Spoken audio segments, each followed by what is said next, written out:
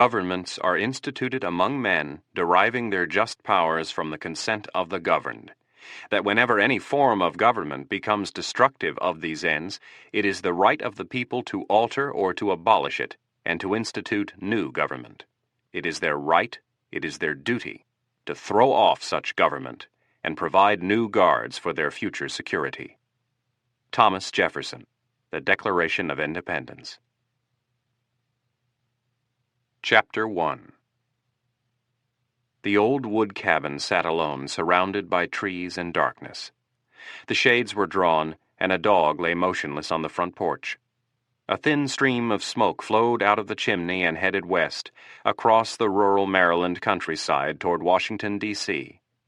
Inside, a man sat silently in front of the fireplace, shoving stacks of paper into the hot flames. The papers were the product of months of tedious and meticulous work. Each sheet represented hour upon hour of surveillance notes, in-depth subject profiles, and maps of neighborhoods throughout the D.C. metropolitan area. He knew when the police patrolled, when the newspapers were delivered, who jogged and at what time, and most importantly, where his targets slept and what time they awoke. He and his men had stalked them for months, watching and waiting, patiently discerning which part of their daily routine could be exploited, and when they would be most vulnerable. His strong hands reached for the fire and stopped short. Letting them hang near the flames, he flexed them straight, then pulled them into tight fists. The men he had been stalking had sent him to some of the most obscure places on the face of the planet to kill people who were deemed a threat to the national security of the United States of America. He had lost track of the number of people he had killed in the service of his country. He had not intentionally blocked the tally from his mind. It was just something he had never bothered to calculate. Whatever the number was, he held no regrets for the men he had killed. They were honorless, evil psychopaths, killers of innocent civilians. The solitary figure sitting in front of the fire was an assassin of assassins, an exporter of death, trained and funded by the United States government. His short blonde hair glowed as he stared deeper and deeper into the flames, the crisp fire eventually turning into a hypnotic blur. Tomorrow, he would kill for the first time on American soil. The times, places, and targets had all been chosen. In less than 24 hours, the course of American politics would be changed forever. The sun rose over Washington, D.C., marking the start of what would be a long and busy day.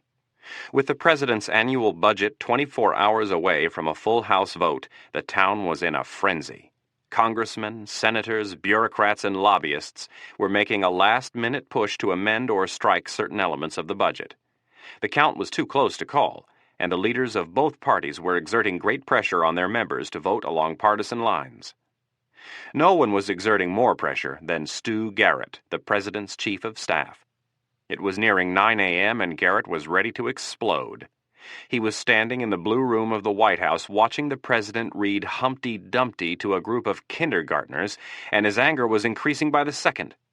Garrett had told the president that the photo op with the kids was out of the question, but the White House press secretary, Ann Monker, had convinced the president otherwise. It was rare for Garrett to lose to anyone, even on the smallest point. But Monker had sold the president on the idea that in the throes of a cutthroat budget battle, it would be good PR for him to look as if he were above the dirty political horse trading of Washington. Garrett had been working around the clock for the last month trying to get the votes needed to pass the budget. If the budget were defeated, their chances for re-election would be severely hampered. The count would be close. But there was a plan to make a last-minute charge. The only problem was that Garrett needed the president back in his office making phone calls, not sitting in the Blue Room reading nursery rhymes. As was typical of everything at the White House, the event had started late and was now running over its original half-hour slot. Garrett looked down at his watch for the 10th time in the last 5 minutes and decided enough was enough. Looking to his left, he glared at Ann Monker, who was standing several feet away. Garrett slid between the wall and several other White House staffers and worked his way toward Monker. When he reached her, he pulled her back and cupped his hand over her ear. "This is the dumbest stunt you've ever pulled. If the budget gets torpedoed tomorrow, you're history. This circus has gone 15 minutes over schedule. I'm going to the Oval Office, and if he isn't there in 5 minutes, I'm going to come back in here and personally throw your ass out on the street." Moncur strained to smile and look relaxed. She glanced around the room and noticed that some of the other staffers and several members of the press were watching.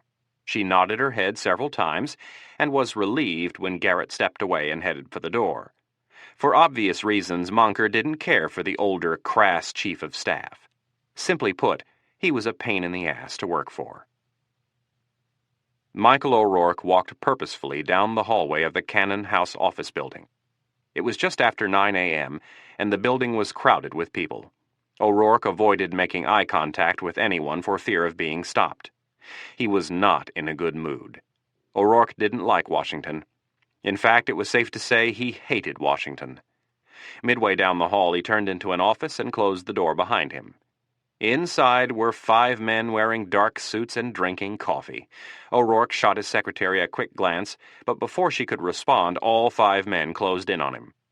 "Congressman O'Rourke, could I please have a moment of your time? I just need 5 minutes, pleaded the man closest to the door. A short, pudgy man pushed his way to the front. "Congressman, I would like to speak to you about how the farmers in your district will be affected if you don't vote for the president's budget." The 32-year-old freshman congressman held up his hands.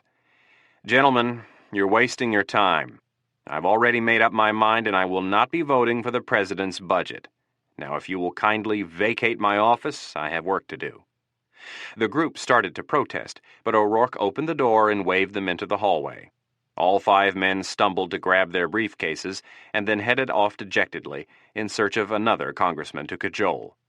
The portly lobbyist hung back and tried to give it another shot. "Congressman, I've been talking to my people in your district, and they've told me you have a lot of farmers waiting for the crop failure money the president has in his budget." The lobbyist waited for a reaction from O'Rourke, but got none.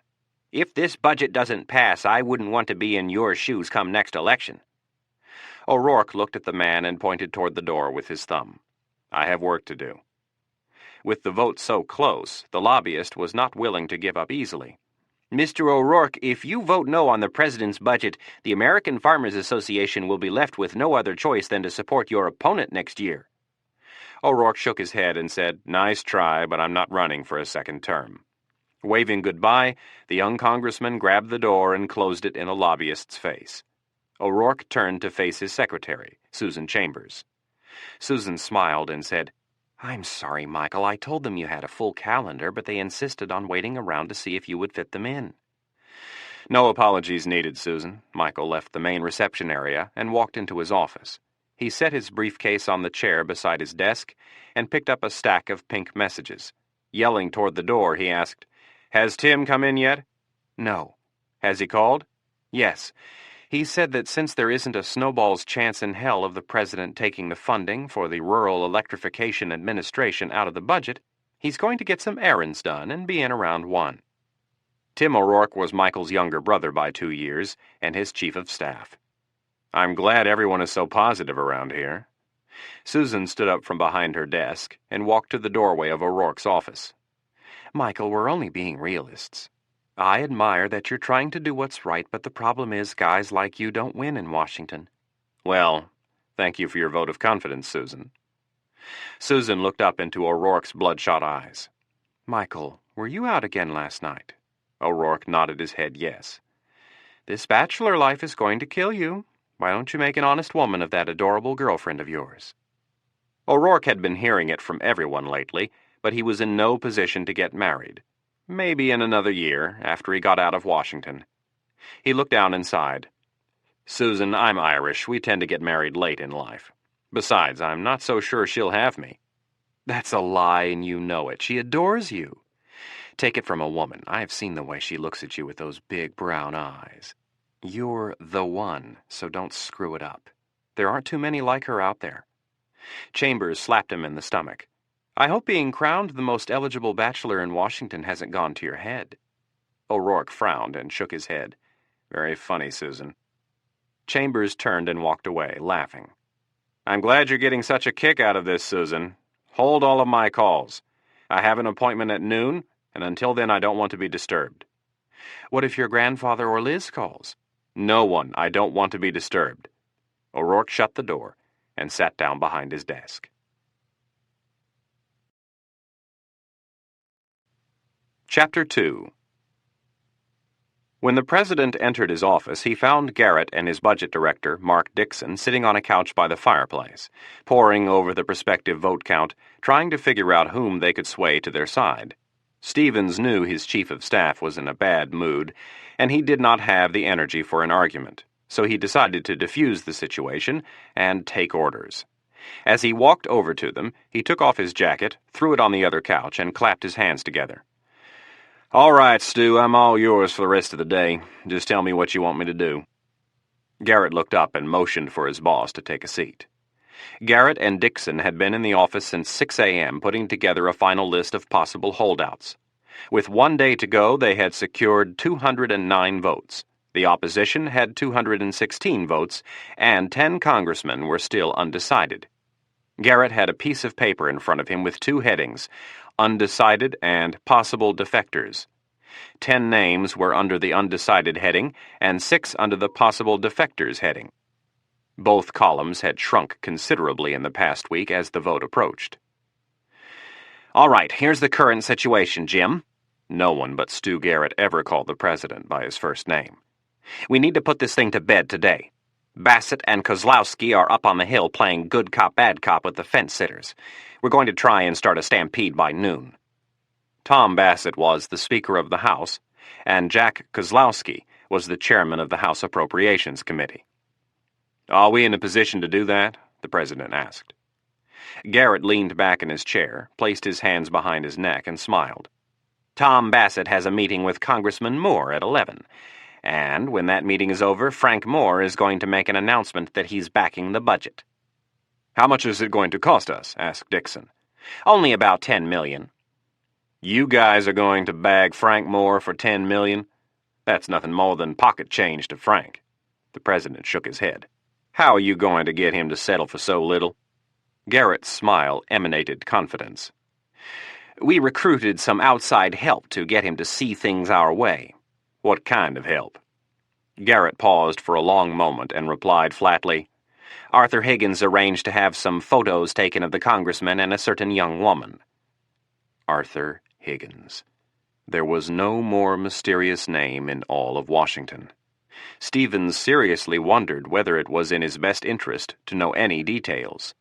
Arthur Higgins was an ominous and legendary figure in the power circles of Washington and many of the world's other capitals. For 40 years, Higgins had run the most secretive branch of the CIA. Officially, he never existed, nor did his department. Higgins had been the author and controller of the agency's most delicate and dangerous covert operations since the height of the Cold War. Several years earlier, he had been forced out of the CIA in a heated power struggle. What he had been doing with his time and talent since was something that was whispered about behind closed doors. Stevens looked up from the paper and said, "You're going to blackmail Frank Moore?" Garrett smiled and said, "Essentially. I don't want to know the details, do I?" "No." Garrett shook his head. "Just trust me when I say Moore will see no other choice than to vote our way." Stevens nodded solemnly and replied, "Next time I would prefer it if you would let me know about these things before they're set in motion." "Understood." After a brief silence, Garrett turned their attention back to the task at hand. "Jim, I need to get you working on a couple of these possible defectors. Our staffers have been feeling these guys out, and I think that 2 of the 6 will give us their vote if you promise not to back their opponent in the next election. Out of the 10 undecideds and the 6 possible defectors, we're going to have to get at least 9 or the budget is dead, and if that happens, we may as well kiss next year's election goodbye." "What about any possible defections from our side?" the president asked. Garrett leaned forward. "Don't worry about that. If one of those little pricks steps out of line, Kozlowski will cut every penny of federal money from their district. We're not going to have any traitors." Besides being chairman of the House Appropriations Committee, Jack Kozlowski was the party's chief neckbreaker on the Hill. He was known and feared by all as one of the roughest players in D.C. "What I need from you this morning are some real nice down-home phone calls to a couple of these rookie congressmen, telling them how much their vote would mean to you and the country. Maybe even invite them over here for lunch." The request was met with a grimace by the president, but Garrett continued. Jim, I know you don't like mixing with the common folk, but if you don't get a couple of these boys to switch over to our side, you're going to have to do an awful lot of ass-kissing come election time. Garrett paused, giving the president time to reflect on unpleasant memories of the campaign trail. If everything goes well with Moore, which I'm sure it will, I want to schedule a press conference at noon to try and spook the rest of these guys into settling. At the press conference, I want you to stand up and complain about congressional gridlock. Tell them that you can't start fixing this nation if they don't pass your budget. You know the routine. I wrote a speech for you last night, and when you're done with the phone calls, I want to run through it with you. Garrett hadn't actually written the speech, one of his staffers had. But Garrett was not one to give credit to others. How do you want him to respond if they start asking about us buying votes? Asked Dixon. Flat out deny it. Tell them that there are several congressmen who feel very strongly about getting certain kinds of economic relief to their districts, which are in dire need of help. Deny it, deny it, deny it. This thing will all be over in a couple of days, and then the press will move on to something else. If they start to lay into you about any frivolous parts of the bill, just squirm your way out of it, and then look at your watch and end the press conference. Tell them you have to meet some diplomats from one of the former Soviet republics. Garrett quickly jotted down a note to himself. By the time you go on, I'll have an excuse ready. The president nodded his head in a positive manner. He was a professional politician, and Garrett was one of the best handlers in the business. He trusted Garrett completely when it came to manipulating public opinion. Garrett stabbed his index finger at the list of congressmen. All right, let's stay focused on the game. I don't give a shit what the press thinks, just so long as we get this budget passed. Garrett picked up a pen and circled 3 names under the possible defectors heading. Now, Jim, these 3 boys are as big hicks as they come. They're a couple of Mr. Smith Goes to Washington types, just like Jimmy Stewart in the movie. All 3 are freshmen and are full of ideals. If you call them up and beat the commander-in-chief drum, I think we can get them to jump sides. Give them the old Rome wasn't built in a day and we can't save the nation overnight speech. The president nodded his head, signaling a full understanding of the performance needed. These next 2 guys are the ones I was telling you about. If we promise not to back their opponents in the next election, they'll give us their votes. All they want is a personal guarantee from you. They said they don't trust my word. Garrett let out a loud laugh. Can you imagine that? The president and Dixon joined in with smiles and a couple of chuckles. Garrett pressed on. Now, this last rep is a real nutbag, and I'm not so sure she'll play ball. Kozlowski wanted her name on the list. She's from one of his neighboring districts in Chicago. She's a black freshman, and she scares the shit out of me. She's a bona fide race baiter. She'll call anyone a racist, and I mean anyone. She'd call the Pope a racist if she had the chance. I think in exchange for her vote, she's going to want to be invited to several high-profile events and be put on some of the more powerful committees, at which point she will stand up and call our biggest financial backers racists and embarrass the shit out of them. I would prefer to avoid having to deal with her if at all possible. The president massaged his fingers. Why is she on the list? I told you, Jack, put her on there just in case we need a vote at the last minute. We're not going to deal with her unless we absolutely have to. Now, let's get started with the 3 rookies. The first name on the top of the list was Michael O'Rourke. The president picked up his pen and stabbed the tip at O'Rourke's name. Michael O'Rourke. Where have I heard that name before? Garrett looked over at his boss and shook his head. I have no idea. He's a freshman independent from Minnesota. Garrett glanced down at his notes. He was on Senator Olson's staff before he was elected. He graduated from the University of Minnesota, where he played hockey. After college, he went into the Marine Corps and fought in the Gulf War. It says here he was leading a squad of recon Marines behind enemy lines during the air war conducting target assessment when they saw a coalition pilot shot down. He and his men rushed to the pilot's aid and held off an entire company of Iraqi soldiers until the cavalry showed up. He was awarded the Silver Star. The president continued to stare at the name and mumbled to himself, I know I've heard that name before. Mark Dixon interjected. Sir, you may have read about him in the papers. He's recently been crowned the most eligible bachelor in Washington by the social columnists. Stevens stabbed his pen down on the piece of paper several times. You're right, that is where I've heard about him. I caught the secretary swooning over his picture several weeks ago. Very handsome young man. We could probably use that to our advantage. What else do we know about him?" Garrett looked through some notes that an assistant had made for him. "He's 32 years old and from Grand Rapids. His family is big in the timber business." Garrett raised his eyebrows when he looked at the estimated value of the O'Rourke Timber Company. "They've got some serious money. At any rate, he says he won't vote for your budget unless all of the funding for the Rural Electrification Administration is cut."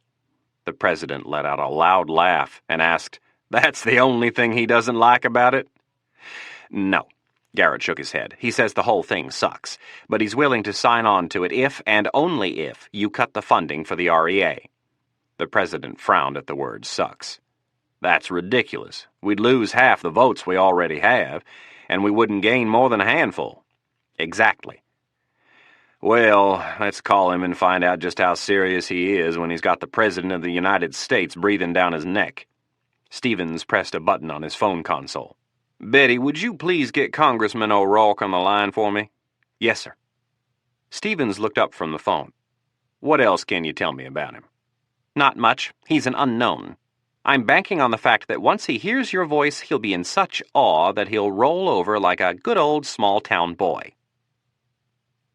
O'Rourke was deep in thought when Susan's voice came over the intercom. He finished the sentence he was working on and pressed the intercom button. "Yes, Susan, what is it?" "Michael, the president is holding on line 1. "Very funny, Susan. I told you I didn't want to be bothered. Please tell the president I'm a little busy at the moment. I'll try to get back to him after lunch." "Michael, I'm not kidding. The president is holding on line 1. O'Rourke laughed to himself. "Susan, are you that bored?" "I'm serious. He's on line 1. O'Rourke frowned at the blinking light and pressed it. "Hello, this is Congressman O'Rourke." The president was sitting behind his desk, and Stu Garrett and Mark Dixon were listening in on the call from separate phones on the other side of the room. Upon hearing O'Rourke's voice, the president enthusiastically said, "Hello, Congressman O'Rourke." Michael leaned forward in his chair when he heard the president's familiar voice and said, "Yes, this is he." "This is the president. How are you doing this morning?" "Just fine, sir. And how are you?" O'Rourke closed his eyes and wished Susan would have listened to him. "Well, I would be doing a whole lot better if I could get some of you people over there to back me on this budget." "Yes, I'd imagine you would, sir." O'Rourke's monotone response was followed by a brief silence. "You know, Congressman, that's a beautiful part of the country you're from. One of my roommates at Dartmouth had a little cabin up near Grand Rapids. I spent a week there one summer and had a fantastic time. That is, with the exception of those darn mosquitoes. They could pick you up and carry you off during the middle of the night if you weren't careful." "Yes, they're pretty bad at times." O'Rourke had yet to show an ounce of emotion in his voice. The president pressed on, speaking as if he and O'Rourke had been friends for years. "Well, Michael, the reason I'm calling is to tell you that I really need your vote tomorrow. And before you tell me yes or no, I want to talk to you about a couple of things. I've been doing this for over 25 years now, and I remember when I was a freshman representative. I came here filled with piss and vinegar. I was going to change this place. I was going to make a difference. Well, I quickly realized that if I didn't learn to take the good with the bad, I was never going to get anything done. I've been there, Michael. I know what you're going through. I remember that first presidential budget I had to vote on. There were some things in that budget that made me want to vomit. I vowed to fight it until some of the older guys pulled me aside and pointed out that there would never be a budget that I would completely agree with. I took another look at it, and then after a closer review, I realized that I agreed with about 80% of the stuff that was in there. Michael, there are 435 members in the House of Representatives. There is no way I will ever be able to send a budget up there that everyone agrees with. Now, I know you want the REA disbanded, and to be honest, I wanted to kill the damn program for the past 20 years, but we're in a goddamned war here, Michael. If I torpedo the REA, my budget will be sunk faster than the Titanic. I agree with you in theory. The REA has to go, but in the real world, if I want to pass all the other things that will help make this country a better place to live, I have to make some compromises, and the REA is one of those ugly things I have to let slide, so we can achieve what is best for the country." The president paused for effect and O'Rourke offered no response. "Michael, do you understand the position I'm in? I will never be able to present a budget that will make everybody happy. I need you to ask yourself if you're being realistic. I'm up here taking the heat. I'm running the show. And if this budget doesn't get passed, I will be severely hampered in my ability to put this country back on its feet. I'm asking you for a big favor. I was in your shoes once before. I need you to ignore the 20% that you don't like and help me pass this budget. If you come on board, Michael, I can guarantee that you'll go a long way in politics." Stevens paused to give O'Rourke some time to think of the ways the President of the United States could help his career. "What do you say, Michael? Can I count on your vote tomorrow?" There was a long, awkward silence as O'Rourke sat in his office and cursed himself for taking the call. He did not want to get into a debate with the President right now, so, true to his typical form, he cut straight to the heart of the matter. "Mr. President, there is very little that I like about your budget. My vote will be no tomorrow, and there is nothing that will change that. I'm sorry to have wasted your time by accepting this call." Without waiting for a response, O'Rourke hung up. Chapter 3. The President sat in disbelief behind his desk, staring at the phone. He looked over at Garrett and asked, "Did he just hang up on me?" "The guy must be an idiot. He's definitely not going to be around this town for long. Don't let it bother you. I'll have Kozlowski take care of him." Garrett rose and started to walk toward the door. "I'll be right back. I have to get something from my office. Mark, get him started on the calls to Dreyer and Hampton. Jim, all they want is a verbal guarantee from you that you won't back their opponents in next year's election. I'll be back in 5 minutes." Garrett walked down the hallway, ignoring all in his path. He entered his office, closed the door, and headed straight for his desk. Before grabbing the phone, he picked up a pack of Marlboro 100s and shoved one in his mouth. After lighting it, he took 2 deep drags and filled his lungs. The President wouldn't allow Garrett to smoke in the Oval Office, so he tended to find an excuse about every hour to sneak away to his office. He picked up the handset of his phone and punched in the number for the direct line to Jack Kozlowski's office. A gruff voice answered the phone on the other end. "Yeah." "Jack, Stu here. How are things going?" "We're holding the line. No one is going to break ranks on this one. All we need is for you boys and Tom to come through." "We both know Tom will have more delivered to us by noon, but we need some people to jump ship from the other side." "Who do you have in mind?" "For starters, I need you to lean on this O'Rourke clown. The President just tried to give him the soft shoe, and it went over like a lead balloon. Stevens gave him a 5-minute speech, and then O'Rourke hung up on him." "You're shitting me. He hung up on Stevens?" Kozlowski started to laugh. Garrett did not think it was funny.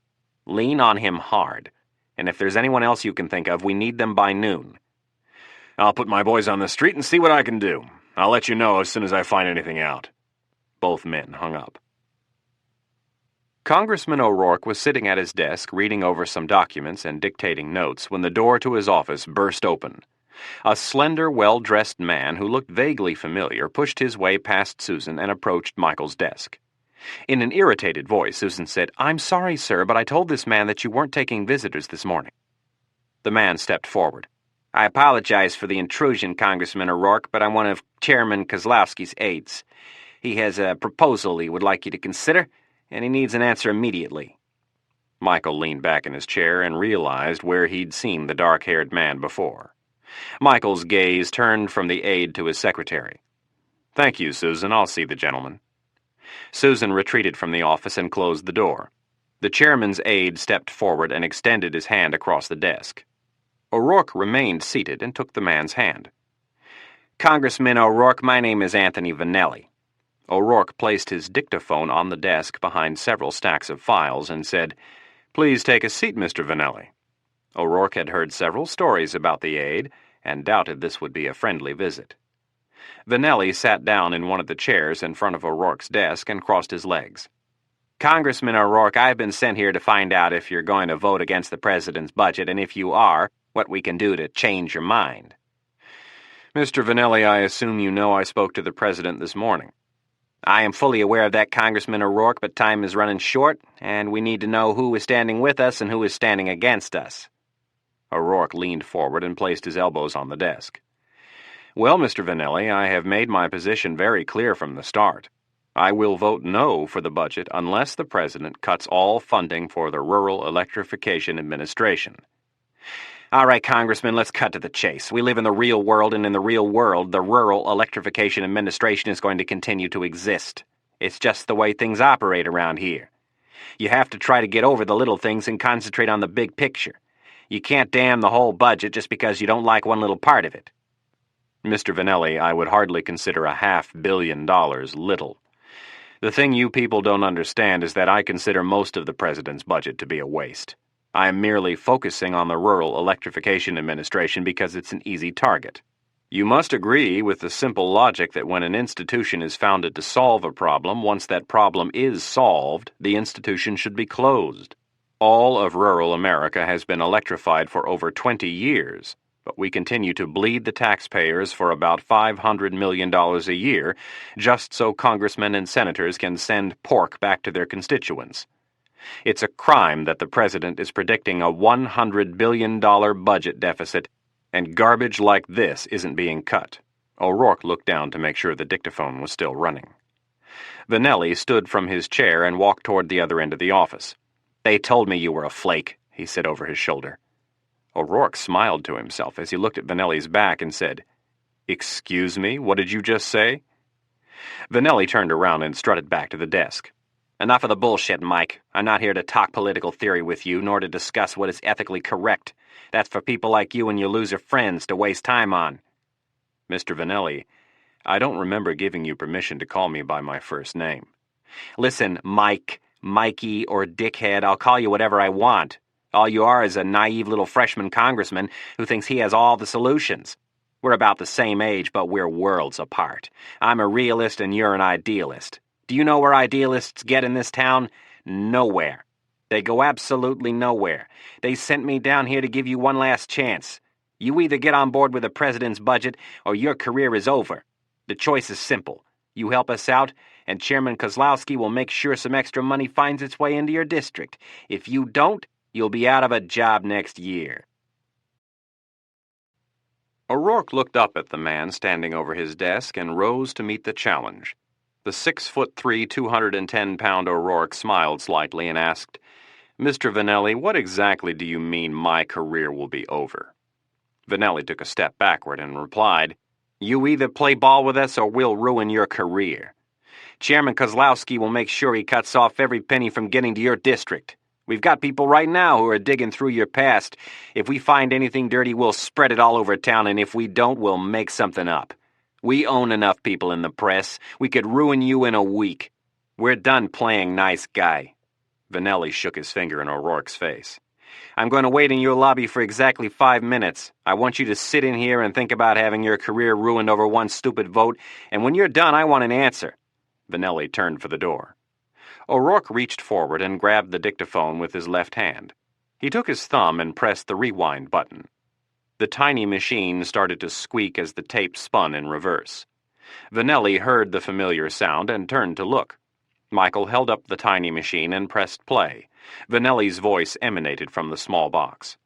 "We've got people right now who are digging through your past. If we find anything dirty, we'll spread it all over town, and if we don't, we'll make something up. We own enough people in the press. We could ruin you in a week." Vanelli stormed across the room and lunged for the dictaphone. "Who the hell do you think you are?" O'Rourke's right hand shot up and grabbed Vanelli's outstretched hand. O'Rourke had practiced the judo move thousands of times while he was in the Marines. In one quick motion, he twisted Vanelli's hand until the bottom of the wrist faced the ceiling, then forced the hand back toward the elbow. Vanelli collapsed to his knees in pain. O'Rourke continued to exert enough force to keep him on the floor. Vanelli looked up with a pained face and screeched, "Let go of my fucking wrist and give me that goddamn tape!" O'Rourke increased the pressure, and Vanelli let out a squeal. "Listen to me, Vanelli. Just because you're from Chicago and you have an Italian name doesn't mean you're tough. You're an aide to a congressman, not a hitman for the mafia." Vanelli picked up his right hand and reached for his bent wrist. Before he was halfway there, O'Rourke slammed the wrist back another inch, and Vanelli's free hand shot back to the floor as he let out a scream. "Listen to me, you little punk. I don't know who you think you are coming in here and threatening me, but if you or your scumbag boss ever bother me again, you'll have the FBI, 60 Minutes, and every other major news organization in the country crawling up your ass. Do you understand?" Vanelli was slow to respond, so O'Rourke increased the pressure and repeated the question. "Do you understand?" Vanelli shook his head yes and started to whimper. O'Rourke set the tape recorder on his desk, dropped to one knee, and grabbed Vanelli by the chin. He stared into his eyes and in a firm, precise voice said, "If you ever screw with me again, I'll do a hell of a lot more than twist your wrist." Garrett came bursting into the Oval Office. He'd been running back and forth between his office and the president's all morning, sneaking puffs of cigarettes and screaming into his phone. He strutted across the room to where the president and Dixon were sitting. "I've got great news. Moore is on board." The president punched his fist into the air, and all three men let out a yell. "Jim, I think we should postpone the press conference until 1 p.m. "Stu, you know I hate postponing those things. It's just going to make us look like we're unorganized." Garrett grabbed a fresh piece of paper and leaned over the table. He wrote the number 209 in the upper left-hand corner and 216 in the upper right. "We were at 209 votes versus 216 this morning. Since then, we've picked up Moore, Riling, and one of those Hicks. They were all undecided, and we got Dreyer and Hampton to defect. That's -2 for them and +5 for us. That puts us at 214 apiece." Garrett stood up and screamed. "God, I love this tension. We're going to win this damn thing." The president and Dixon smiled. "I see where you're headed with this, Stu," said the president. "You would like to turn this into a little victory announcement." "Exactly. If we can wait until 1, I think Jack and Tom can pick up enough votes to give us a little breathing room. Tom's office has already leaked that Moore settled. The rest of the gamblers will be making their deals as soon as possible." The president looked up at Garrett with a smile and conceded. "Stu, do what you have to do to move it from 12 to 1 o'clock, but try to be gentle with Ms. Monker." Garrett nodded, then headed off to get the job done. He would be about as gentle with Ann Monker as a 5-year-old boy is with his 3-year-old baby brother. He was in one of his zones. Victory was just around the corner, and he would do anything to win. He had no time for frail egos and overly sensitive politically correct appointees. He was on the front line, and they were nothing more than support people. It was always amazing to him that the people who complained the most were usually the ones who were trying to justify their jobs. The people in the trenches never complained. They just continued to produce results. Kozlowski was like that. He didn't care if it looked pretty or not, he just made sure the job got done. Their new ally, Arthur Higgins, was a producer. No bullshit, no complaining, only results. He made a mental note to thank Mike Nance, the National Security Advisor, for setting that one up. God, did he do a nice job on Frank Moore. That could be the one that put them over the top. Chapter 4. The president and his entourage were standing in the anteroom located behind the White House press room. They could hear Ann Monker explaining to the White House press corps that the president had a busy afternoon and would not be able to answer a lot of questions. Stevens was a little nervous. It had been almost 4 months since his last press conference. The honeymoon between him and the press had ended in the middle of his 2nd year of office. During the first year and a half, he could do no wrong. The press had backed him during the election, and he had in turn given them unprecedented access. The honeymoon soured when certain members of the press corps remembered that their job was to report the facts and keep the public informed. Several potential scandals were uncovered, but before they became full-blown stories, Stu Garrett stepped in and put out the fires. Documents were shredded, people were paid to keep quiet or lie, and everything was emphatically denied and denounced as a ploy by the opposition to smear the president. When the scandals finally died, Garrett laid out a new strategy for the president when it came to dealing with the press: act hurt, betrayed, and keep your distance. The president gladly complied with his chief of staff's plan, and the new strategy had partially worked. Some in the press were in awe of the president and yearned for the relationship they had had with him during his first year in office, but the hardened reporters saw right through the scam. Too many documents had mysteriously disappeared, and too many sources had changed their story overnight. The old guard of the press corps had been around too long to be taken in by the feigned isolation of the president. They were cynical, and to them professional politicians did nothing that wasn't calculated. If the president was isolating himself from the press, it wasn't because his feelings were hurt. It was because he had something to hide. Garrett had pulled the president away from the rest of the group and was reminding him which reporters he should steer clear of during the question and answer period. Now, Jim, don't forget, no more than 4 questions, and whatever you do, don't recognize Ray Holtz from the Post and Shirley Thomas from the Times. The president nodded in agreement. Garrett grabbed him by the shoulder and started to lead him toward the stage. I'll be right there if anyone backs you into a corner. And remember, only 4 questions, and then you have to go meet the new premier of Ukraine. If they whine about how short it is, just smile and tell them you're sorry, but you've got a full calendar and you're already running behind. The president smiled at Garrett. Stu, relax. I've done this before. Garrett smiled back. I know, that's what makes me nervous. Anne Monker was still addressing the gallery when she noticed the reporters look to her right. She glanced over and saw the president standing in the tiny doorway. Good afternoon, Mr. President. Are you ready to take over? The president bounded up the 2 small steps and walked toward the podium, extending his right hand. Thank you, Anne. The 2 shook hands, and Monker went to join Stu Garrett and Mark Dixon, who were standing against the wall. While the president organized his notes, the photographers were busy snapping shots. After a brief moment, he cleared his throat and looked up from the podium. With a slight smile, he greeted the press corps. Good afternoon. The press responded in kind, and the president's slight smile turned into a big one. Like most politicians, Stevens knew how to work the crowd, and his most successful tool of all was his larger-than-life smile. What most of the people in the room didn't know was that the smile had been rehearsed.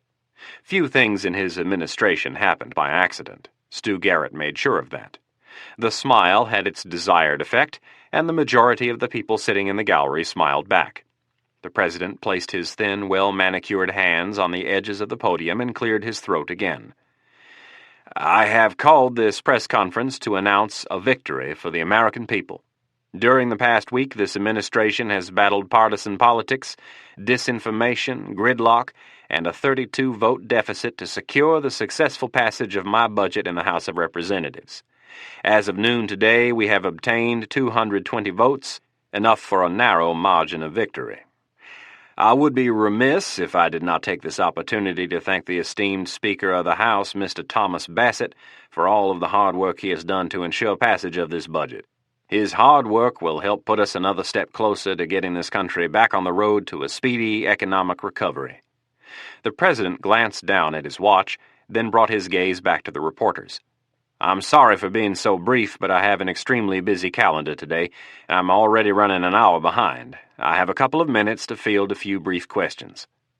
Hands immediately shot up, and a dozen or so reporters started to shout questions. The president turned to his right and looked for the familiar face of Jim Lester, the ABC White House correspondent. Lester was sitting on the edge of his chair, right hand raised, obediently waiting to be called on. Stevens pointed in his direction and called his name. The rest of the reporters fell silent as Lester rose from his chair. As of this morning, sir, it was reported that you had secured approximately 210 votes. How did you pick up the remaining 10 so quickly? And are any of those new votes coming from congressmen who were previously committed to voting against your budget? Well, we picked up the 10 so quickly because there are a lot of people up on the Hill who know, despite what the opposition has been saying, that this is a good budget. There are a lot of people in this country who need the relief this budget will provide, and there were several congressmen who, after taking a more serious look at the budget, realized it would be mean-spirited not to vote for it. The president turned his head away from Lester, and the hands shot up immediately. He rested his gaze and forefinger on another friendly face, Lisa Williamson, the White House correspondent for the Associated Press. Mr. President, are you worried that with such a narrow victory in the House, your budget will have a harder time getting through the Senate, where the opposition holds a much higher percentage of seats? Stevens wasted no time responding. The question was anticipated, and the answer prepared. Not really. The American people want this budget, and our senators know that. They will do what is right, and they will pass the budget. Stevens started to turn to find another reporter before he finished answering the question. More hands shot up, and this time the president turned to find Mick Turner from CNN. Mr. President, the successful passage of this budget through the House will be a political home run for your administration. How much do you think it will improve your position when negotiating with the Japanese during next month's trade talks? Well, the Japanese have a history of walking away from these talks in a better position than when they entered them. This is somewhat ironic when one considers the fact that they have been running an ever-increasing trade surplus with us for the last 15 years. The trade deficit that we run with them is hurting American labor. We are putting out high-quality products, and the Japanese refuse to open their markets. This trade deficit is stifling our economy from reaching its full potential, and most importantly, it is costing us American jobs. There is no doubt that the passage of my budget will be a signal to the Japanese that we are finally ready to reverse a trend that previous administrations let get so out of control. I have time for one more question. While Stevens was talking, his head swiveled to take in the whole press gallery. He noticed a stunning brunette sitting in the section usually reserved for foreign press. He decided that since voters cared little about foreign affairs, he would be safe calling on her. He pointed toward the back of the room. The young lady in the back row. The president was expecting to hear a foreign accent and was somewhat shocked when she stood and spoke perfect English. Mr. President, Liz Scarlatti from the Washington Reader.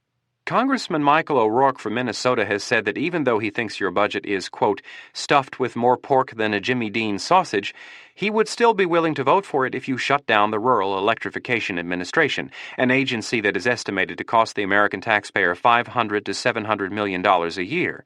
This agency was founded in 1935 for the sole purpose of bringing electricity to rural America. My question is this. Mr. President, I know that the leaders of our country are very busy, but have you or anyone else in Washington noticed that all of rural America has had electricity for over 20 years? And now that you've been informed, what are you going to do to shut down this wasteful program? Many of the reporters in the audience started to chuckle. With a forced smile, the president pulled out his best good old boy drawl. Well, Ms. Scarlatti, first of all, this budget is one of the leanest budgets that any president in the last 20 years has sent to the Hill. Eyes started to roll in the audience. The cynical members of the press were getting sick of hearing the factless rhetoric of the president. It was cute for the first year, but they'd grown tired of it. And second of all, I have been trying to shut down the REA ever since I took office, but the hard fact remains that if I killed the REA, my budget would never make it out of committee. Before the president could continue, the fiery brunette shouted again from the back row, Mr. President, don't you think it is a harsher fact of reality that your budget is forecasting a $100 billion deficit, and you are still funding federal agencies that are obsolete? Not to mention the fact that you have done nothing to control the growth of Social Security and Medicare. Stu Garrett could see that the president was in trouble, so he stepped forward and touched his elbow. The president turned and Garrett pointed to his watch. Stevens turned back to the press and said, People, I'm running very late. Let me finish the young lady's question, and then I'm going to have to leave.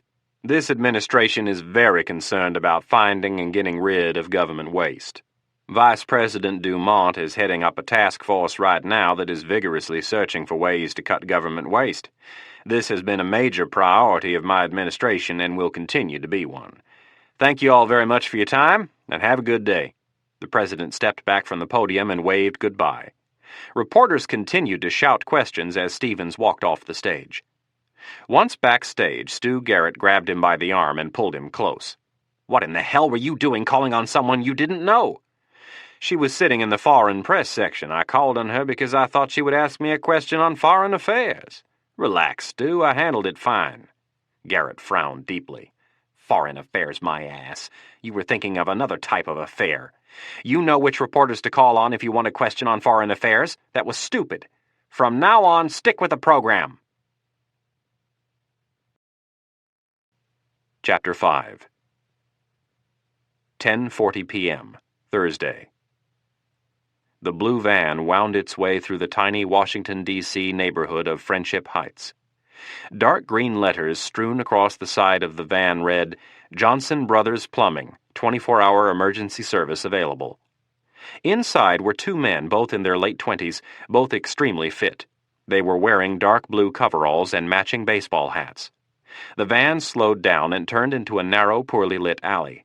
10 yards into the alley, the van rolled to a stop, and the driver pulled the gear lever up and into reverse.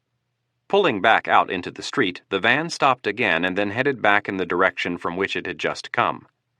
To anyone who may have been watching, it looked as if the plumber's van was harmlessly searching for a house in need of its services.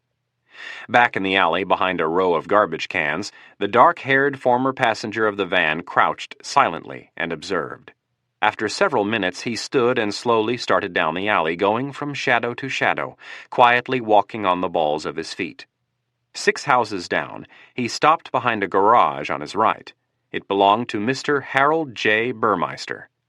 He grabbed a plastic bag from inside his pocket, reached over the 7-foot fence, and dumped the bag's contents into the backyard. Huddling between the corner of the fence and the garage, he pressed the light on his digital watch. It was 10:44 p.m. He would have to wait another 15 minutes to make sure the bait was taken. Burmeister felt that high-tech surveillance systems were a waste of money. His was the only house on the block that did not have one, and the only house on the block that had never been burglarized. This distinction was directly attributable to a rather large German shepherd named Fritz. The unwelcomed observer waited quietly in the shadows, as he had done on dozens of previous nights, waiting and watching, recording times and taking notes, always reassured by the punctuality of the retired banker. At 10:55, the backyard floodlight was turned on, and a silhouette of the fence was cast across the alley onto the neighbor's garage. A moment later, the door opened and the tags on Fritz's collar could be heard jingling as he bounded down the steps and across the yard. Every night at exactly 10:55, Burmeister would let Fritz out to go to the bathroom, then let him back in 5 minutes later, just in time for his owner to watch the nightly news. The dog ran straight to the back fence, where his master had trained him to go to the bathroom. Fritz was urinating on the fence when he started to sniff frantically. Dropping his leg, he ran toward the corner where the meat had been deposited and immediately started to snap up the small pieces of beef. The motionless man listened intently as the dog feasted on the meat. After several minutes, the creaking noise of the back door opening broke the silence of the cool night air, and without being called, Fritz sprang away from the fence and ran into the house. 10:05 a.m., Friday. Senator Daniel Fitzgerald's limousine lumbered north along Massachusetts Avenue. It was just after midnight, and the senator was sitting in the back seat, drinking a glass of scotch and reading the Post. He'd just left his third party of the evening and was on his way home. Fitzgerald was the chairman of the Senate Finance Committee and one of the most powerful men in Washington. He had a full head of gray hair and a red bulbous nose that was a direct result of his heavy drinking. The senator had 2 vices, women and alcohol. He had already been married 3 times and was currently separated from his third wife. He'd been through approximately a half-dozen treatment programs, none of which had worked. Several years earlier, he'd decided to stop fighting his addiction. He loved the booze, and that was that. During all of the personal turmoils of ruined marriages, bouts with depression, and 6 children that he didn't know, the senator had always clung to one thing: his job.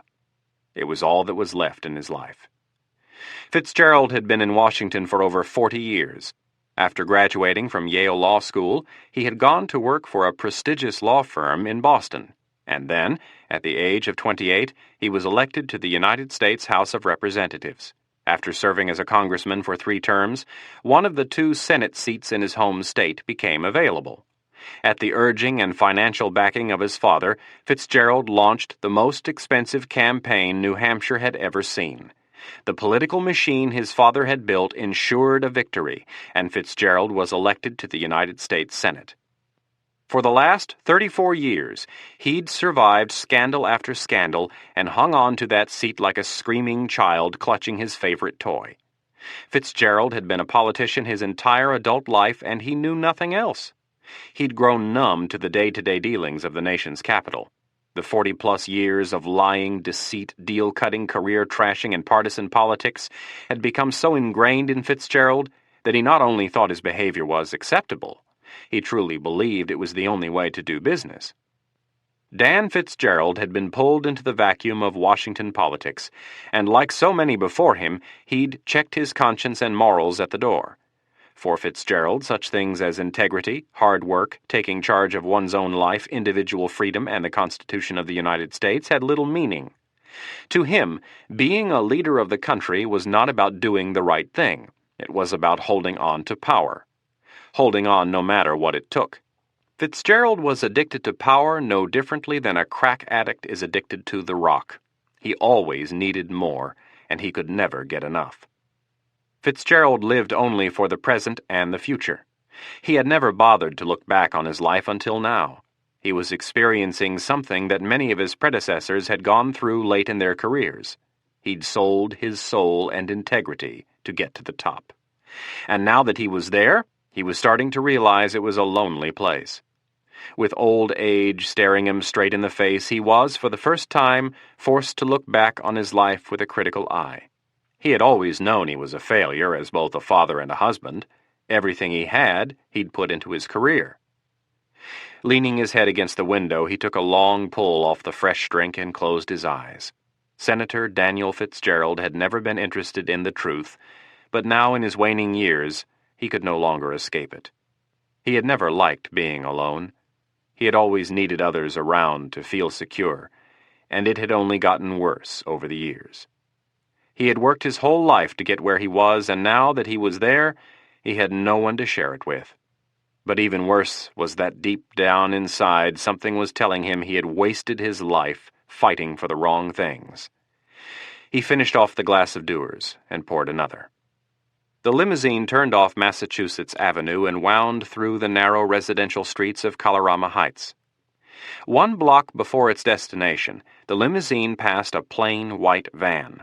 Inside were 2 men who had been waiting and preparing for this night for over a year.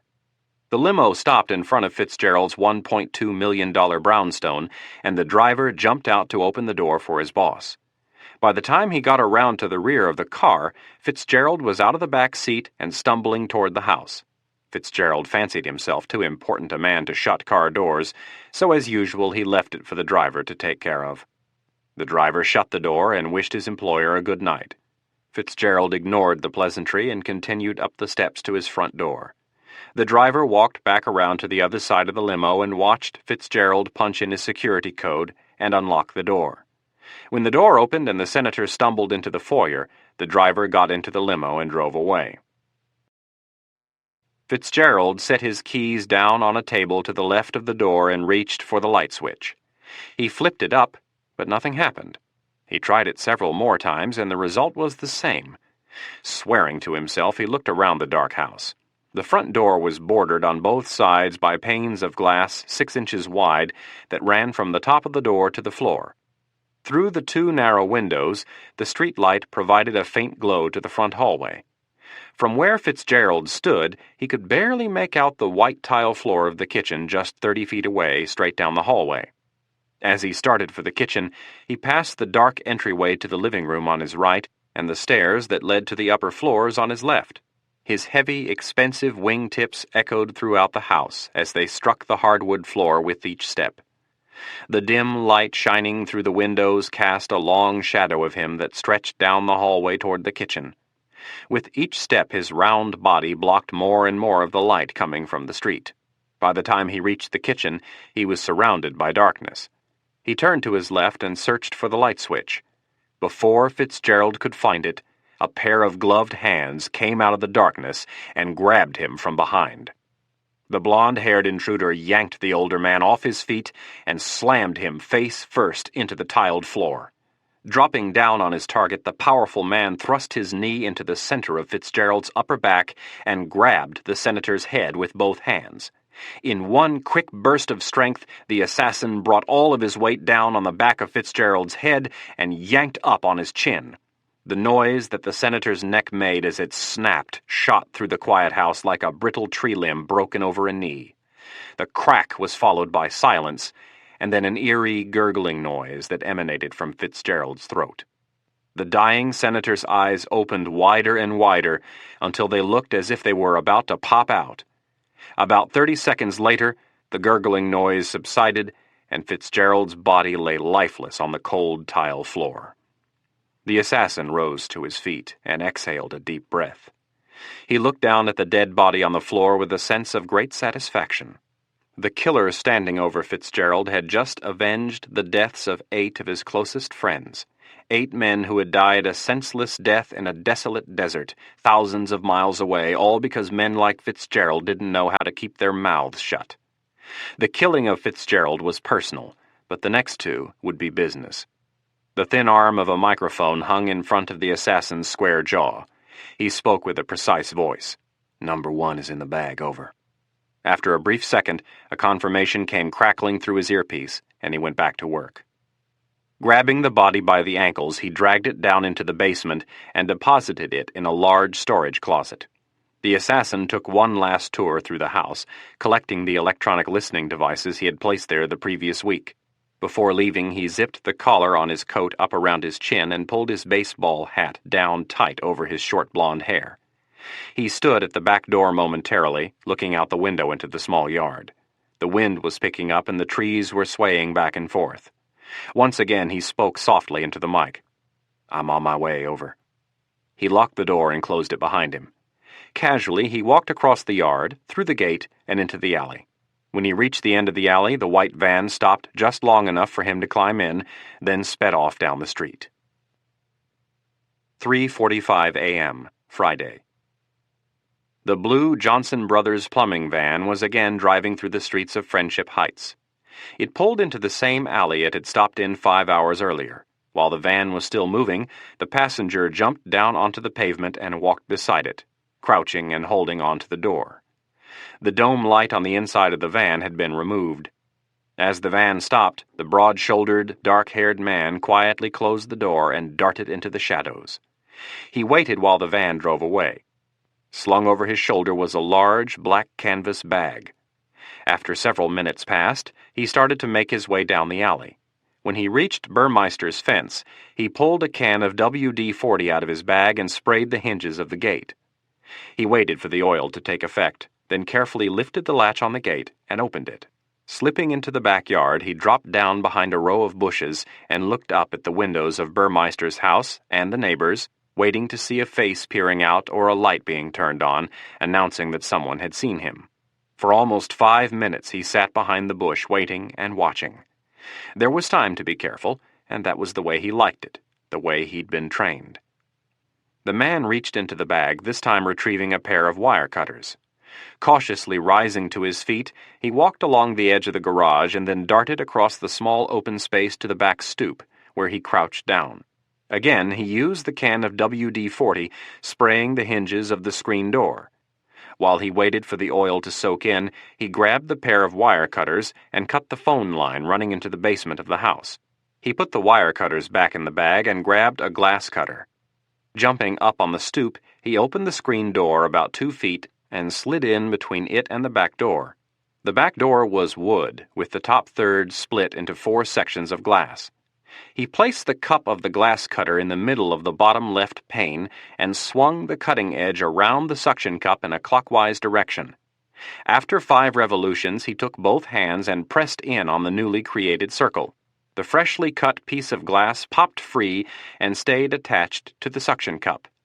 Sticking his arm through the hole, he unlocked the door, opened it, and stepped into the kitchen, carefully closing the door behind him. He stood completely still and looked out the window, staring at the neighbors' houses, looking for anything that might have changed while his ears focused on the inside of the house.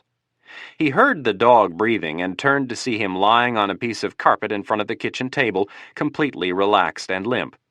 Pulling the microphone down from under the brim of his baseball cap, he spoke in a soft whisper, "I'm in, over." His partner was sitting in the blue van 6 blocks away around the corner from a small 24-hour convenience store. He was monitoring the local police scanner. Calmly, he spoke into the microphone hanging in front of his mouth. "Roger that. Everything is clear on my end, over." The man in the kitchen of Burmeister's house pushed the microphone back up onto the brim of his hat and slowly removed the black bag from over his shoulder. Gently placing it on the floor, he retrieved a gas mask and a green tank with a clear rubber hose attached to the end. With the tank and mask in hand, he walked down the uncarpeted hallway toward the front door and the staircase that led to the second floor. When he reached the foot of the staircase, he stopped and leaned forward, placing his hands on the fourth step. Again he paused, not moving, just listening. After he was sure that Burmeister had not been awakened, he started to crawl up the steps, keeping his hands and feet away from the center of the stairs, leaning forward, trying to keep his weight as equally distributed as possible, not wanting the old stairs to creak and wake the owner. When he reached the second floor, he stayed on his knees and continued to crawl slowly toward the master bedroom, about 20 feet away. Once again, he waited patiently and listened. Gently, he stuck the rubber tube under the door, put his gas mask on, and opened the valve on the tank. Sitting down with his back against the wall, he started the timer on his watch. After 15 minutes had elapsed, he turned off the valve and pulled the tube out from under the door. Slowly, he opened the door and peeked into the room. Burmeister was lying with his back to the door and showed no signs of movement. The intruder pushed the door the rest of the way open and walked over to the bed. Reaching down, he nudged Burmeister several times. The old man didn't move. He took the glove off his right hand, placed it on Burmeister's neck, and checked his pulse. After checking it twice more, he concluded with relief that the old man was fine. The intruder did not know the man he was standing over, and he did not wish to see him die. Harold Burmeister was not the man he was after tonight. He walked around the bed to the double window that looked out onto the street below and stared straight across at the house opposite Burmeister's. He lowered the mic and said, "I'm in position. Everything looks good. Over." The response came crackling back through his earpiece immediately. "Roger, everything is quiet on this end. Over." 5 miles away on the other side of the Potomac River, the second team had moved into position. The nondescript white van was parked on a quiet side street. Inside, the blonde-haired assassin was undergoing a change. He'd taken off his dark jeans, jacket, and boots, and had replaced them with a gray pair of sweatpants, a blue sweatshirt, and a pair of Nike running shoes. He sat still while one of the other men carefully applied black makeup to his face, neck, and ears. The makeup was for camouflage, but not in the typical military sense. It was meant to be noticed and to deceive, not to conceal. After the makeup job was completed, a tight black afro wig was placed over his blonde hair, and a pair of brown contacts were inserted over his blue eyes. Next, he put his headset back on and pulled a University of Michigan baseball hat over his head. 5:55 a.m., Friday. The screen covering Mr. Burmeister's bedroom window had been taken off, and the owner of the house had been carefully moved from the master bedroom down the hall to one of the guest rooms.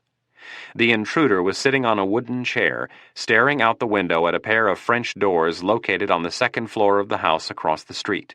Resting on his lap was a Remington M24 military sniper rifle, with a customized silencer attached to the end of the barrel. A round was in the chamber, but the rifle was still on safety. The alarm on his watch had beeped 5 minutes earlier, and he was trying to stay relaxed. The sky was just starting to brighten, and the birds were chirping. His target would be rising any minute, and he was making a conscious effort to control his breathing and keep his adrenaline level low. A light was turned on across the street, and the drapes on the other side of the French doors turned from gray to yellow. In one fast motion, he brought the rifle up into a firing position, pressing the stock between his shoulder and left cheek. His finger came up and flipped off the safety while he centered the crosshairs on the middle of the French doors. He continued taking slow, controlled breaths. A blurred shadow moved from behind the curtains.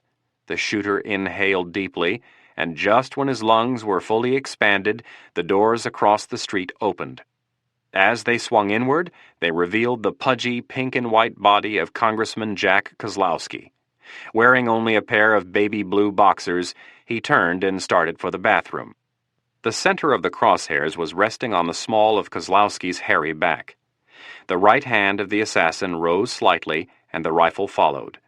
The crosshairs slid up the spinal column, past the shoulder blades, and rested just below the bald spot on the back of Kozlowski's head. The upper body of the assassin twisted as the sight followed the target across the room. The left forefinger started its slow, even squeeze on the trigger. A second later it caught, and the hammer slammed forward. The hollow point round spiraled its way down the barrel through the silencer and sliced its way into the still morning air. The bullet slammed into the back of the congressman's head, the hollow point collapsing upon impact.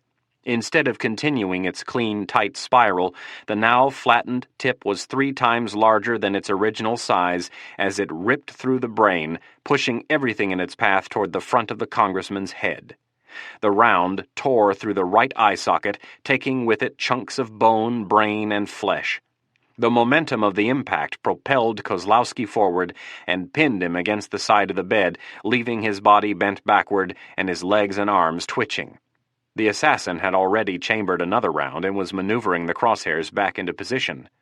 The next shot struck Kozlowski at the base of his skull and immediately severed all neural communication between the brain and the rest of his body. 6:15 a.m., Friday. Across the Potomac River in McLean, Virginia, the other group sat and waited for their next target. They were parked across the street from Pimmet Bend Park, facing north on Ballantrain Lane, which dead-ended into the park. The driver listened to the police scanner and chewed a piece of gum. Another man was in the back of the van, looking out the rear windows at the park. From where they were positioned, he could see the formerly blonde assassin leaning against a tree next to the jogging path. He was stretching his legs as he waited, trying to make himself look like just another runner. Several joggers and walkers had already passed by and had taken notice of what they thought was a black man getting ready to exercise in their lily-white park. As he let go of his right leg, the assassin grabbed his left leg and pulled it up behind him. He placed his left hand against a tree for balance and looked at his watch. Their next target was due any minute. The target was Senator Robert Downs, the chairman of the Senate Banking Committee and the reigning Prince of Pork in the United States Senate. He lived less than 3 blocks away and walked his collie religiously every morning between 6 and 6:20 a.m. It was almost a quarter after, and he was due any minute. As the assassin looked up from the tree, he saw the familiar brown English driving cap of Downs bobbing up and down just on the other side of the slight rise in the path. He was 50 yards away, walking at his usual leisurely pace. When Downs reached the crest of the small hill, the assassin noticed a woman in a brightly colored tennis warm-up about 30 yards behind the senator. She was walking at a fast pace, flailing her arms and swinging her hips from side to side. As they approached his position, the woman was almost ready to pass the senator. The assassin noticed she was wearing a Walkman, and he breathed a slight sigh of relief. No innocent people were to die. When Downs was about 20 yards away, the assassin turned his back to his target, leaned against the tree, pulled his right leg up, and started to stretch again. He could hear the dog panting and the nails of his paws as they struck the black asphalt path. He let go of his right leg and grabbed his left. In a low whisper, he spoke into his mic. "How do I look, over?" The man sitting in the back of the van looked to his right and left and then responded, "The only 2 people in sight are our target and the woman coming up behind him, over." "That's a roger, over." The assassin turned his head to the right and looked over his shoulder. Downs was within striking distance, and the woman was right on his heels. The assassin looked down at the base of the tree and concentrated on his peripheral vision. By the time the 2 walkers reached the tree, the woman had passed Downs and was steadily increasing the distance between herself and the senator. The assassin stepped out onto the path and fell into line behind Downs. After about 3 strides, his left hand slid underneath his baggy sweats and grabbed the waistband of his running tights. His right hand reached in and grabbed the handle of the 9mm Beretta. Picking up the pace, he closed in on the senator. Pulling the gun out, he extended his arm and placed the tip of the silencer inches from the back of his target's head. 2 quick rounds were fired into the base of the skull, and Downs stumbled forward, landing face first on the pavement. The assassin turned and sprinted across the park to the waiting van. The female walker continued her trek without missing a stride as the old collie stood over her dying master and sniffed at the pool of blood that was forming next to his head. Chapter 6. The sun had risen in the fall morning sky and was fighting to stay out as the wind picked up and the clouds rolled in. A steady stream of gold and red leaves rustled past the black dress shoes of FBI Special Agent Skip McMahon. McMahon was the special agent in charge of the FBI's East Coast Quick Response Team. The Quick Response Team, or QRT as it was referred to within the Bureau, was composed of an elite group of agents. Their mission was straightforward: to arrive at the crime scene of a terrorist attack and start the immediate collection of evidence and pursuit of the perpetrators while the trail was still warm. The unit had planes, helicopters, and mobile crime labs on 24-hour standby and could be at a crime scene anywhere from Chicago to Miami to New York within hours. McMahon rested his large body against a police car and held a cup of coffee under his nose. An old football injury to his knee was giving him more trouble than usual this morning. He told himself it was the cold, damp morning air and not his age. The veteran agent watched without emotion as a black body bag containing Senator Fitzgerald was loaded into the back of an FBI van. This was the third crime scene he'd been to this morning, and the quiet intensity of the murders was setting in. It was a foregone conclusion that the murders were linked. They wouldn't tell the press that, but it didn't take a genius to figure out they had to be connected. He looked down at both ends of the street and shook his head at the crowd of media and curious onlookers who were gathered on the other side of the police barricades. Clasping the cup of coffee with both hands, he closed his eyes and blocked out the surrounding commotion. He tried to imagine exactly how Fitzgerald had been murdered. McMahon was a strong believer in visualization. In an inexplicable way, he thought that a killer left an aura at the scene of a crime. It was not unusual for McMahon to go back to the places where people had been murdered months, even years after the crimes had been committed, and sit for hours playing scenario after scenario through his head, trying to gain the slightest insight into the mind of the murderer. Putting himself in the shoes of the killer, he thought about the different ways Fitzgerald could have been murdered. After a while, he started to look for similarities in the way Kozlowski, Downs, and Fitzgerald had been killed. He was making a mental checklist of the questions that needed to be answered. How many killers? Why were they killed? Why these three politicians? Who would have the motive? McMahon was laying the foundation for his investigation. Everything he was thinking would be transferred onto a blackboard back in the tactical situation room for his team to review. His concentration was broken by a familiar voice calling his name. McMahon looked up and saw his boss, Brian Roach, walking toward him with his always-present bodyguards. "Skip, anything new to report?" Roach had been with the Bureau for 26 years and had served as its director for the last 4. He had been a good agent in his day, but that was all history now. Running the FBI meant forgetting almost everything he'd learned about law enforcement and concentrating on politics and administration.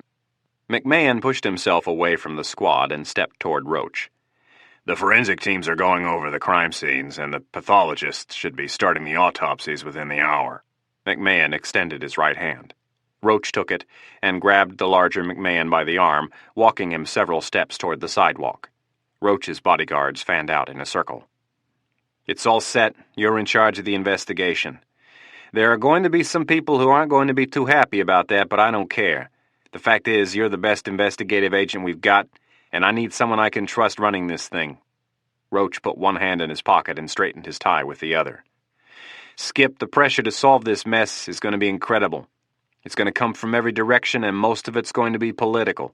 I'll do my best to screen you from it, but I'm not going to be able to block it all." McMahon shrugged his shoulders. "Nothing we're not used to, right?" "Yeah, but this is going to be different.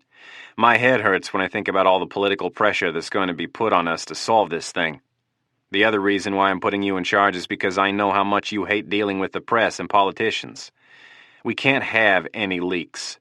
Make sure your people know their careers are over if they breathe a word to anyone outside the unit about the investigation." "Understood."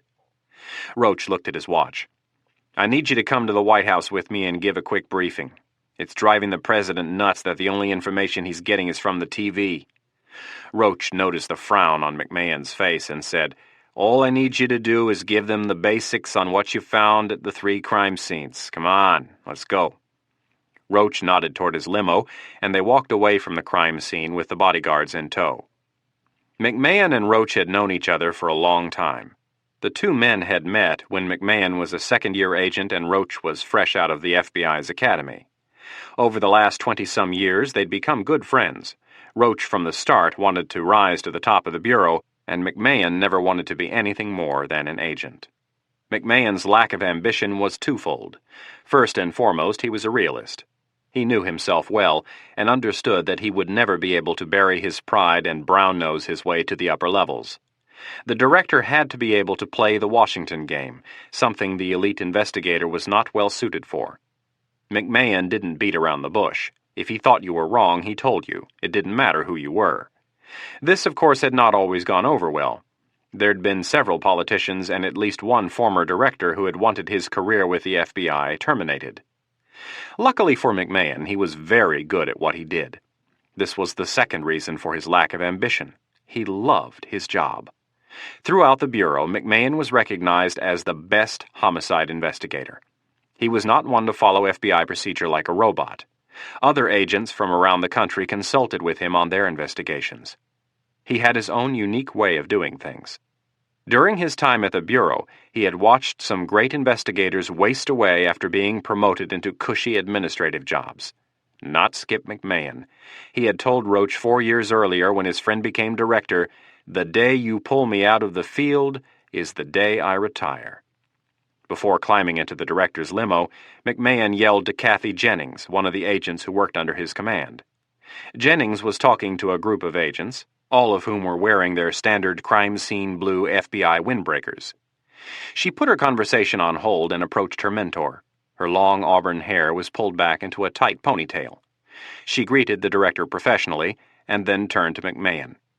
McMahon took a deep breath, told Jennings that he'd be back as soon as possible, and then started to rattle off a list of things for the young agent to check on.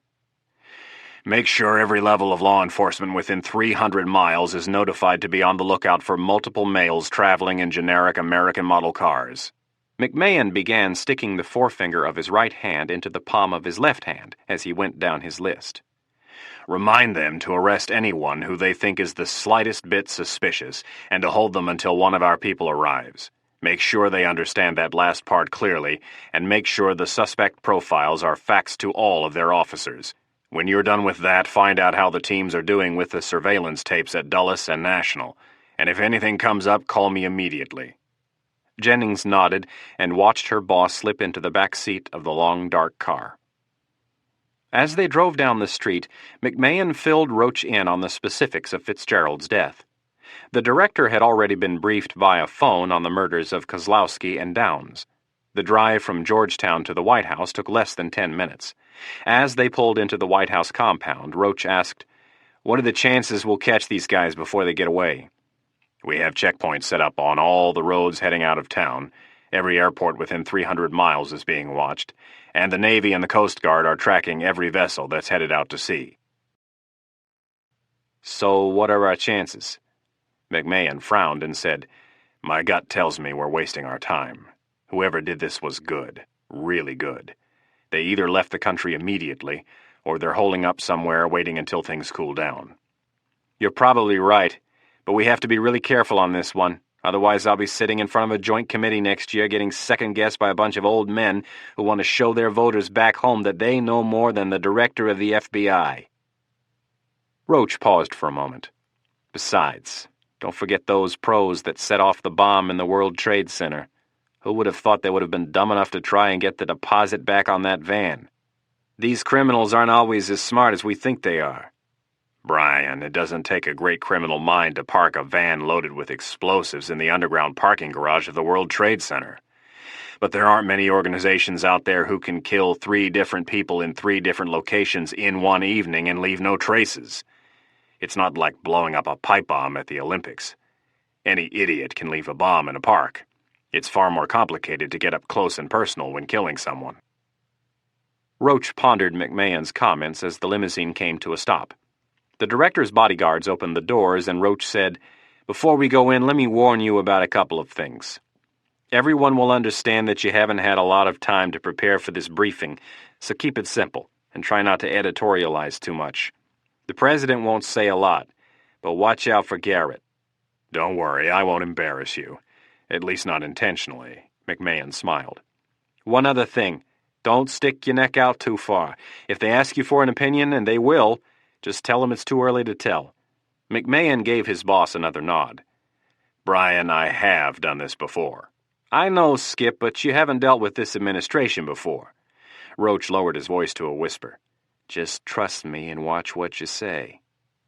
The director stepped out of the car first. Roach's bodyguards walked them to the door and into a small foyer. A Secret Service agent approached and escorted them to the cabinet room. It was not the first time McMahon had been to the White House, but it was the first time he'd been in the cabinet room. His other meetings had taken place in either the Oval Office or the Situation Room in the basement. As McMahon and Director Roach were getting ready to settle into their chairs, the President, Garrett, and National Security Advisor Mike Nance entered the room with Garrett in the lead. Garrett clapped his hands together loudly. "Come on, gentlemen, let's get this meeting started." The President took his seat in the middle of the long table. Garrett sat immediately to his right and Nance to his left. Sitting across from the President were Skip McMahon, FBI Director Roach, CIA Director Thomas Stansfield, and the CIA's top terrorism expert, Dr. Irene Kennedy. Roach and Stansfield introduced their subordinates, and then Garrett started the meeting. "Well, Director Roach, I sure hope you have some answers for us." Roach looked to the President and said, "Mr. President, with the help of the congressional switchboards and several local police departments, we've secured the whereabouts of the remaining 532 senators and congressmen. All of the Supreme Court justices, cabinet members, and joint chiefs of staff have also been accounted for. Right now it looks like the only individuals they were after were Senator Fitzgerald, Senator Downs, and Congressman Kozlowski. I have a meeting scheduled for 1 p.m. with Director Tracy of the Secret Service to discuss the resources we have available to provide protection for the remaining members of the House and Senate. I have already dispatched agents to protect the most senior members of both parties. Until we know more about what is going on, I think we should play it safe." Roach turned to Nance.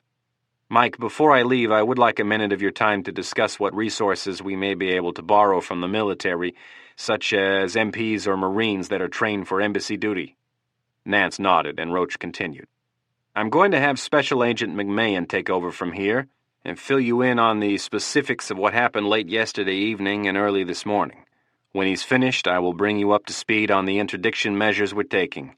Special Agent McMahon has been to all 3 crime scenes this morning." Roach turned to McMahon and nodded. McMahon cleared his throat and said, "Let me start by saying that this investigation is only a few hours old, so we don't have a lot of specifics." McMahon looked from one end of the table to the other as he spoke. "The first of the 3 to be killed and the last to be found was Senator Fitzgerald. Fitzgerald's limousine driver—" Garrett interrupted. "Don't you have a brief prepared so we can follow?" McMahon looked at Roach, giving him a chance to respond, knowing his boss's reply would be more diplomatic than his own. Roach turned to the President, intentionally bypassing Garrett. "Sir, we haven't had time to prepare a report. We will have one on your desk by 2 this afternoon." "That's fine. Please continue," the President responded. Garrett shook his head sideways and wrote something down on his yellow notepad. McMahon started again. "As I was saying, Fitzgerald's limousine driver reports dropping the senator off at his house in Colorama Heights just after midnight. Our preliminary guess on Fitzgerald's time of death is sometime between midnight and 1:30 a.m. The cause of death appears to be a broken neck. We'll know more after the autopsy is completed." McMahon paused for a second. "The back door of Fitzgerald's house shows signs of being picked, and his security system was defeated on site. Fitzgerald's body was found shoved into a closet in the basement. Our best guess right now is that the perpetrator or perpetrators were waiting inside the house when Fitzgerald got home, killed him, and then moved the body to the basement." In a bland tone, McMahon added, "We are questioning the neighbors to see if they saw anything last night, and a forensics team is going over the house checking for evidence." "Agent McMahon, you sound as if you don't expect to find anything," interrupted Garrett again. McMahon looked at Garrett hard. "Whoever killed these men is very good. It is highly unlikely that they left any useful evidence behind." He continued to stare at Garrett without saying anything until the President's Chief of Staff looked away. "Congressman Kozlowski was the next one to die. From what we know so far, Kozlowski got out of bed around 6 a.m. and was shot in the back of the head twice. The shots were fired from a high-powered rifle and were taken from the house across the street. The house belongs to Harold Burmeister, a wealthy retired banker. When we entered the house this morning, we found that the phone line had been cut and the back door was missing a pane of glass. Burmeister's German Shepherd was unconscious and we presume drugged. Burmeister was found tied up in a bedroom on the second floor. The screen had been removed on the window directly across from Kozlowski's bedroom, and there were powder burns found on the windowsill. After talking to Burmeister, we've pieced together the following details. Just before 11 p.m. last night, Burmeister let his dog out. At this point, we think the dog was probably drugged. Burmeister went to bed around midnight in the bedroom where the shots were fired from. Sometime between 12:30 a.m. and 5:30 a.m., the perpetrator or perpetrators broke into the house, rendered Burmeister unconscious, and moved him to a different bedroom. They waited, and when Kozlowski opened the doors, they took their shot. We're having some blood tests done on Burmeister and his dog, and we should know whether or not they were drugged by early afternoon. The crime boys are going over both houses, and the neighbors are being questioned. Where was Kozlowski's wife during all of this? Added Garrett sarcastically. Mrs. Kozlowski sleeps in another room. McMahon again attempted to ignore Garrett's irritating manner. The coolly detached Mike Nance was observing McMahon. Nance, a graduate of West Point and a former director of the National Security Agency, usually stayed quiet in meetings. He preferred to sit back and take everything in.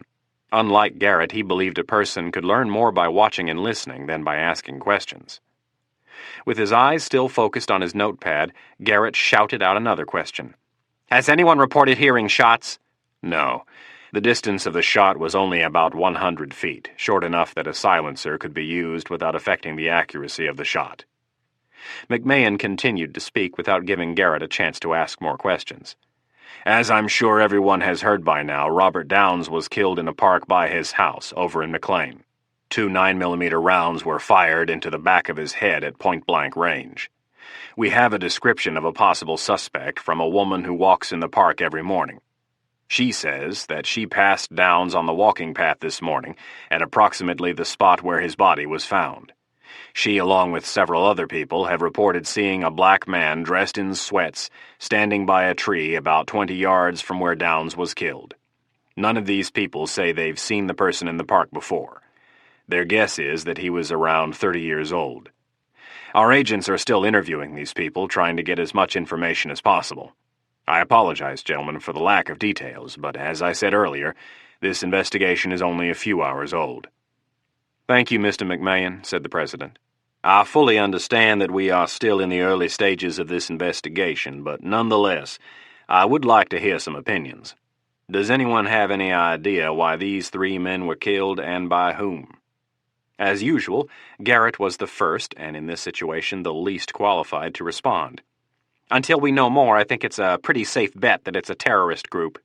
One that's probably not so happy about the peace that's spreading in the Middle East, or one of those wacky militia groups from out west. The President turned to the Director of the FBI. Brian, what are your thoughts? Sir, it's too early to give an informed answer. There just isn't enough data to make an intelligent assumption. Almost anything could be possible. It could be anyone.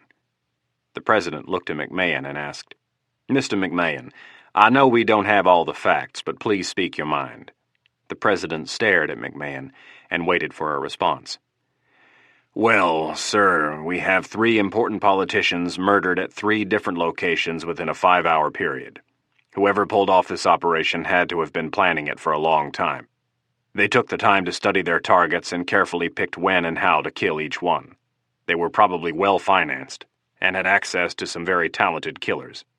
Those killers could be terrorists, ex-military commandos, or hired assassins. Given the information we have right now, your guess is as good as mine. The President nodded and looked at his Chief of Staff. Garrett took the cue and said, Gentlemen, the President needs to address the nation and try to explain what's going on. Now is not the time to be shy with your opinions. There was a long silence, and then Garrett looked to the head of the CIA. Director Stansfield, what's your take on what happened? I would caution against drawing any conclusions until Special Agent McMahon and his people have had time to investigate. Stansfield's response was again followed by an uncomfortable silence. Both Director Stansfield and Director Roach had seen how Garrett and President Stevens liked to operate, and neither felt the need to commit to anything with so many questions still unanswered. Roach and Stansfield had both started at the very bottom of their respective agencies, and over the years they'd seen presidents come and go, and with them their political appointees who ran the CIA and FBI. Some of these directors were more loyal to the man who had appointed them than to the agency they were supposed to be running. Not Roach and Stansfield. To them, the FBI and CIA came first. Political expediency and posturing were things they liked to avoid at all costs. Political solutions were often good for the short term, and for the people making them, but they were more often than not disastrous in the long run. The president sat back in his chair and quietly cursed himself for not replacing Roach and Stansfield when he had taken over the White House. Garrett had wanted both men replaced, and Stevens was sure he would be reminded of this as soon as the meeting was over. If we hadn't had such a hard time getting cabinet members confirmed, Stevens thought to himself, none of this would be a problem. During the first 6 months of the Stevens administration, 4 consecutive cabinet nominees had been shot down. 3 had had to bow out after intense scrutiny by the press revealed some minor misdoings in their past, and the 4th made it to an actual committee vote, but was embarrassingly rejected. By the time the cabinet was filled, the administration had expended so much political clout and had received such a grilling from the press that they decided rather than risking another potentially embarrassing confirmation hearing, they would be better off leaving Stansfield in charge of the CIA until a more opportune time arose. The president was coming to the realization that he had waited too long. Stevens looked at Kennedy, the CIA's terrorism expert. "Dr. Kennedy, what is your opinion?" Kennedy had the highest IQ in the room by a significant margin. The 38-year-old mother of one had a Ph.D. in Arabic studies and a master's degree in military history. The doctor leaned forward and took her glasses off. Her sandy brown hair was pulled back in a ponytail, and she was wearing one of her trademark pantsuits. She placed her arms on the table and started to speak in a confident tone. "I would have to concur with Special Agent McMahon. The men who conducted this operation are either terrorists, hired assassins, or military commandos. My assumption is that it was the latter of the 3. Garrett blurted out, "What makes you so sure about that?" "I think they were military commandos because Mr. Burmeister is still alive." Garrett's face squeezed into an irritated frown. "Mr. who?" "Mr. Burmeister, the man who lives across the street from Congressman Kozlowski. If the people who ran this operation were terrorists, Mr. Burmeister would be dead. Terrorists do not go to the effort to anesthetize people who are in their way. They kill them. If terrorists did this, Mr. Burmeister would be dead, as well as the woman who was walking in the park. These murders were committed by military-trained commandos. Terrorist and military commandos go through very complex training, and on the surface most of it is similar, such as hand-to-hand combat, demolition training, firearms training, etc. However, they are trained very differently in objective and operational planning. Terrorists do not care about human life. They operate by a different set of rules. Terrorists are trained to take out their target in a way that is usually very violent. The more violent, the better.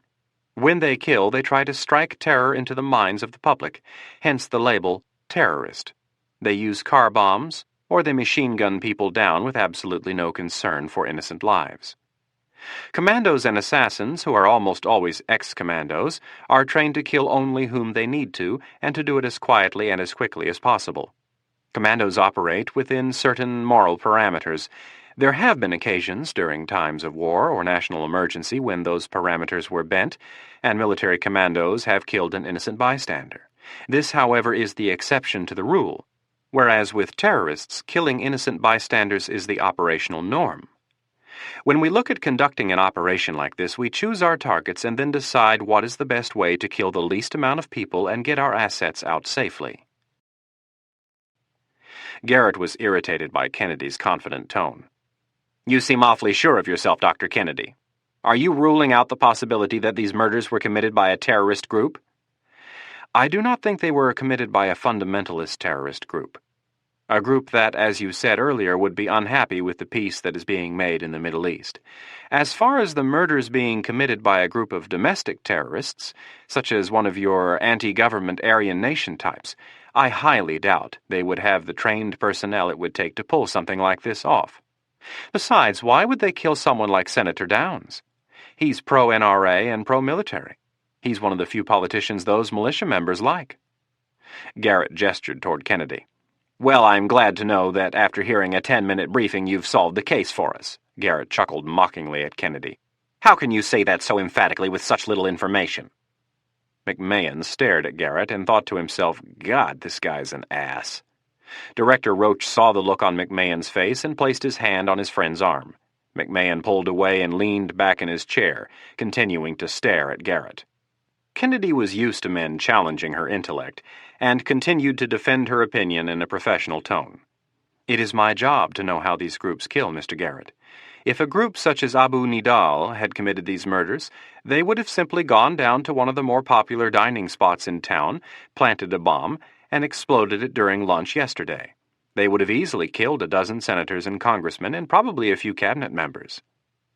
Why couldn't it have been a domestic right-wing paramilitary group? It's possible, but as I said earlier, I don't think those groups have the resources to conduct an operation like this. In a loud voice, Garrett half-shouted, If you're so sure that it wasn't terrorists, then who did it? McMahon leaned forward in his chair and placed both forearms on the table. At 6'3", 240 pounds, he looked like a bear ready to attack. Before Roach could react, McMahon was speaking. Mr. Garrett, we are all professionals here. There is no reason to get emotional and raise our voices. You asked for our opinions, and Dr. Kennedy has respectfully done so. She has given us some very intelligent insight into a case where it is greatly needed. She is not trying to tell us exactly who did it. She is merely helping us narrow our search. McMahon continued to stare at Garrett as the Chief of Staff flushed angrily. Mike Nance could not believe what he was witnessing. He had seen Stu Garrett act like this in countless meetings during the last 3 years. It was a rarity to see anyone put him in his place, let alone an underling from the FBI. The tension in the room continued to build as McMahon refused to back down.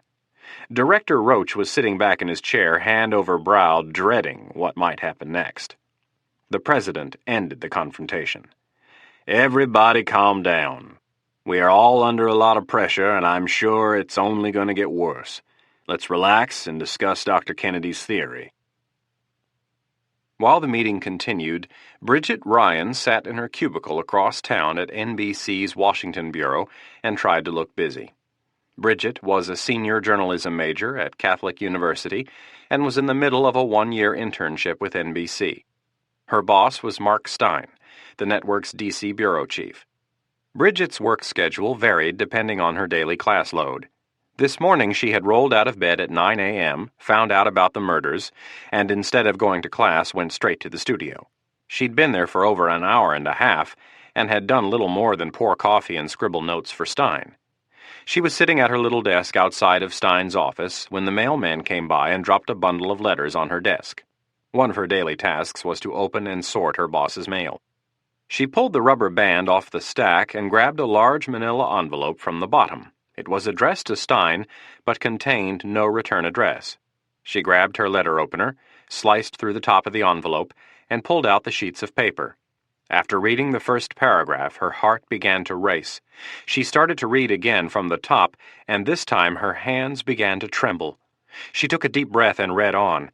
After finishing, she jumped up and threw open the door to Stein's office. Ryan yelled his name and held the sheets of paper up in the air. "Mark!" Stein, who was on the phone, looked up and waved her away. He swiveled in his chair and turned his back to her. He was talking to his boss in New York. "Carol, I need more video crews, damn it. I need more reporters. How in the hell do you expect me to get all this footage for you? It's a goddamn zoo down here. We're falling all over each other trying to get the story. It's too big. We need more people." Bridget walked around his desk and waved the envelope in his face. Stein pulled the phone away from his head and placed his free hand over the receiver. "Bridget, I'm busy. Not now." Stein started to bring the phone back to his head, but Ryan was not to be deterred. "Mark, this is really important." She thrust the papers and envelope forward. "We just got this in the mail. It's addressed to you, and I think it's from the terrorists." Stein grabbed the sheets of paper and started reading quickly. His boss could be heard in the background asking what in the hell was going on. When Stein was finished, he yelled into the receiver, "Carol, go to your fax. This is big." Garrett had calmed down and was noticeably quieter.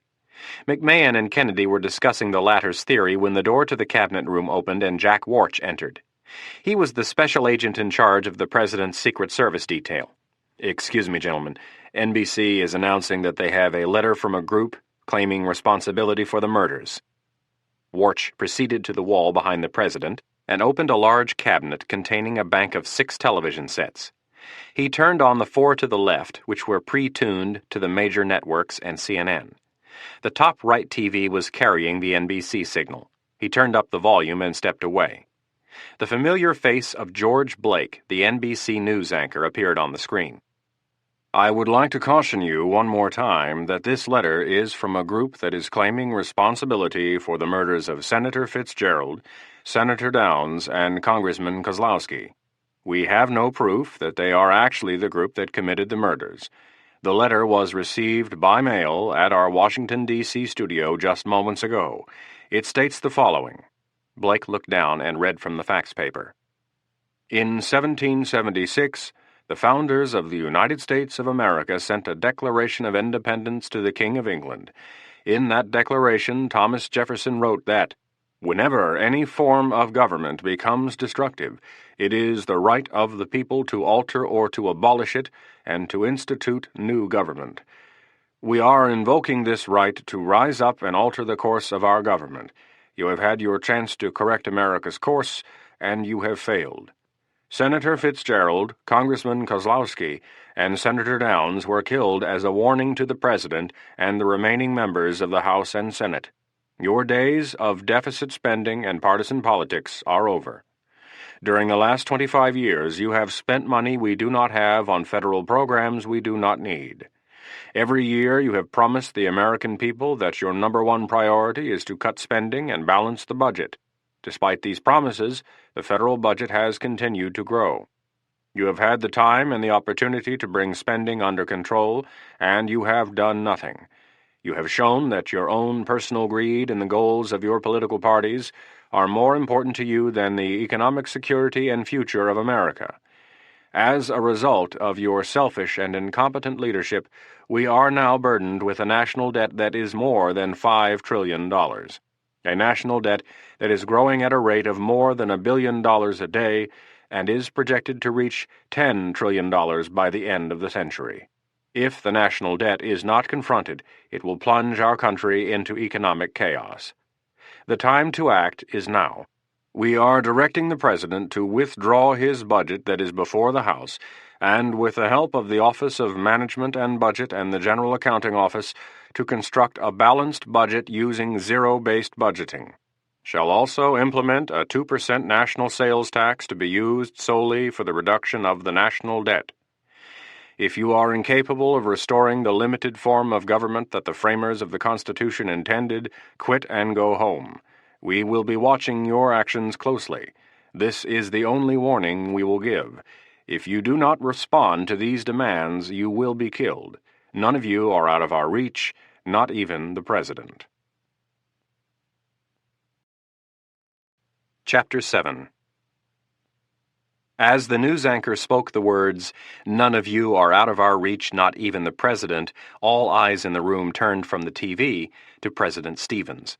All eyes except those of Special Agent McMahon. McMahon had turned away from the group and was clutching his digital phone, waiting for someone to answer on the other end. "Special Agent Jennings?" "Kathy, this is Skip. Get someone down to NBC studio on the double." Chapter 7. As the news anchor spoke the words, "None of you are out of our reach, not even the President," all eyes in the room turned from the TV to President Stevens. All eyes except those of Special Agent McMahon. McMahon had turned away from the group and was clutching his digital phone, waiting for someone to answer on the other end. "Special Agent Jennings?" "Kathy, this is Skip. Get someone down to NBC studio on the double. Call ahead and tell them we're coming to seize that letter as evidence. And until we get there, I don't want anyone touching it. I'm sure half their damn newsroom has already put their fingerprints all over it. I've already got Phillips and Reynolds on their way over, and Troy is on the phone trying to get a hold of whoever is in charge. Good. McMahon paused for a second. Listen, let's gamble on the chance that they sent more than one of these. Call the post office and find out when the other networks and major papers get their mail delivered. Send some people over to CBS, ABC, and CNN. Hopefully we can get our hands on one of these before it's been opened. Anything else? No. Call me if you find anything out. I'm on my way back to the office. McMahon hit the end button on the phone, placed it in his pocket, and spun back around. What was that all about? Asked the president. Just trying to see if we can get a hold of one of these letters before it has a dozen different sets of fingerprints on it. Can we take this seriously? I mean, isn't it quite possible that someone sent this trying to take responsibility for the murders, even though they didn't commit them? Doesn't that type of thing happen all the time in these cases? The president was visibly shaken by the letter, and more precisely, the mention of his office.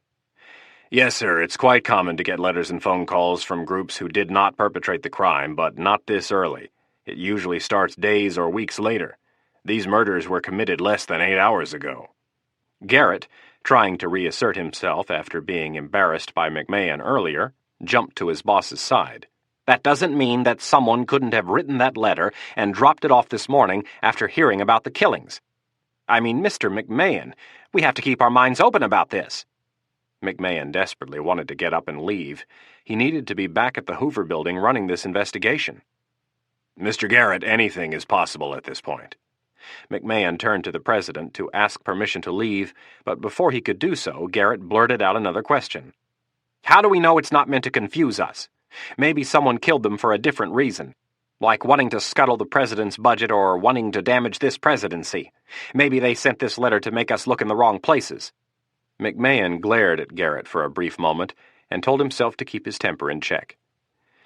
Mr. Garrett, we know very little so far. That is why we need to investigate.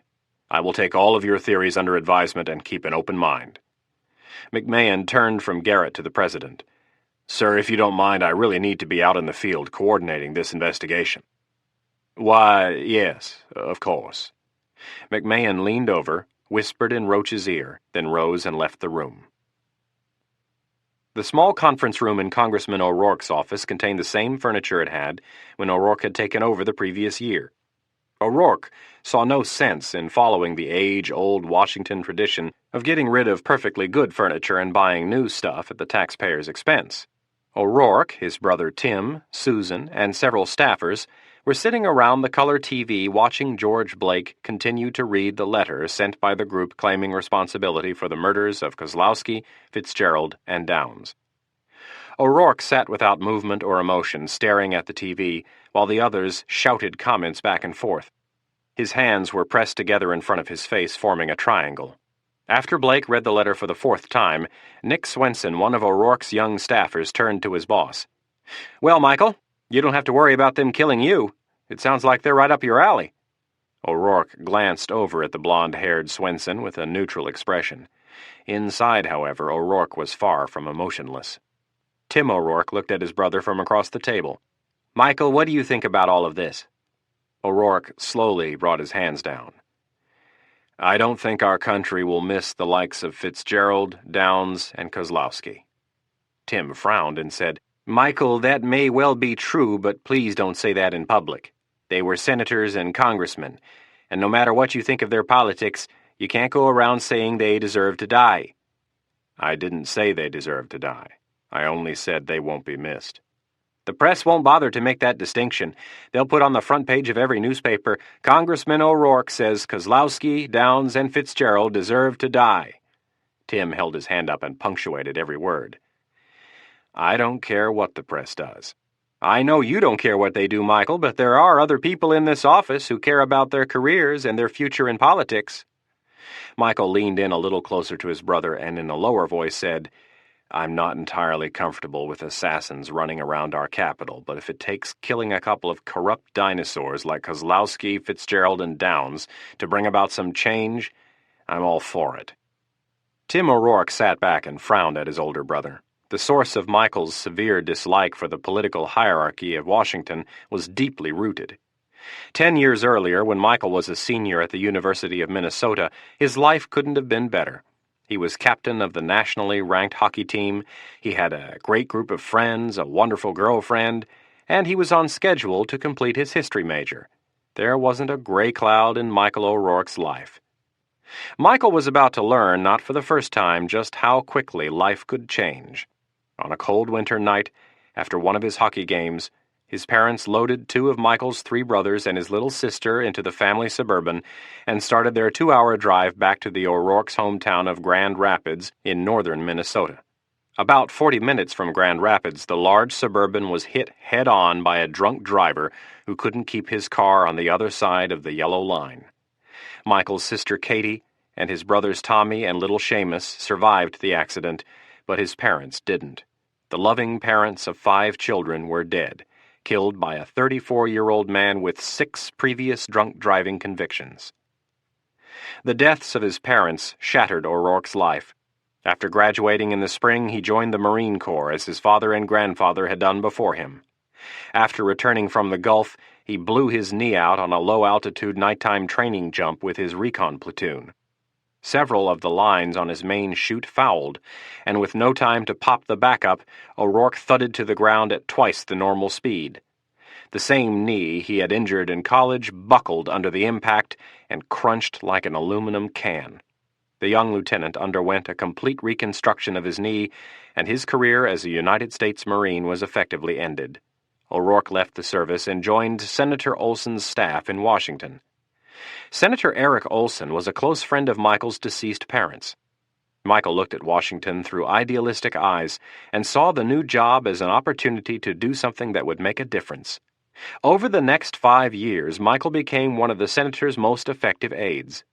He worked hard and fought not to fall into the trap of Washington apathy, but as time progressed, the behind-the-back dealings of the nation's power brokers wore him down. Washington politics was a disgusting game that only a certain breed could play. Anyone with honor and integrity was worn down and spit out by the political machine of party politics. Right about the time Michael was ready to quit and head back to Minnesota, the congressional seat in his home district opened. Senator Olson encouraged him to run, telling him if the system really bothered him so much, he should try to do something about it. Michael took on the challenge, and with the backing of his grandfather and Senator Olson, the young O'Rourke won the barely contested seat easily. That winter, before Michael had taken office, tragedy struck again. The death of another person close to him had forced O'Rourke to look at Washington in a different light, and any joy he felt over his recent victory vanished. His 2-year term as a freshman congressman became a 2-year sentence in a town he despised more and more every day. The phone started to ring, and Susan got up to get it. A moment later, she poked her head back in the room. "Michael, your grandfather is on line 1. "I'll take it in my office." Michael walked back to his office and grabbed the phone. "Hello, Seamus." Seamus O'Rourke was the president and sole owner of the O'Rourke Timber Company. Seamus's father had started the company as a small lumber yard in 1918. When Seamus returned from fighting in World War II, he took over the company and turned the small mill into one of the largest timber companies in the Midwest. Seamus was calling from the deck of the O'Rourke's home in Grand Rapids. It was located on Lake Pokegama, a beautiful island-dotted lake almost 10 miles long. The home was a gorgeous modern log cabin set on the tip of a point that overlooked the largest bay on the lake. The 72-year-old grandfather clutched the phone and took in the panoramic view of the sky-blue lake and the bright fall colors. "Is everything all right, Michael?" "Yes, everything's fine." Seamus leaned over the railing of the deck. Grandpa O'Rourke didn't look a day over 60. He walked 3 miles every morning with his band of dogs, which included 2 labs, a husky, and several others of mixed origin. The early morning walks with his dogs weren't the only thing that kept him looking young. 10 years earlier, the unfortunate death of his son and daughter-in-law had turned him into the de facto father of a 12-year-old girl, 2 16-year-old twin boys, and Michael and Tim, who were in college at the time. Seamus took a drink of coffee and asked, "What do you think of the assassinations?" Michael tapped a pencil on his desk calendar while he struggled to phrase his answer properly. "I'm torn." Part of me thinks it's exactly what we need, and part of me is very uneasy about it." "I think that's understandable," replied Seamus in his deep voice. "What did you think of the men that were killed?" "I don't think the founders of democracy would be sad to see them relinquish their seats of power." Seamus laughed slightly. "That's for certain." Michael spun his chair around and looked out the window. He could see the Washington Monument jutting upward in the distance. "Seamus," Michael said uncomfortably, "there is something I need to talk to you about. Are you still planning on coming to town this weekend?" "Yes." Seamus detected something. "What's wrong?" "I'm not sure. It might have something to do with what happened last night." Michael hesitated briefly. "I think it would be best if we talked about it in person." Seamus got the point instantly. In Washington, it was best to assume that anything said over the phone was potentially being recorded by God only knew whom. "Can you give me a hint as to what it's about?" Michael rocked back and forth in his chair. "It involves a mutual friend of ours." Back in Minnesota, Seamus squinted at a fishing boat that was cutting across the entrance to the bay. The old man knew immediately who Michael was talking about. "I see. Keep it under your hat until I get into town." "All right. I'll see you in a couple days." "Are you flying your plane?" "Yes." "Call me and let me know when you'll be landing." "I will. Say hello to Tim and Liz for me." "Will do." Michael hung up the phone and thought about the individual he and Seamus had just alluded to. He definitely has the motive, Michael thought to himself. The motive and the ability. News of the letter swept across the country.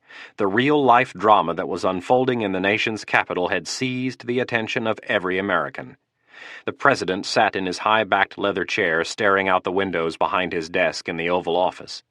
He had been sitting in this position for the last 10 minutes and had not moved a muscle.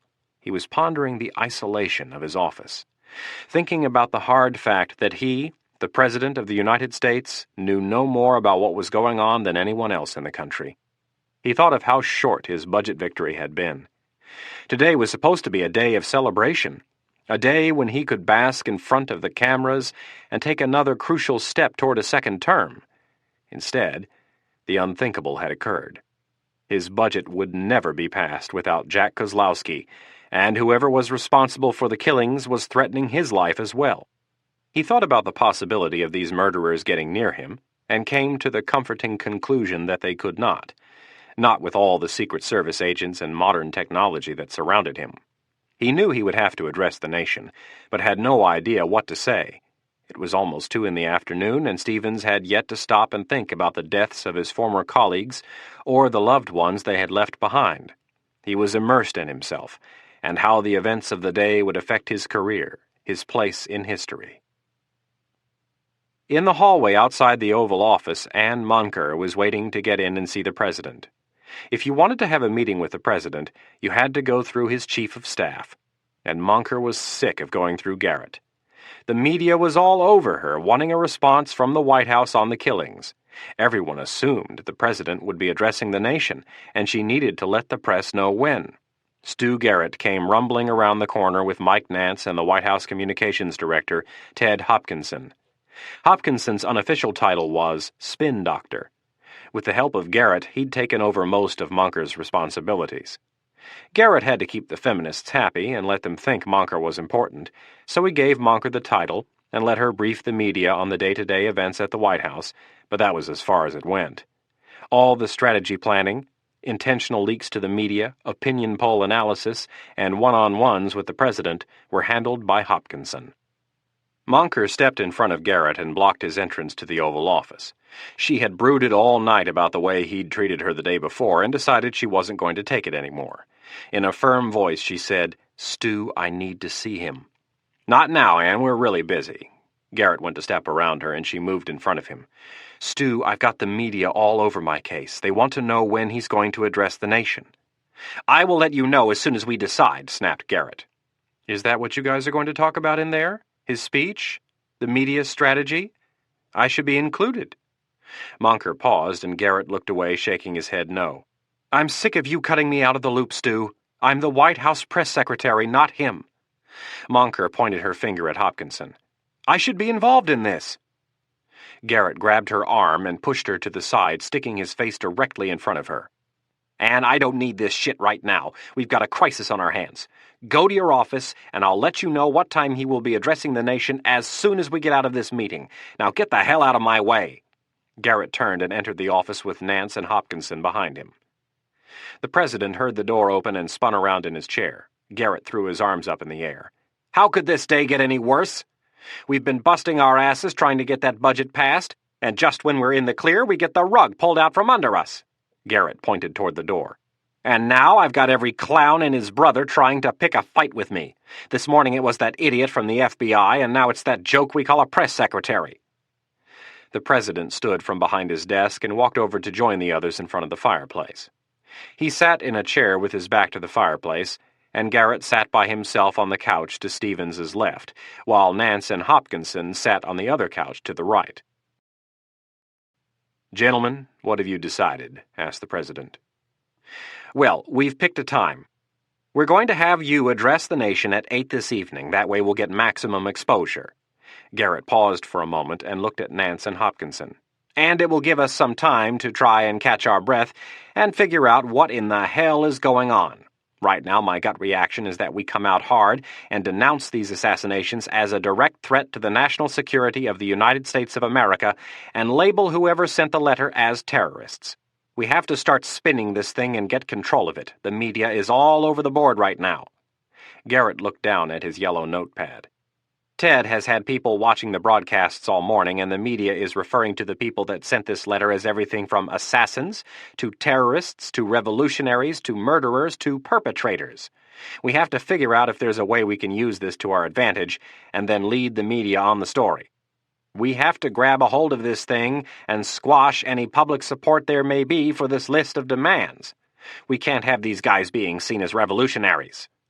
Garrett paused for a moment and shook his head in frustration.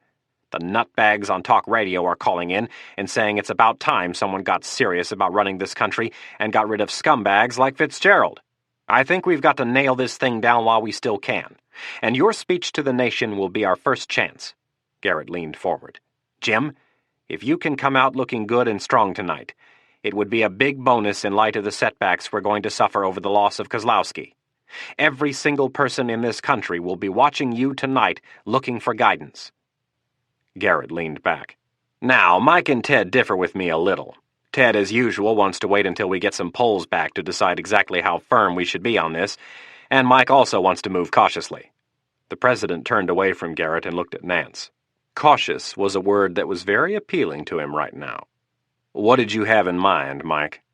Well, sir, I think it would be prudent to wait until we receive a little more information from our intelligence assets before we take a hard line.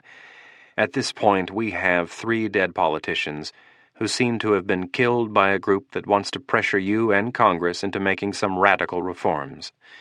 This whole thing could be that simple, or it could be 100 times more complicated. We don't know if this letter is for real. The people behind it may want it to look like a simple revolution, but in reality they may have different motives. Nance leaned forward in his chair and closer to the president. "Don't you think the timing on this is a little strange? Today was supposed to be the day your budget was to pass through the House. Everyone knew if you succeeded, your chances for re-election would be greatly improved.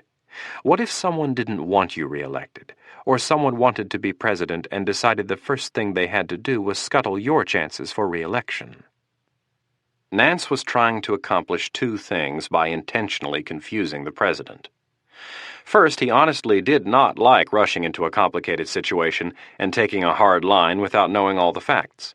Too many times in his career he had had to clean up a mess after people had taken an uninformed stance on an issue, only to find out later they had chosen the wrong side. The other reason Nance wanted to keep Stevens unsure was because as long as the president was confused, he would continue to seek counsel from his national security advisor. "Mr. President, it is an unnecessary risk to come out and commit to a stance immediately. Do you remember when the USS Vincennes shot down the Iranian Airbus? President Reagan got on national television and told the world that the Vincennes was under attack by Iranian gunboats when it fired on the Airbus. He took a firm position that it was the Iranians' fault.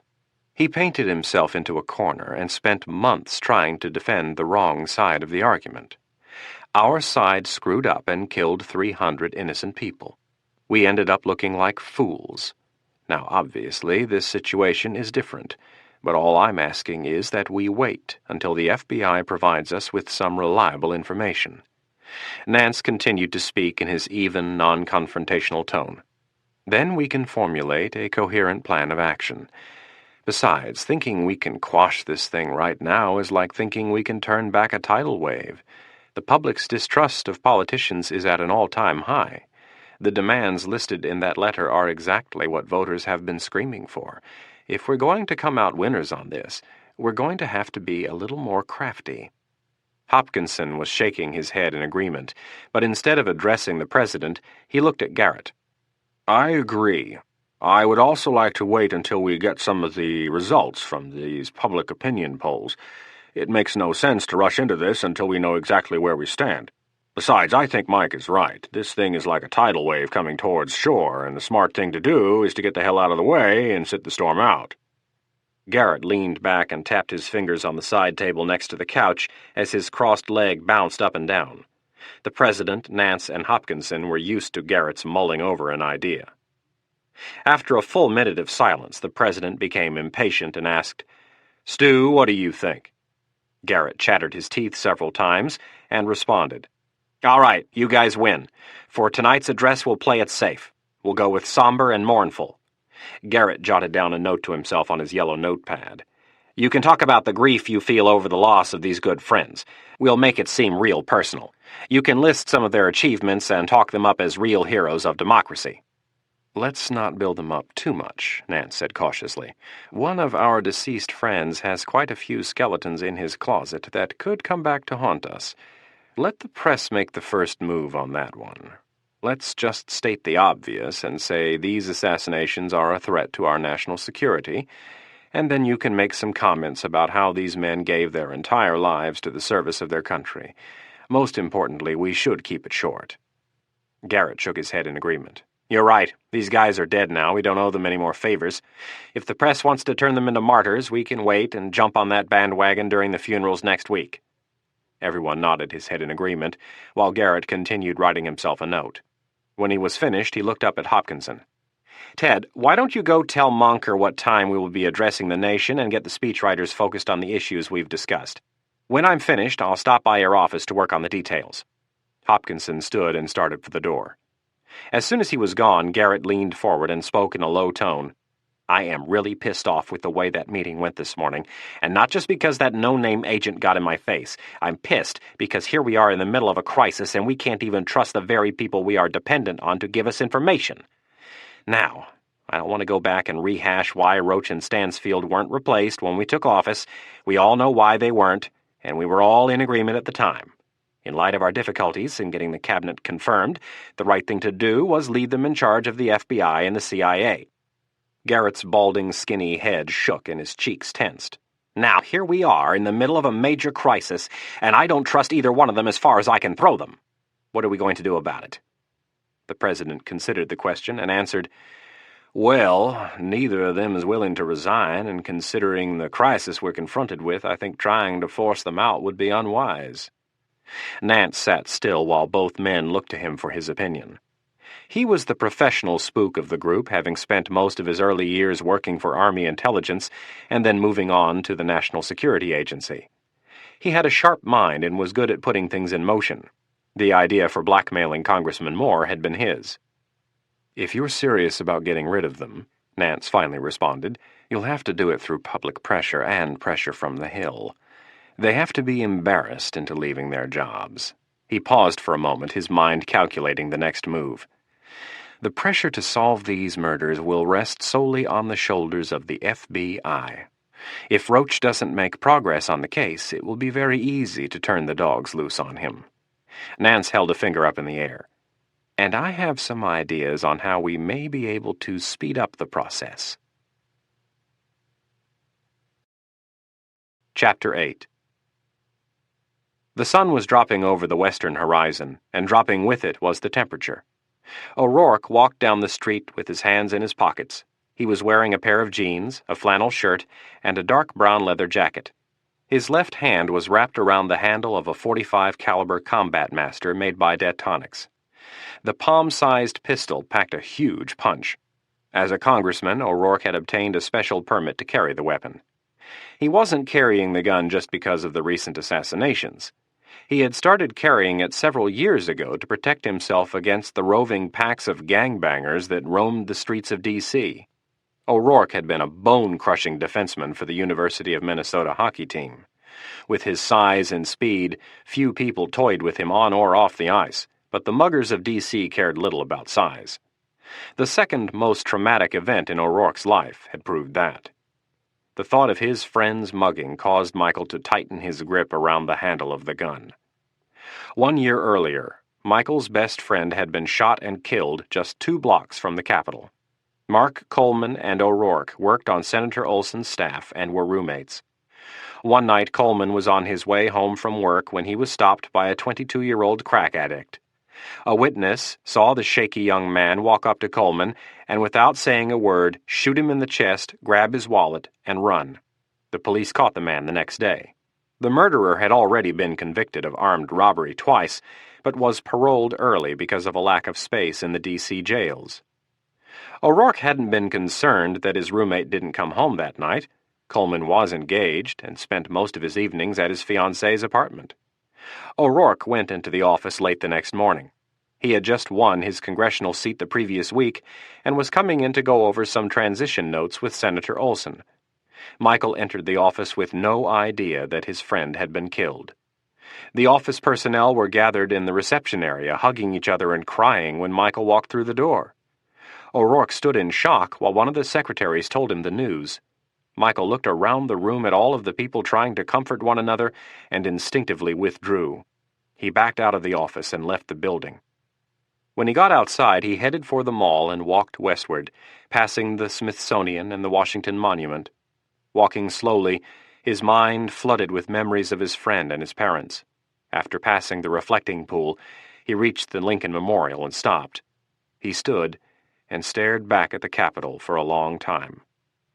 O'Rourke stared at the large rotunda and tried to grasp how a person could be shot and killed so close to the heart of the government of the United States of America.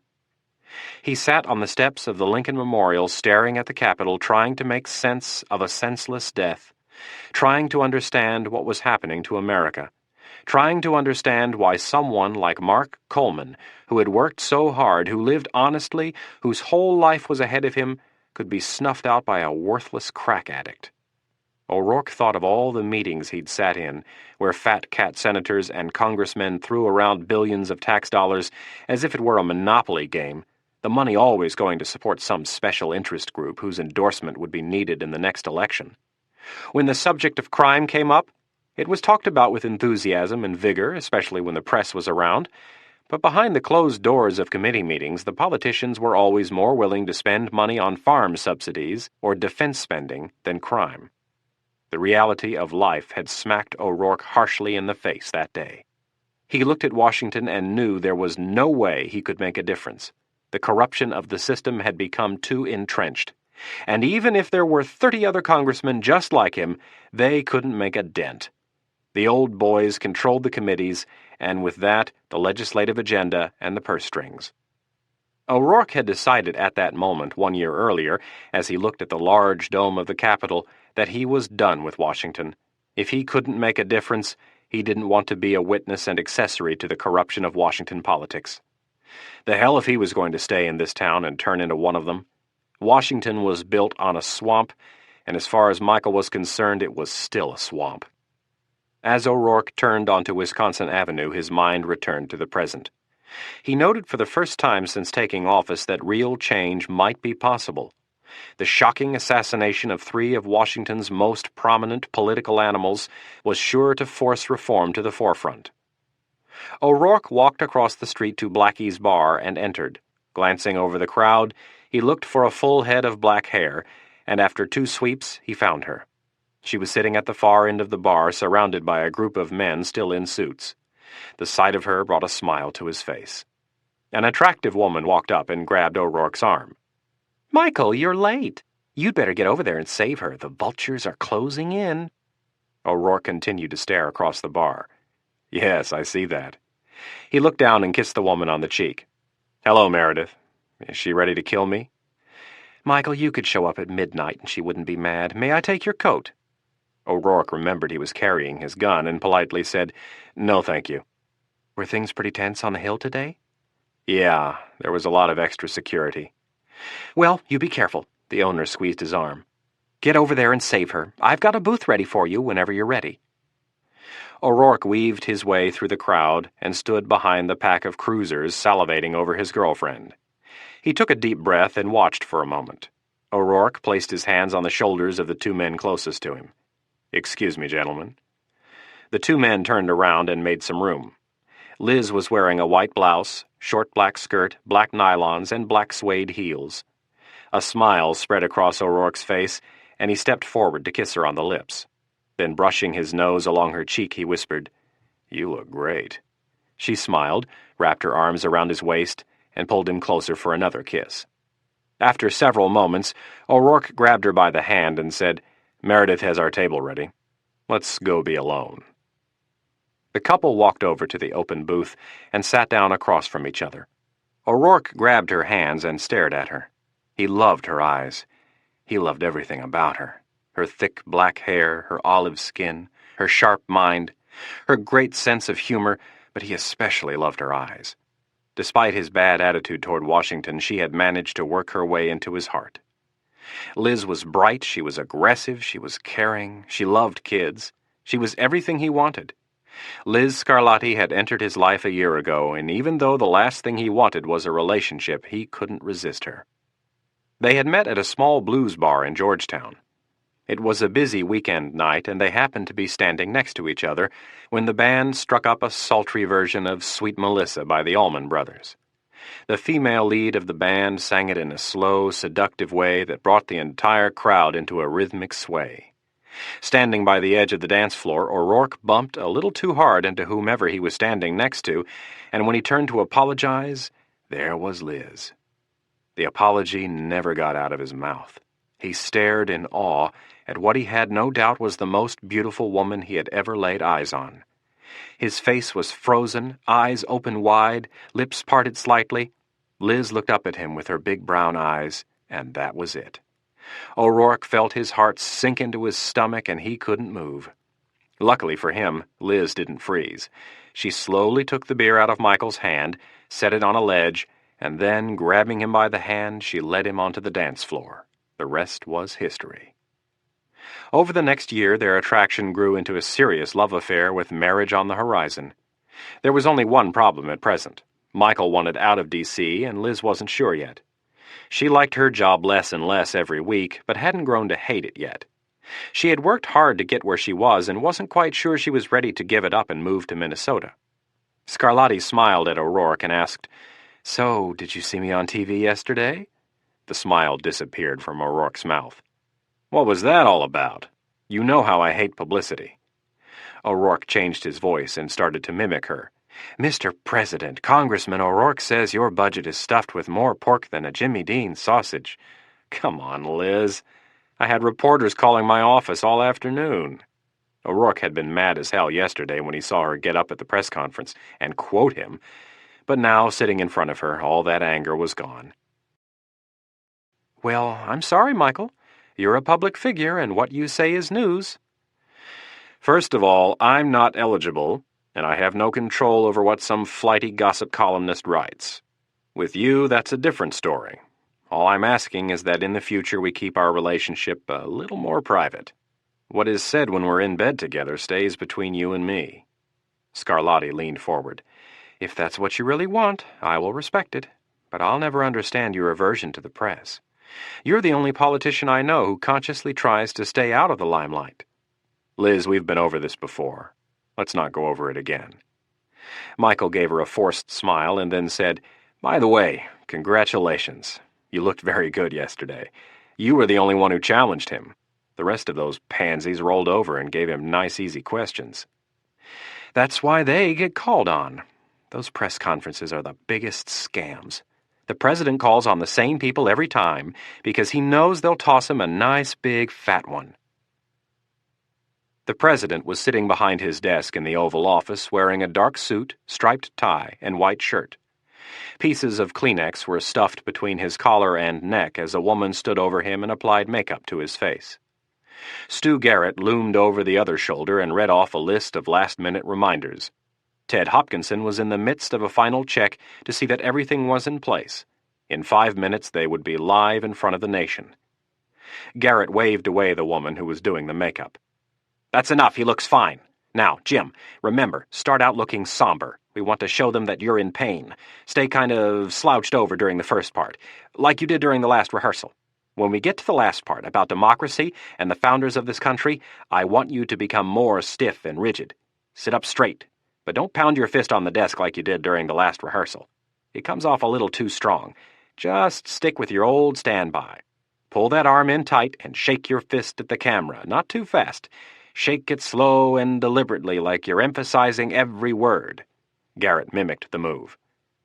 Hopkinson approached and pulled the Kleenex out from under the president's collar. "Sir, you know the routine. Please don't touch your face, your shirt, or your tie. The makeup will smear, and we're going to be live in minutes."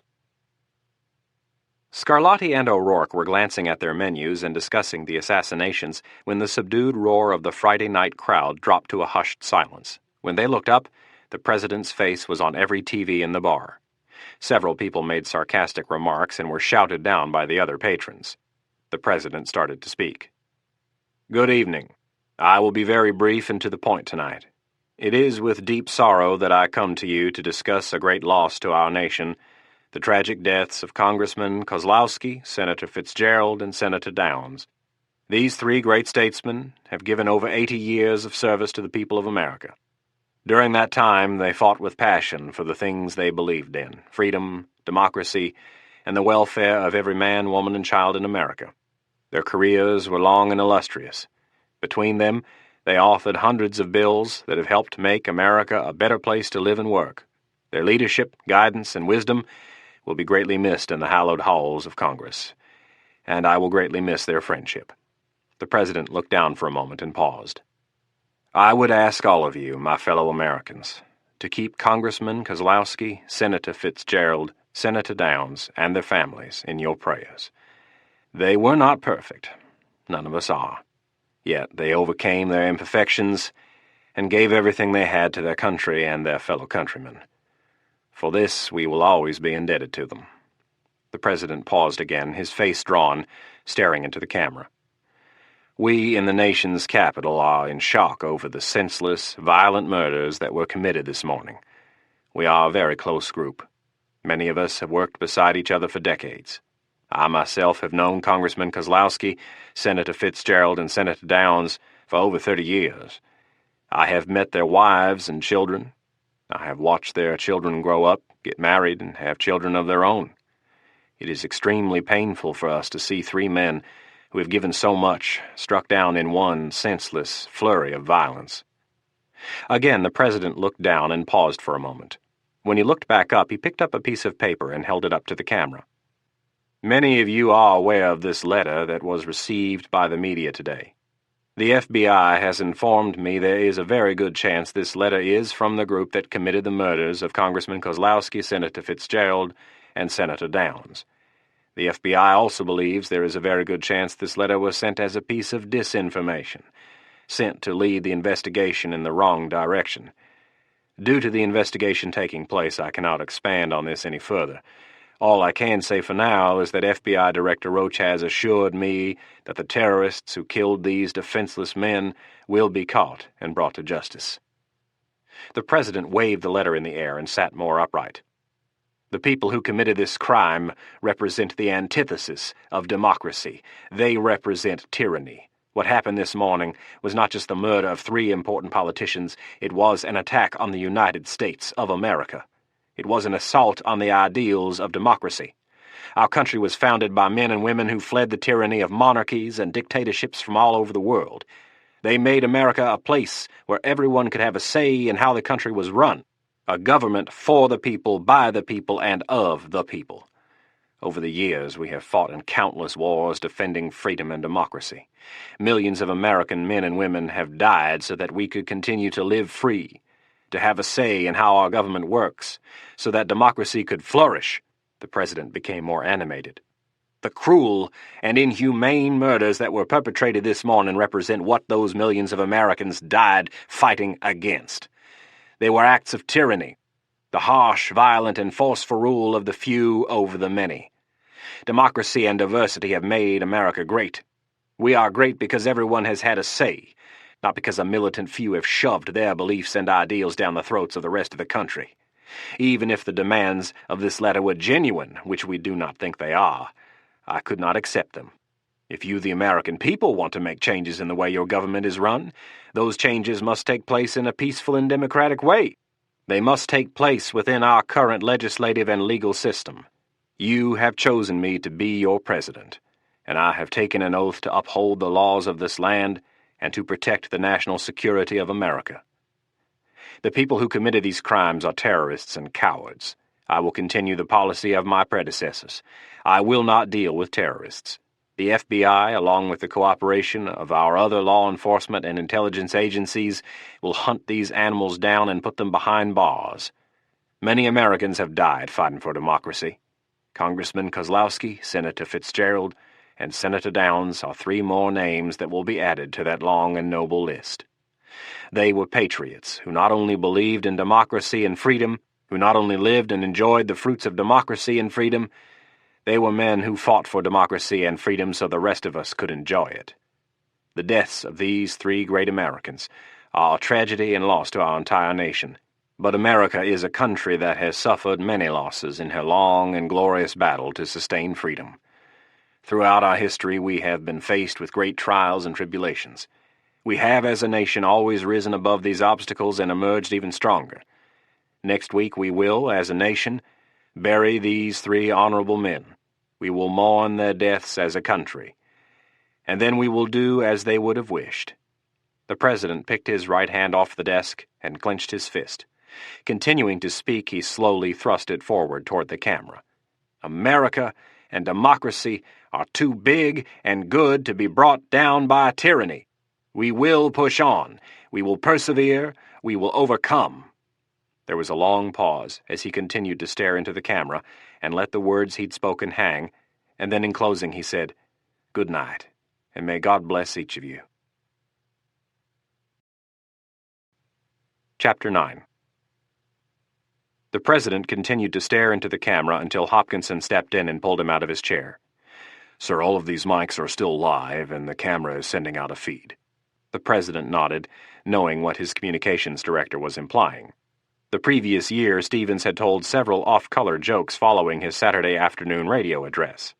He thought the microphones had been turned off, but they weren't. The press had jumped all over him, but since the jokes were actually funny, the damage was minor. Hopkinson and Garrett were always on the alert to prevent a similar mistake. Garrett walked over and said, "Come on, gentlemen, let's go to my office." He shook his head toward the door, and the president and Hopkinson followed.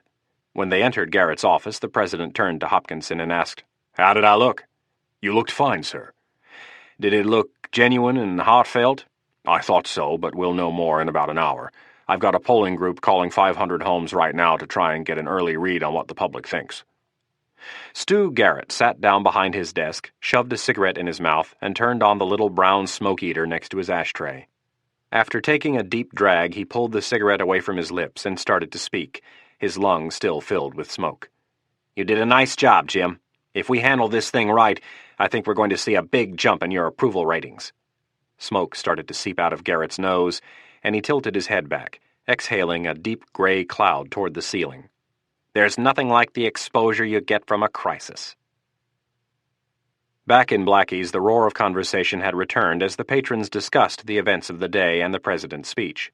O'Rourke was intentionally keeping his mouth shut as Scarlatti stared at him. He looked over the top of his menu at her big brown eyes. "Michael, you know I'm dying to hear what you have to say about this whole thing." "About what?" Scarlatti pulled the menu out of his hands. "Don't play coy with me, Michael. I'm serious. I really want to know what you think about this. I mean, it isn't every day 2 senators and a congressman get assassinated." Michael thought about sugarcoating his comment and then opted for the direct approach. In a nutshell, Liz, I think Kozlowski, Downs, and Fitzgerald were the scum of the earth. They represented the core of what is wrong with this town. Come now, Michael, how do you really feel about them? Asked Scarlatti sarcastically. Listen, I'm not crazy about our political leadership getting gunned down under the cover of darkness, but considering where we're headed, I'm not so sure these assassins aren't doing all of us a huge favor. Scarlatti looked down and said, I'm afraid there are a lot of people out there who would agree with you. Doesn't it worry you at all, as a congressman, that these terrorists may turn the gun on you eventually? No, Michael shook his head. There are bigger fish to fry than me. And besides, I'm not so sure they're terrorists. You don't think they're terrorists? Asked Liz with a quizzical expression. No. It's an overused cliché, but one man's terrorist is another man's freedom fighter. These guys haven't killed any civilians. O'Rourke paused for a second. In a voice just above a whisper, he continued, If no one else dies, and this group can bring about the changes they stated in their demands, this will be one of the best things that has happened in this country since the Civil Rights Movement.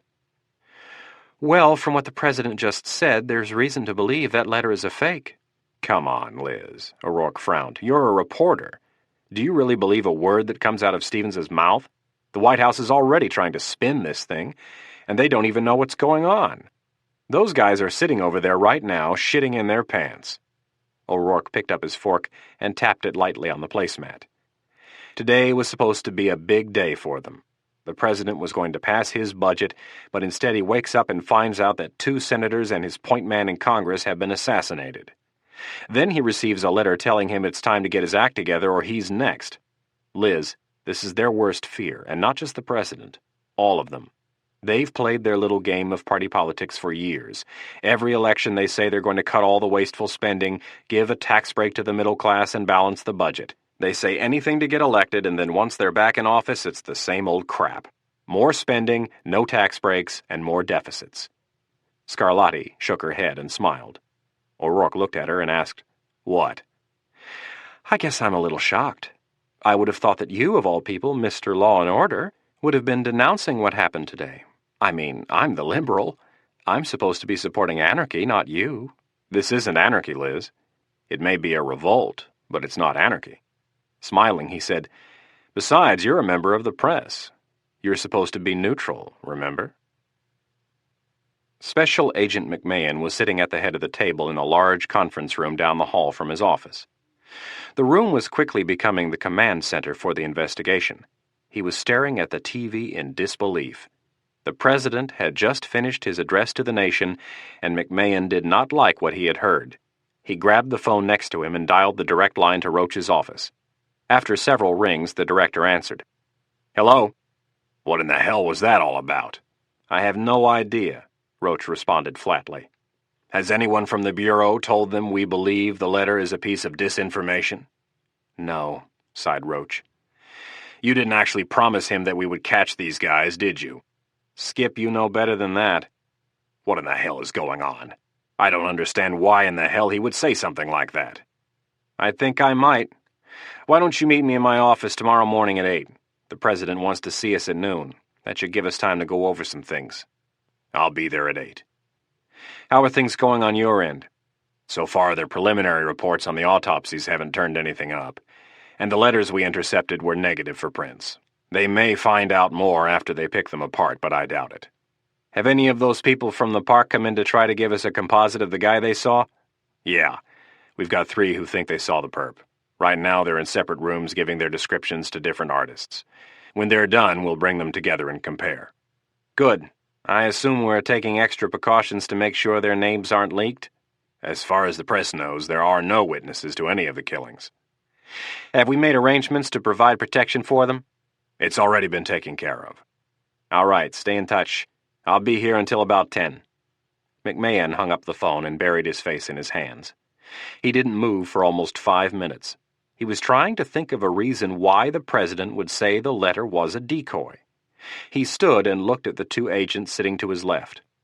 Kathy and Dan, come with me. McMahon walked out of the room and down the hall to his office. Special Agents Kathy Jennings and Dan Wardwell followed. When Jennings and Wardwell entered the room, he shut the door and motioned to the couch. The two agents sat down.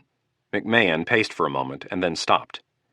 I think we all agree that the letter mailed to NBC was sent by the same group that killed Kozlowski, Downs, and Fitzgerald. It's a no-brainer.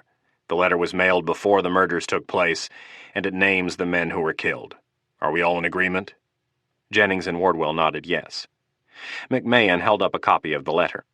I would like to hear your opinions on whether you think this letter is what it appears to be, or if you think it is, as the President said, a piece of disinformation. The two agents looked at each other for support, neither quite sure of the answer their boss was searching for. Wardwell spoke first. Who at the Bureau told the President they thought the letter was a piece of disinformation? No one did, as far as we know. But that is not what I'm concerned about. I don't want any of that to seep into your train of thought. What I want to know is, based on the evidence you've seen, do you think this letter is a piece of disinformation? McMahon leaned against the edge of his desk and waited for an answer. Based on what we know, no, I don't think this letter is a piece of disinformation, Wardwell said. Why do you think it's genuine? McMahon asked. You tell me why I should think otherwise. That's not the way I want you to go about this. McMahon started to shake his head and wave his hands. Let's try this. Dan, I want you to assume that whoever murdered these guys had an ulterior motive. Kathy, I want you to argue that they didn't have an ulterior motive. Now, Dan, if the motive for killing those three guys wasn't to scare the politicians into doing what that letter says, then what was it? There was a long silence while Wardwell pondered the question. All of a sudden, he slapped his thighs with both hands. Oh my God, I didn't even think about it. The President's budget was supposed to be passed today. You take those guys out, and the budget is dead. If the motive was to derail the budget, then why kill all three of them? Kozlowski was in charge of the Appropriations Committee. All they had to do was kill him and the budget would have been dead. Why kill the two senators? McMahon prodded. Well, if they wanted to cover their tracks and not make it look like they were trying to stop the budget, they would have killed more than just Kozlowski. Fair enough. McMahon paused and tapped his finger on his chin. Assuming you're right, why would someone take such a big risk just to stop the budget? There could be a million different reasons. Probably all of them having to do with money. Maybe there was a new piece of legislation in there that was going to cost someone a whole lot of money, or maybe they had just cut funding for a program, and the people who have been receiving that money weren't very happy about it. The budget is a huge piece of legislation. There could be over 1,000 new entries in there that could drastically affect someone or some group's finances, Wardwell said. There was a short silence while they thought about Wardwell's comments, and then Jennings spoke up. Yeah, or it could just be a group of Americans pissed off at the way these jerk-offs run the country. McMahon turned to Jennings. All right, hotshot, it's your turn. Jennings sat forward on the couch. Her gun hung loosely in a shoulder holster under her left arm. There are a lot of Americans out there who are sick and tired of the way these guys are running the country. Our own counterterrorism department has reported an alarming rise in threats against politicians over the last 18 months. If I were an individual who was worried about losing money because of a new piece of legislation, Fitzgerald, Kozlowski, and Downs would be the last three I would kill. They were the biggest spenders on the Hill. Unless the President has some hard evidence that there's an ulterior motive behind these killings, I think they're just spewing political rhetoric. Don't you think the timing is a little strange? McMahon asked. What timing? That they were killed right before the budget was supposed to be voted on? Jennings shook her head sideways. No, I don't. This afternoon you told me what that Kennedy woman from the CIA had to say about these murders being committed by military-trained commandos. Well, I thought about that for a while and then called my old firearms instructor from the FBI Academy. His name is Gus Mitchell. Have either of you ever met him? Sure, I know him real well, McMahon answered. Wardwell shook his head no. Well, Gus is an old Delta Force commando, so I called him and ran Kennedy's theory by him. We could only talk for a couple of minutes because he had to go teach a class, but in that short time he said something that didn't really sink in until you brought this budget thing up. Gus said one of the most difficult things about planning an operation like this would be to pick a time where you were guaranteed that all of your targets would be where you wanted them. When you look at these assassinations from the killer's standpoint, the morning before the budget is supposed to go to a vote is the perfect time. All of the congressmen have to be in town to vote, and all of the senators stay in town to try to influence the outcome. Any other day, and these guys are flying in and out of town with little or no notice. McMahon nodded his head up and down while he thought about Jennings's new angle. It might be worth his time to go give Gus Mitchell a little visit. O'Rourke and Scarlatti were walking down the sidewalk. Scarlatti had both arms wrapped around O'Rourke's waist, and he had his arm around her shoulder. The cold night air felt good on their faces. Liz reached up and kissed him on the chin. O'Rourke smiled and noted it was the first time he had done so in days. Everything had been so tense, so serious over the last several weeks. It felt good holding on to Liz, but something told him things in Washington were going to get worse before they got better. When they reached O'Rourke's house, they walked up the steps to the front door. The first level of the brownstone was a 2-car garage. Parked on the same side of the street and down about 3 houses was a black BMW with dark-tinted windows and diplomatic license plates. The man behind the steering wheel watched as the handsome couple entered the house. He looked up and down the street to see if anyone had followed. As Michael and Liz entered the house, O'Rourke's yellow lab, Duke, jumped up from his spot on the kitchen floor and ran down the hallway. Liz let go of Michael to greet the excited dog. "Hello, Duke, how are you? I've missed you." Scarlatti patted him on the side and scratched his neck while the 80-pound lab wagged his tail. O'Rourke said hello to his roommate of 7 years and patted him on the head. Scarlatti stood up. "Where's your ball, Duke? Where's your ball? Go get your ball." Duke frantically tapped his paws on the hardwood floor and then bolted down the hallway in search of his ball. O'Rourke took Scarlatti's jacket, hung it up, and said, "Hey, don't get him too excited. I've got more important things for us to do than play fetch." "Come on, Michael, he's been inside all day. He needs to blow off a little steam." "Tim came by during lunch and took him for a jog, and believe me, I need to blow off a lot more steam than Duke does." O'Rourke smiled and wrapped both arms around her waist. "Easy, big boy. You'll get yours soon enough." "I'm going to hold you to that promise." "Don't worry, you won't have to." Scarlatti stood on her toes and kissed him. A second later, Duke returned and dropped his blue ball at their feet. They ignored him for a while and continued to kiss until Duke let out a loud bark. Scarlatti let go of O'Rourke and grabbed the ball. She waved it in front of Duke's mouth several times, then threw it down the hallway. O'Rourke patted her on the butt and started up the stairs. "I'm going to fill the bathtub. When you're finished with Duke, why don't you grab a bottle of wine and come on up?" Scarlatti smiled and nodded her head. When O'Rourke reached the second floor, he walked down the short hallway to his den. Standing in front of his selection of CDs, he ran his eyes over the thin plastic cases turned on their side. He stopped at one of Liz's favorites. O'Rourke grabbed the Sean Colvin CD, put it in, and hit play. The light by the window was on and the shade was open. He walked over, turned off the light, and stood for a moment looking down at the dark street below. The young congressman reflected back to a hunting trip he had taken almost a year ago. A trip where he had divulged a dark and damaging secret involving Senator Fitzgerald. For the first time since the murders, Michael allowed himself to wonder if the person he had told that secret to was capable of taking the lives of Fitzgerald, Kozlowski, and Downs. O'Rourke did not have to search deep. The answer was a resounding yes. The assassin looked up at the shadow standing in the window on the second floor. The windows of the car were cracked slightly so he could hear what was going on outside the car. For several minutes he continued to scan the street, checking to see if there were any new people or cars he hadn't seen on previous nights. He did so with minimal movement. Only his eyes darted back and forth, using the mirrors to look behind. After several minutes, he started the car and drove off. He had seen what he needed.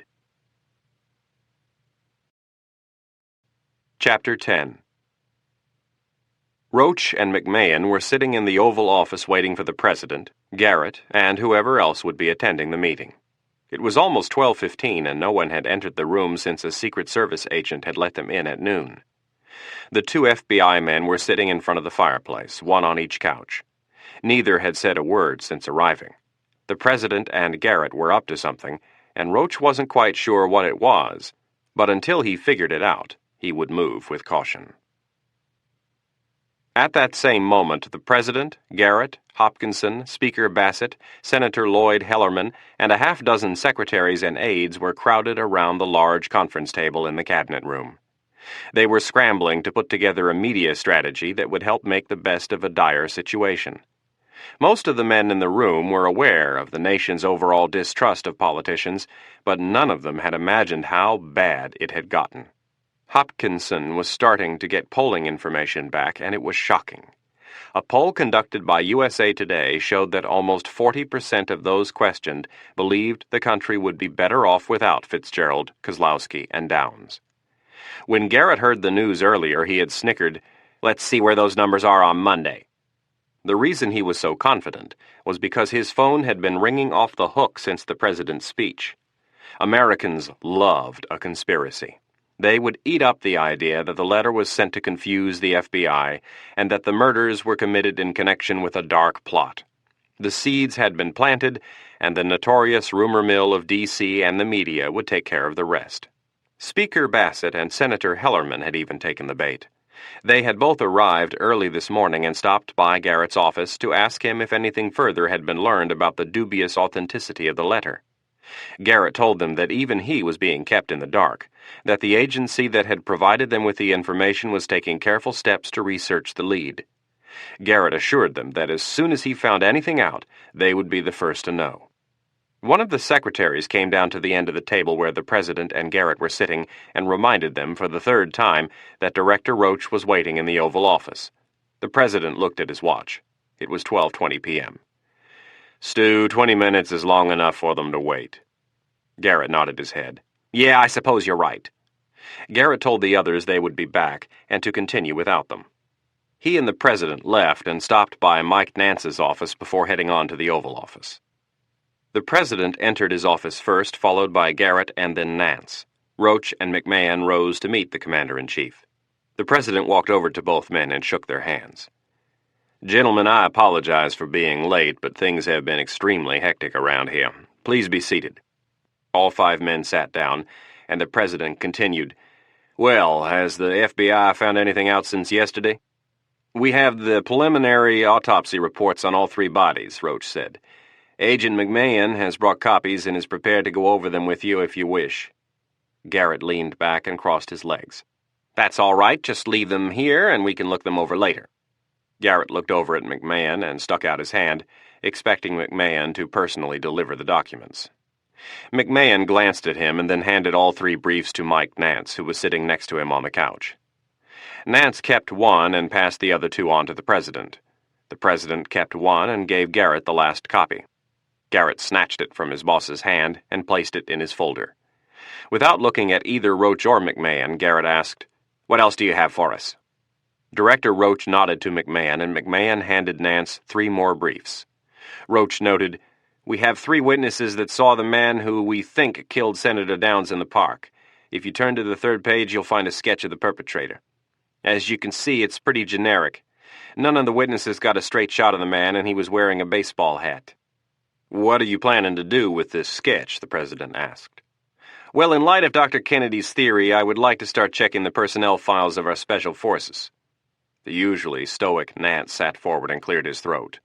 "I think that for now, Dr. Kennedy's theory should be kept very quiet. It is completely unsubstantiated, and the press would have a field day if they found out the FBI suspected United States military personnel.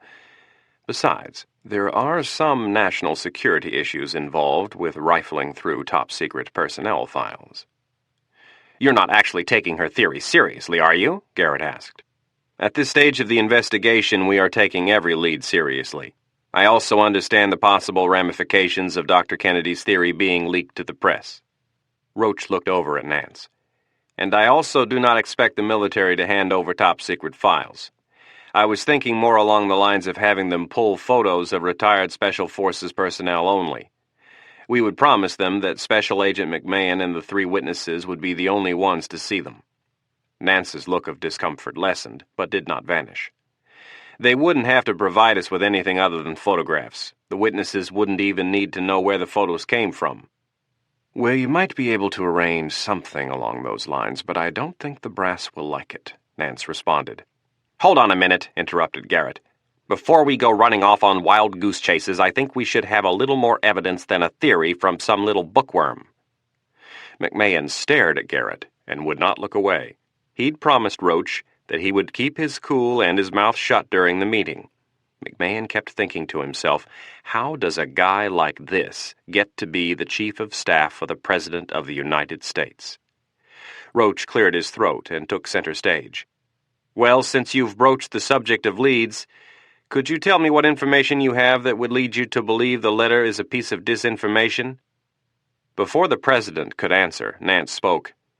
"Right now, we are not at liberty to discuss that information. The lead is still being investigated." Instead of responding, Roach stared at the President and thought to himself, what are these guys up to? Nance continued. "The information will be passed on to you as soon as it can be verified. The people who are looking into this want to be very careful that they don't compromise any assets by moving too quickly." Roach thought to himself, "You bet your ass you'll pass it on to me, or you'll find a subpoena sitting on your desk." The director shifted his gaze away from the President and back to Nance. "Who is investigating it?" "I can't say anything just yet. It's a strange situation that I really can't go into."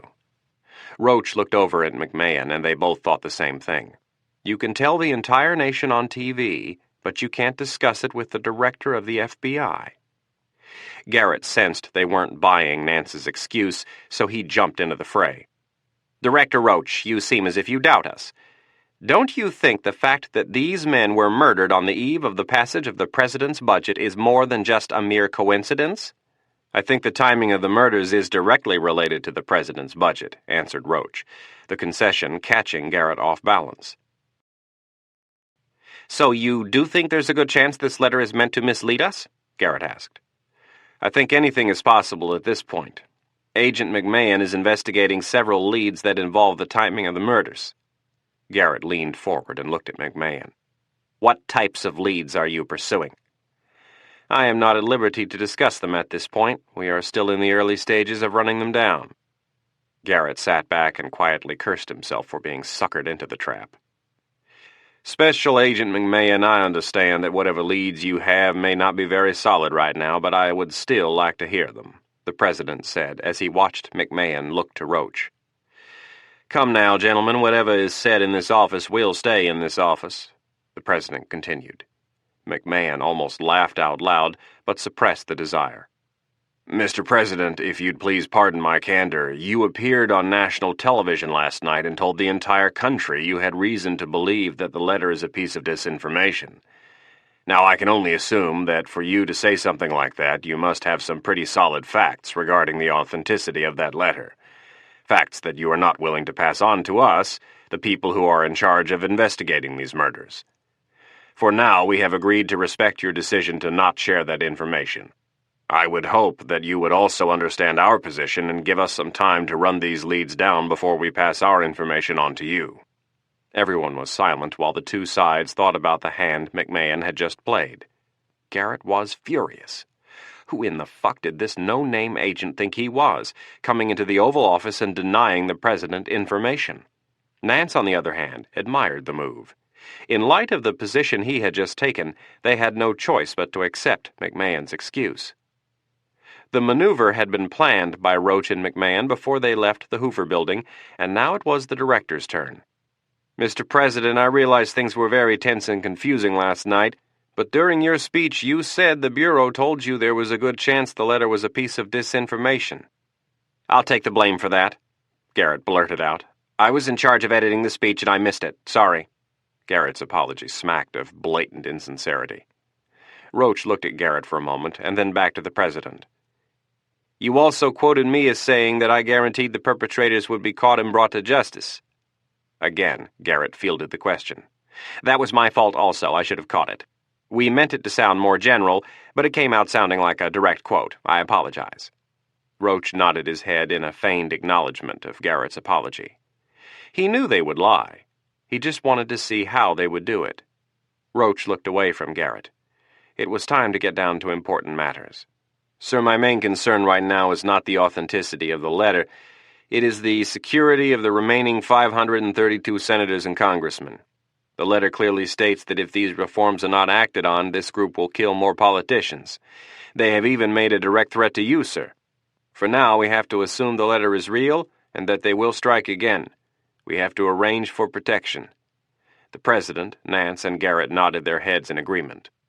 "I have spoken with Director Tracy of the Secret Service and most of the chiefs of the metro area police departments. We are meeting this afternoon to discuss additional security measures. The tab for this protection, sir, is going to be rather large. I am going to need you to authorize special funding. Don't worry about the money. Whatever it costs will be taken care of." The President waved his hand in the air, emphasizing that money was the least of their concerns. "How are you planning on handling the security?" "Well, Director Tracy and I have agreed that initially we should concentrate on giving the best security to the senior-ranking members of both the House and the Senate. He and I are working on pulling agents out of the field so they can provide personal protection for the ranking members. The presidential security detail will not be weakened. If anything, Director Tracy is thinking about adding more agents.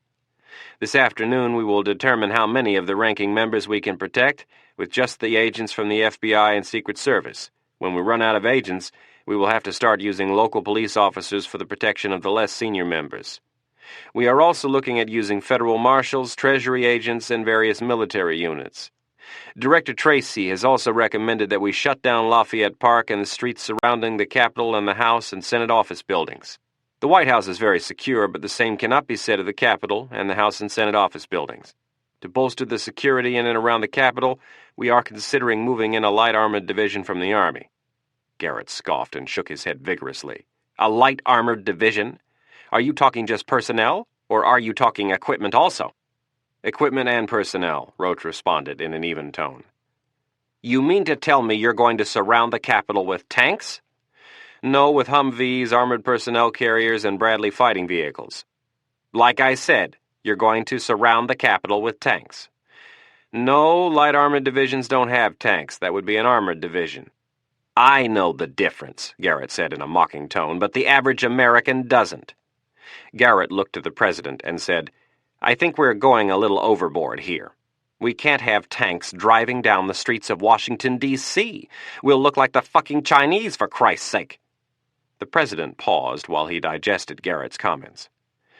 "I agree with Stu. For now, let's try to keep things as normal-looking as possible. I don't want the press and the American people to think we're panicking. Besides, these killers would have to be suicidal to try something at the Capitol." Roach nodded his head in compliance and then went on. The meeting lasted for another 10 minutes, while Roach continued to give them a broad overview of the extra security measures. When he was done, the President walked them to the door and thanked them for coming. Roach and McMahon did not say a word until they climbed into the limo. Once the doors closed, Roach immediately started to shake his head in disapproval. He did not swear, but wanted to. Roach liked to stay on a nice even keel, while McMahon was just the opposite. "What a bunch of assholes." "I take it you didn't believe a word of their story," Roach said. "Are you kidding me? He gets on national TV and announces to the country that he believes the letter is phony, but he won't tell the director of the FBI or the agent running the investigation where he got the information. It's a crock of shit." "Why would he make it up if it's obviously a lie? If he has any information, he will have to come forward with it." "You're damn right he will. If he doesn't, we'll hit him with a subpoena and an obstruction of justice charge. This is our baby, not the NSA's or the CIA's. This is domestic and it's our jurisdiction," McMahon said. "Yeah, that's what worries me. They know they have to hand over what they've got." Roach paused and looked out the window. "So, what are they up to?" "I have no idea. Politics is your department. But if they're still proclaiming this letter is fake 2 days from now and they haven't handed anything over to us, I'll get the Justice Department involved." Chapter 11. After leaving his meeting at the White House, McMahon drove out to the CIA's headquarters in Langley, Virginia, and picked up Dr. Kennedy. McMahon had asked her the previous evening to accompany him for the interview with Gus Mitchell, the former Delta Force commando. For the early part of the drive down to the FBI Academy, the conversation centered on the investigation and Kennedy's theory of who the killers were. As Kennedy continued to articulate her points, McMahon couldn't help but wonder where this woman had come from. What had possessed her to join one of the most exclusive communities in government? It was obvious that with her brains, understated savvy, and the way she carried herself, she could have entered any profession and been extremely successful. McMahon waited for a pause in the conversation. I hope you don't mind me asking, but how did you end up in the employment of the CIA? Kennedy looked out the window of the government-issue Ford and said, My father used to work for the State Department. Throughout most of his career, he was stationed in the Middle East. He married my mother, who was Jordanian, and I grew up in a bilingual household. Kennedy looked over at McMahon. There aren't a lot of Americans who are fluent in Arabic and who understand the customs and history of the area. McMahon nodded his understanding. You must have been a very highly sought-after commodity. I suppose you could say that. McMahon checked his side mirror and changed lanes. You said your father used to work for the State Department. Is he retired? No, he passed away. I'm sorry to hear that. Kennedy clutched her purse with both hands. Thank you. She looked at McMahon. It was a long time ago, almost 20 years. Her eyes squinted while she thought about how long it had been. It doesn't seem like it happened that long ago. He must have been pretty young. How did he die, if you don't mind me asking? Kennedy shook her head. He was stationed at our embassy in Beirut and was killed by a car bomb. McMahon cringed. What a shitty way to go. That must have been hard. You had to have been in your teens. Yeah, it wasn't the best time of my life, but I have a lot to be thankful for. My mother and I are very close. I have a great brother and 4-year-old son whom I absolutely adore. Kennedy gave McMahon the smile of a proud parent. McMahon smiled back while the pieces fell into place. The motivation of losing a parent to terrorism was more than enough of a reason to devote one's life to the fight against it. What's your little boy's name? Tommy. Kennedy fished a picture out of her purse and showed it to McMahon. He's a good-looking little fella. I assume he looks like his father. Unfortunately, yes. Sore subject? The divorce was finalized about 7 months ago. How about you? Any wife or children? None that I know of, McMahon said with a grin. I was married once. It was a mistake. I was too young, I drank too much, and I was married to my job. The Bureau? Asked Kennedy. McMahon nodded. Never found the time to remarry? Not with this job. I can barely take care of myself. I read your file. It looks like you've been pretty busy over the years. McMahon gave the young doctor a sideways glance. You read my file? Kennedy shrugged her shoulders. I read a lot of files. So do I. I'll have to make it a point to read yours when I have the chance. Kennedy smiled. Don't waste your time. It's pretty boring stuff. I'll bet, replied a grinning McMahon. A short while later, they pulled up to the guard post at the FBI Academy.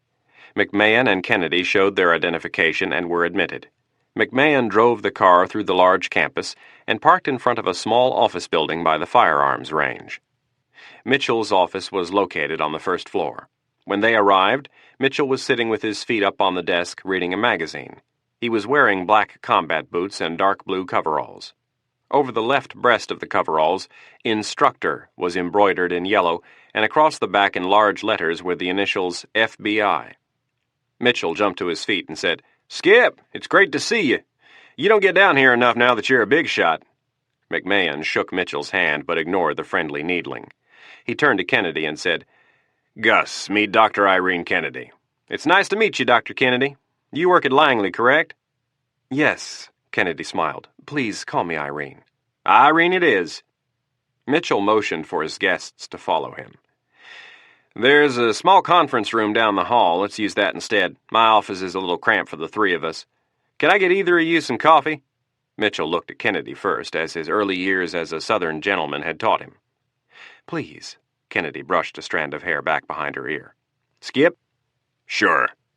Mitchell disappeared, and Kennedy raised one of her eyebrows. McMahon noticed the expression and asked, What? They are a unique breed, aren't they? Who? Commandos, replied Kennedy.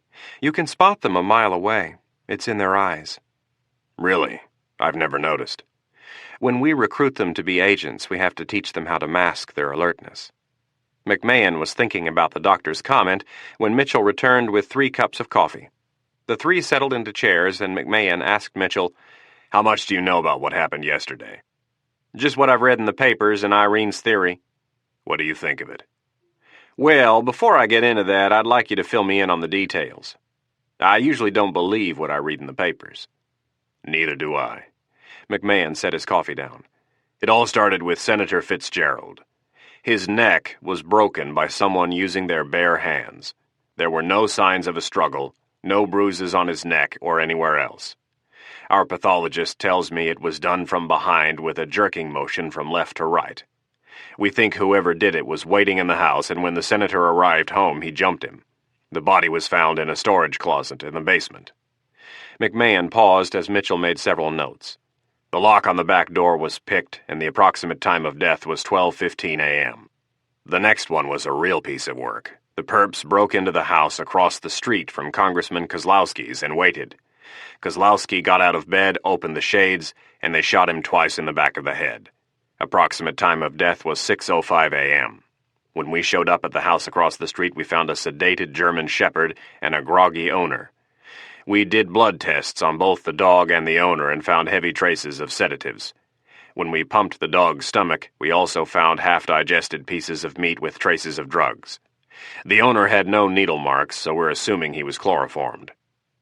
Does this guy let his dog out before he goes to bed every night? Mitchell asked. Yes, every night before the local news, McMahon responded. Mitchell nodded his head as if he already knew the answer before it was relayed. The next murder was committed at approximately 6:25 a.m. in a park by Senator Downs's house. We have several witnesses who have reported seeing a man loitering in the area just prior to the death of the senator.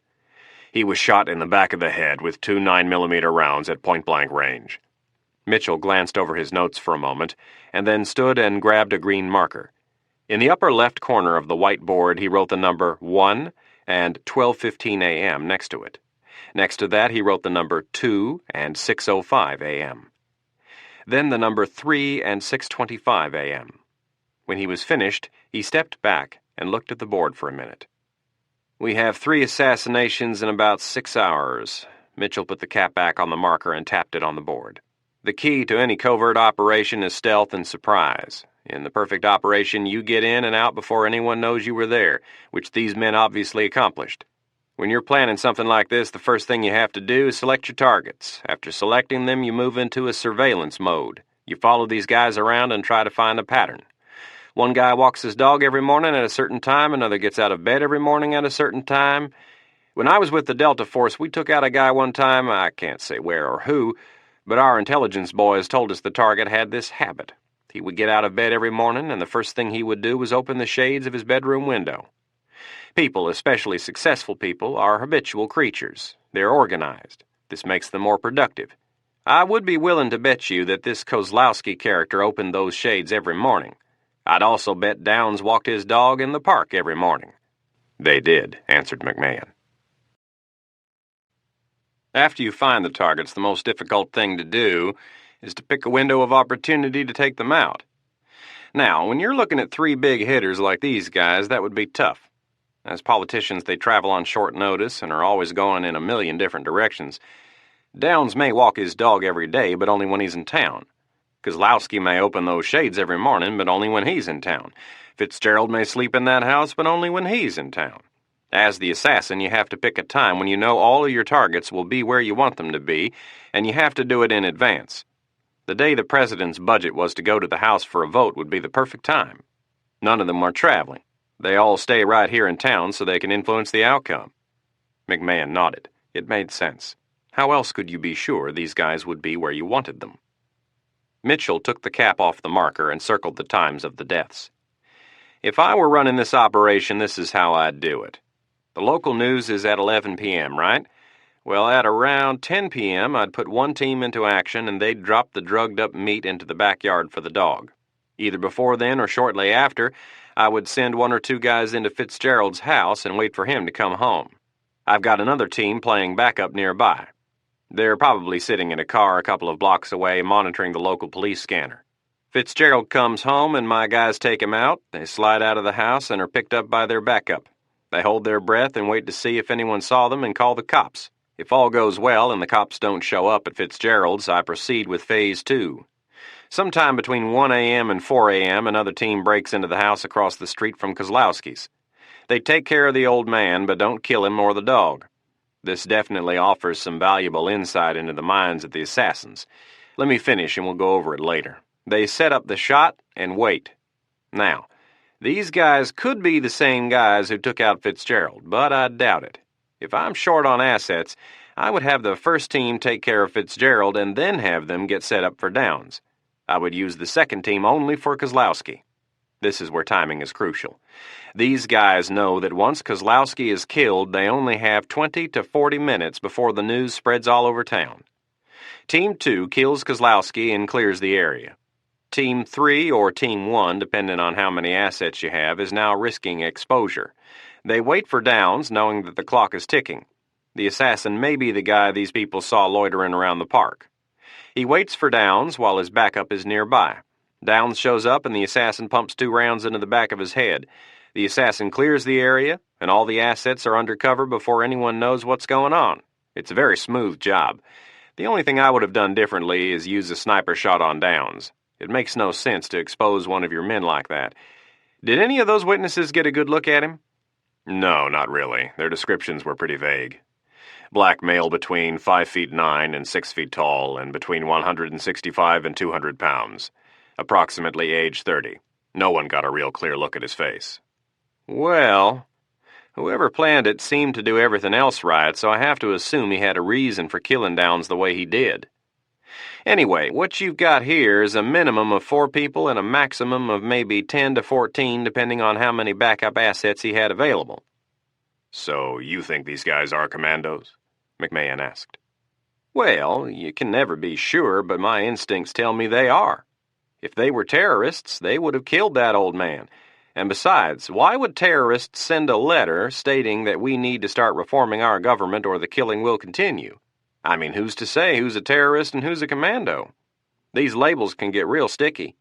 The IRA for years was considered, and by some people still is considered, a paramilitary group. They achieved that status by attacking only military and government targets. Well, as soon as they started setting off bombs and killing innocent civilians, they became terrorists. These people haven't killed any civilians. They've killed 3 politicians. They even took extra steps not to kill that old man by drugging him. In my book, they're commandos. They didn't kill any civilians. One thing is for sure, they're not terrorists in the Middle Eastern or European sense. Irene is right. When those nuts go after a target, they do it very violently and with no concern for noncombatants. Then who do you think did it? An American paramilitary group? You mean like those white supremacist idiots that live out west? Mitchell shook his head. Those clowns don't have the skill to run an operation like this. They could have killed 1 or maybe 2 of these guys with a rifle shot, but they don't have the kind of talent to break a man's neck barehanded. Do you have any idea how hard it is to do that with your bare hands? It's not like it is in the movies. McMahon and Kennedy shook their heads. Let me tell you a little story. Mitchell smiled. I really shouldn't be laughing about this, but it's kind of funny. When they train you to be a Delta, they teach you a lot of different things, and one of them, of course, is hand-to-hand combat. Well, most of the shit they teach you, you can't practice it all the way through, like breaking a guy's neck, for instance. I mean, how in the hell do you practice breaking a neck? Anyway, I'm on one of my first missions, and my job is to take out a sentry who's walking patrol. I'm sitting there with my partner. We'd crawled over 100 yards to get to this one bush, and we're waiting for the guard. When the guy passes by, I jump out and grab him. I execute the move just like my instructors taught me, but nothing happens. Luckily, my partner was right there to finish him off with the knife before he could make any noise.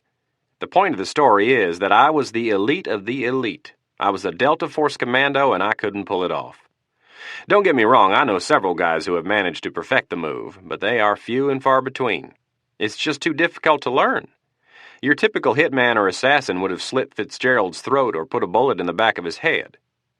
Kennedy pondered Mitchell's comments and then asked, Based on what you've heard, who do you think did it? There was a long pause while Mitchell thought about the question. My gut reaction. Mitchell stopped and looked out the window. My gut reaction is that this operation was pulled off by United States Special Forces commandos. McMahon took a deep breath and said, Please elaborate. I was in the Special Forces for almost 15 years. I've worked with Navy SEALs, Green Berets, Rangers, Marine Recons. I've met them all. Do you know what the one thing is they all have in common? No. They all hate politicians. The two professions couldn't be more fundamentally different. Commandos live by a warrior's code, honor and integrity above everything. Do what you say and mean what you do. Politicians just say whatever will keep them in office. Now, where you run into the problem is when you have the unprincipled, honorless politician telling the principled, honorable warrior what to do. The way the relationship works with the politicians in the position of authority, they're destined to foster disgust and animosity among the troops. I don't know of a single Special Forces soldier who thinks Washington isn't run by a bunch of idiots. We've had operations exposed because those damn fools don't know how to keep their mouths shut. We've worked for months planning missions and then had the plug pulled at the last minute because some politician didn't have the guts to authorize it. You have to understand the mentality of a commando. They've given everything they have to this country, and in return they see those whores selling America down the drain. I don't mean all of them. There are some good, honest politicians, but they are a rarity. Most of those guys are lying, misdirected egomaniacs. They think it's just a game. Mitchell paused briefly. There's a lot of hate and distrust between the military and Washington. There always has been, and it's even worse when you start talking about Special Forces personnel. So, you think the letter is for real? Who knows? Mitchell paused again and looked out the window. If I had to put money on it, I'd bet it's for real. Shit, turn on the radio, go to your local bar. People are sick of the way this country is run. These murders weren't committed as part of a plot to derail the Stevens administration.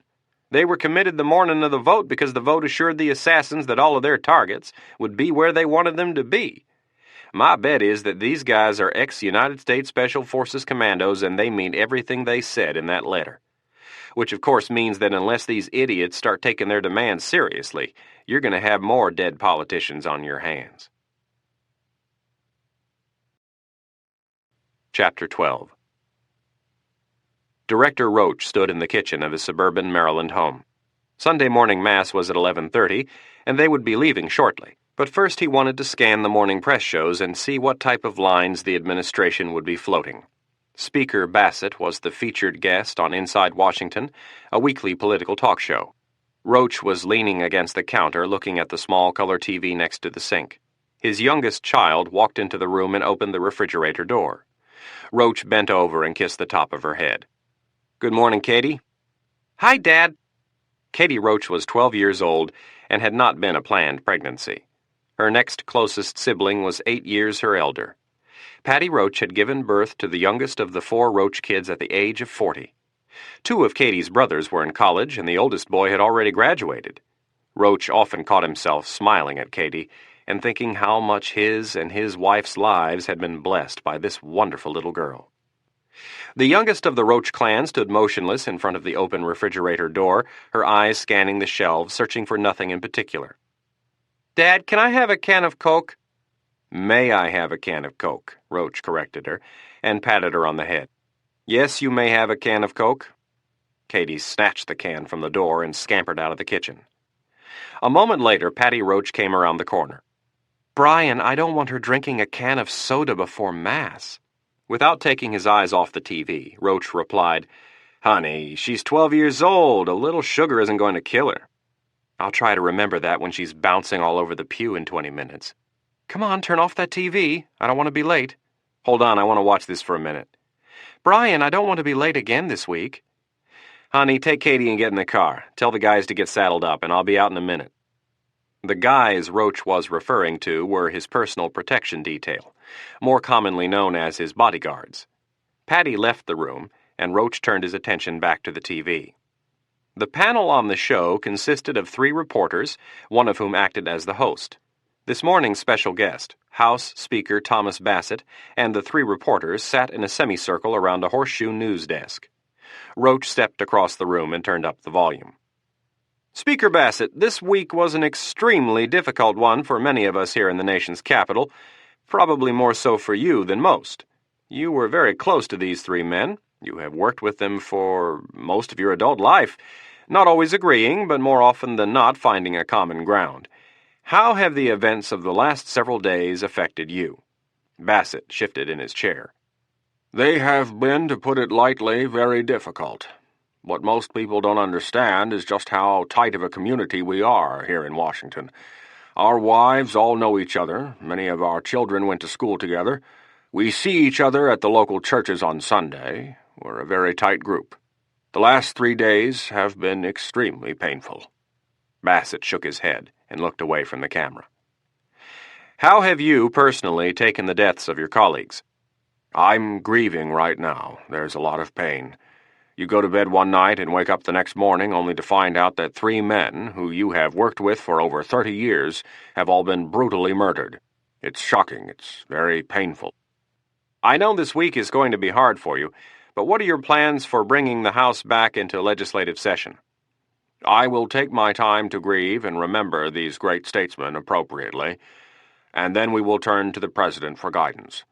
President Stevens is a very strong leader, and with his help we will move forward and get back to the business of governing this country." "Mr. Speaker, everyone is very aware of the letter that was sent to the media by the group claiming responsibility for the murders. There have been some rumors circulating around town regarding the authenticity of this letter. The President even hinted at it in his speech the other night. Can you shed some light on any of these rumors?" "To the best of our knowledge, the letter was sent by the group that committed the murders. The letter was postmarked the day before the killings and names all 3 of the deceased. What is in question right now is the actual reason why these murders were committed." The host leaned forward. "Do you mean to imply that the murders were not committed for the reasons stated in the letter?" "That is what we are exploring." "What leads you to believe the letter is not what it appears to be?" "Well, the FBI is very suspicious of the timing of these murders." "Why?" Bassett hesitated for a moment. "They are uncertain that the murders were committed solely for the reasons stated in the letter." The host became visibly excited as he asked his next question. "What facts have they discovered to back this up?" "The FBI is being very tight-lipped about this, as I'm sure you can understand. All I know right now is that they have received some information that has led them to believe the murders were committed for reasons other than those stated in the letter." Roach looked at the TV and shook his head.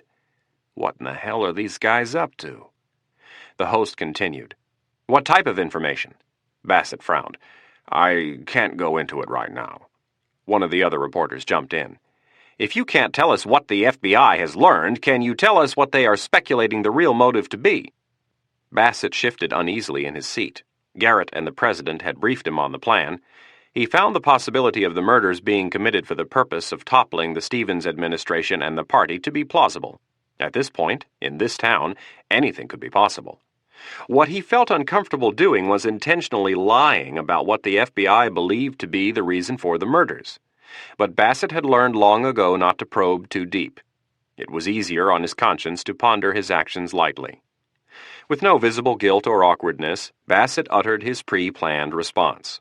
"The FBI thinks the murders were committed to try and stop the president's budget from being passed." Roach tried to stay calm as he pinched the bridge of his nose tighter and tighter. The program broke away for a commercial, and he turned off the TV.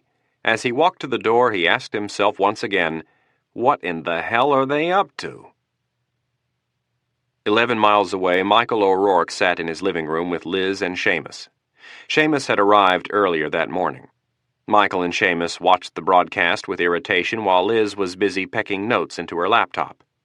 She had a column that was supposed to be on her editor's desk by 5 p.m. The program came back on the air, and the one woman on the panel started to ask questions.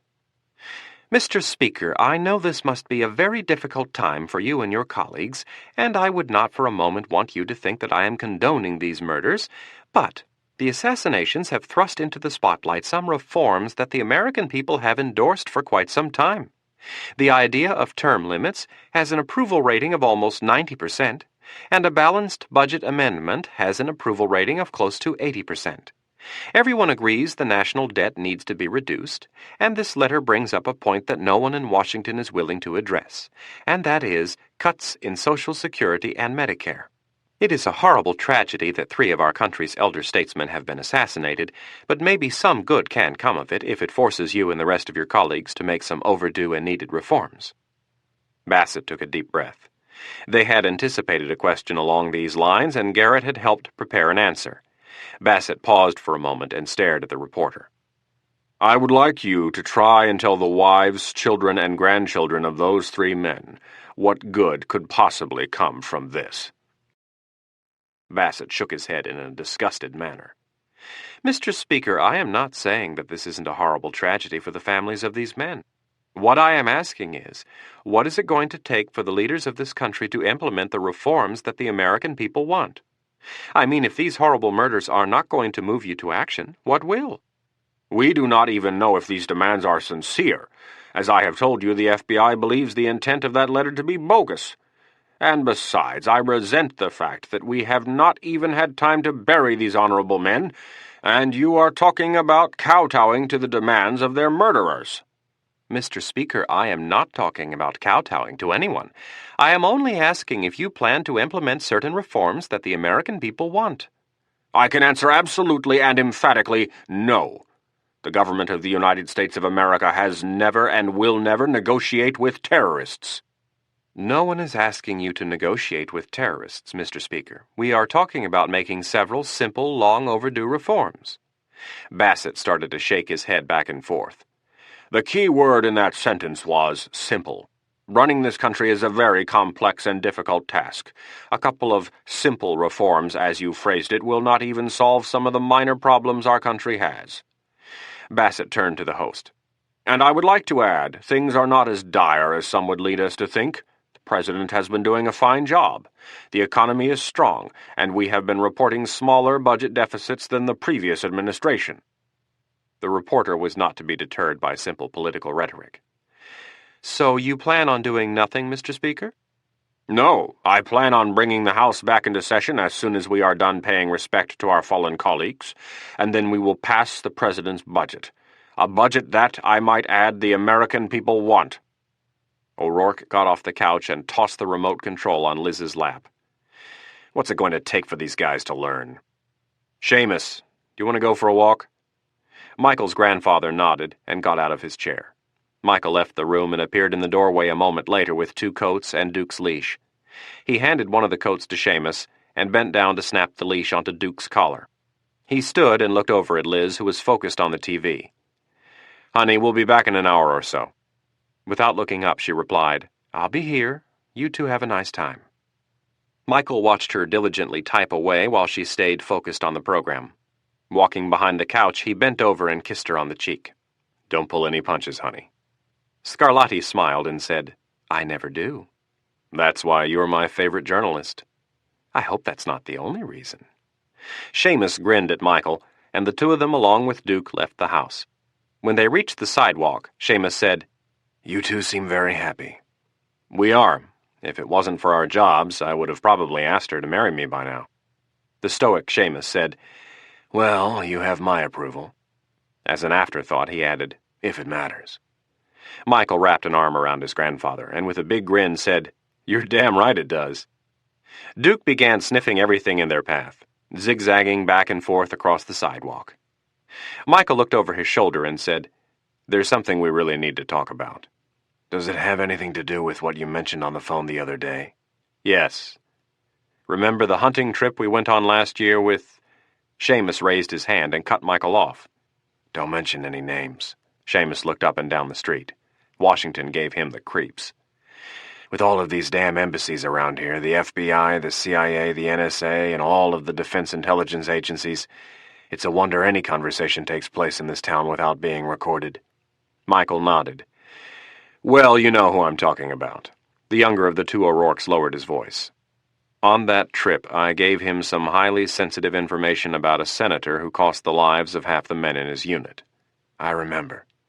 Michael paused and said, "I think that he might be involved in these assassinations."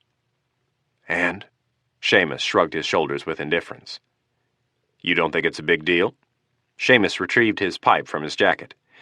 "Yes, I think it's a big deal." He packed some tobacco in the bowl and sucked a flame down into it. Exhaling a cloud of smoke, he said, "Michael, partisan politics have always existed in this country, and it always will. In a way, it's healthy. The parties act as another check and balance. They pulled the same crap when I was your age. The only difference was, when push came to shove, they were responsible enough to balance the budget. The problem today is that men like Kozlowski, Fitzgerald, and Downs, the old guard, they control the system. All of this shit went down on their watch, and they did nothing to prevent it. In fact, they resisted common sense change at every turn. They are the reason we are $5 trillion in debt, and I couldn't be happier that they are dead." Michael gave Duke's leash a slight yank to get him to slow down. "I'm not sad they're dead either. I've seen up close and personal the way they do business, and I couldn't be happier that they're gone. My problem is that I'm not entirely comfortable with the idea that I may have set this whole thing in motion by relaying a highly classified piece of information that I wasn't even supposed to know." Seamus waited for another walker to pass before he gave his answer. "We went over this before you told him. You commanded a recon unit when you were in the Corps. If some little silver spoon millionaire politician compromised a mission that you and your men were on because he had had one too many martinis, and his loose lips led to the deaths of half of your unit, would you want to know?" Michael sighed deeply and said, "Yes." "That's all the farther you need to look, Michael." Seamus took several more puffs off his pipe while they walked. "Have you talked to anyone else about this?" "No." "Not even Liz?" "No." "Good. Keep it under your hat. If our boy is behind this, we're fortunate. This is the first chance we've had for real change in 30 years. "I agree. It's just that something like this could spin out of control real fast, and I don't want to see him get taken down." "Don't worry. He isn't going to get caught. He's been doing this for years in places a hell of a lot more dangerous than the United States." Director Thomas Stansfield sat in his office with only his desk lamp on. Outside the window of his corner office, powerful floodlights illuminated the formidable compound of the Central Intelligence Agency. 3 years ago, he would never have been found in the office on a Sunday night. He would have been sitting at home with his wife. Stansfield's demanding job required him to work some long and strange hours, but Sunday evenings had been the one night of the week, barring an international crisis, when he would drop everything to be at home. He and his wife would typically watch 60 Minutes while making dinner, maybe relax in front of a fire, watch a movie, and then call the girls out on the West Coast. They had 2 daughters, both married, one living in Sacramento and the other in San Diego. This calm, comforting, and loving part of Thomas Stansfield's existence had vanished with little notice. Sarah Stansfield had left his life too quickly. During a routine physical, a tumor had been discovered. When the doctors went in to take it out, they found that the cancer had already spread to several glands. 2 months later, Sarah was dead. It had been the most painful 2 months of Stansfield's life. That he worked in a profession where emotions were looked on as a liability, a profession where tough-minded and emotionally neutral people played a serious game, did not help things. When Sarah died, Stansfield had been the agency's director for just over a year. Just when he'd reached the top of his profession, he'd lost the most important person in his life. Those who were close to him offered their private condolences, and they were appreciated. Some offered to help with the workload until he was up to it, but Stansfield had kindly refused. After Sarah's funeral, he spent several days with his daughters and 3 grandchildren, reminiscing about his beautiful wife and their loving mother and grandmother. The sons-in-laws respected the feelings of a very private man and kept their distance. When the weekend was over, he put his loved ones on a plane and went back to work. Even 3 years later, Sarah was often on his mind. The pain was gone, and had been replaced by fond memories, hard work, and trips to see his daughters and grandchildren. Stansfield was a first in the history of CIA directors. He had no military experience, he was not a lawyer or a politician, and he was not Ivy League educated. Stansfield had entered the agency during the mid-50s after graduating from the University of South Dakota. He had something the agency was searching for desperately. He was fluent in 3 languages, English, German, and Russian.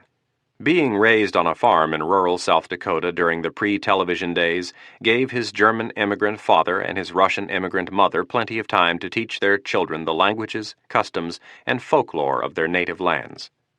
Stansfield had been one of the CIA's most productive agents during the 50s and 60s. In the 70s, he became a case officer. In the early 80s, he was the agency's station chief in Moscow. And then in the late 80s, he became the deputy director of operations. At the time, he thought he'd reached the end of the ladder. That was until the previous president did something that surprised everyone. The CIA, at the time of the collapse of the Soviet Union, had grown to rely heavily on non-human data. They were spending most of their resources spying the high-tech way, with satellites and other electronic devices. The electronic information that the agency collected was valuable, but nowhere near as valuable as a well-placed agent.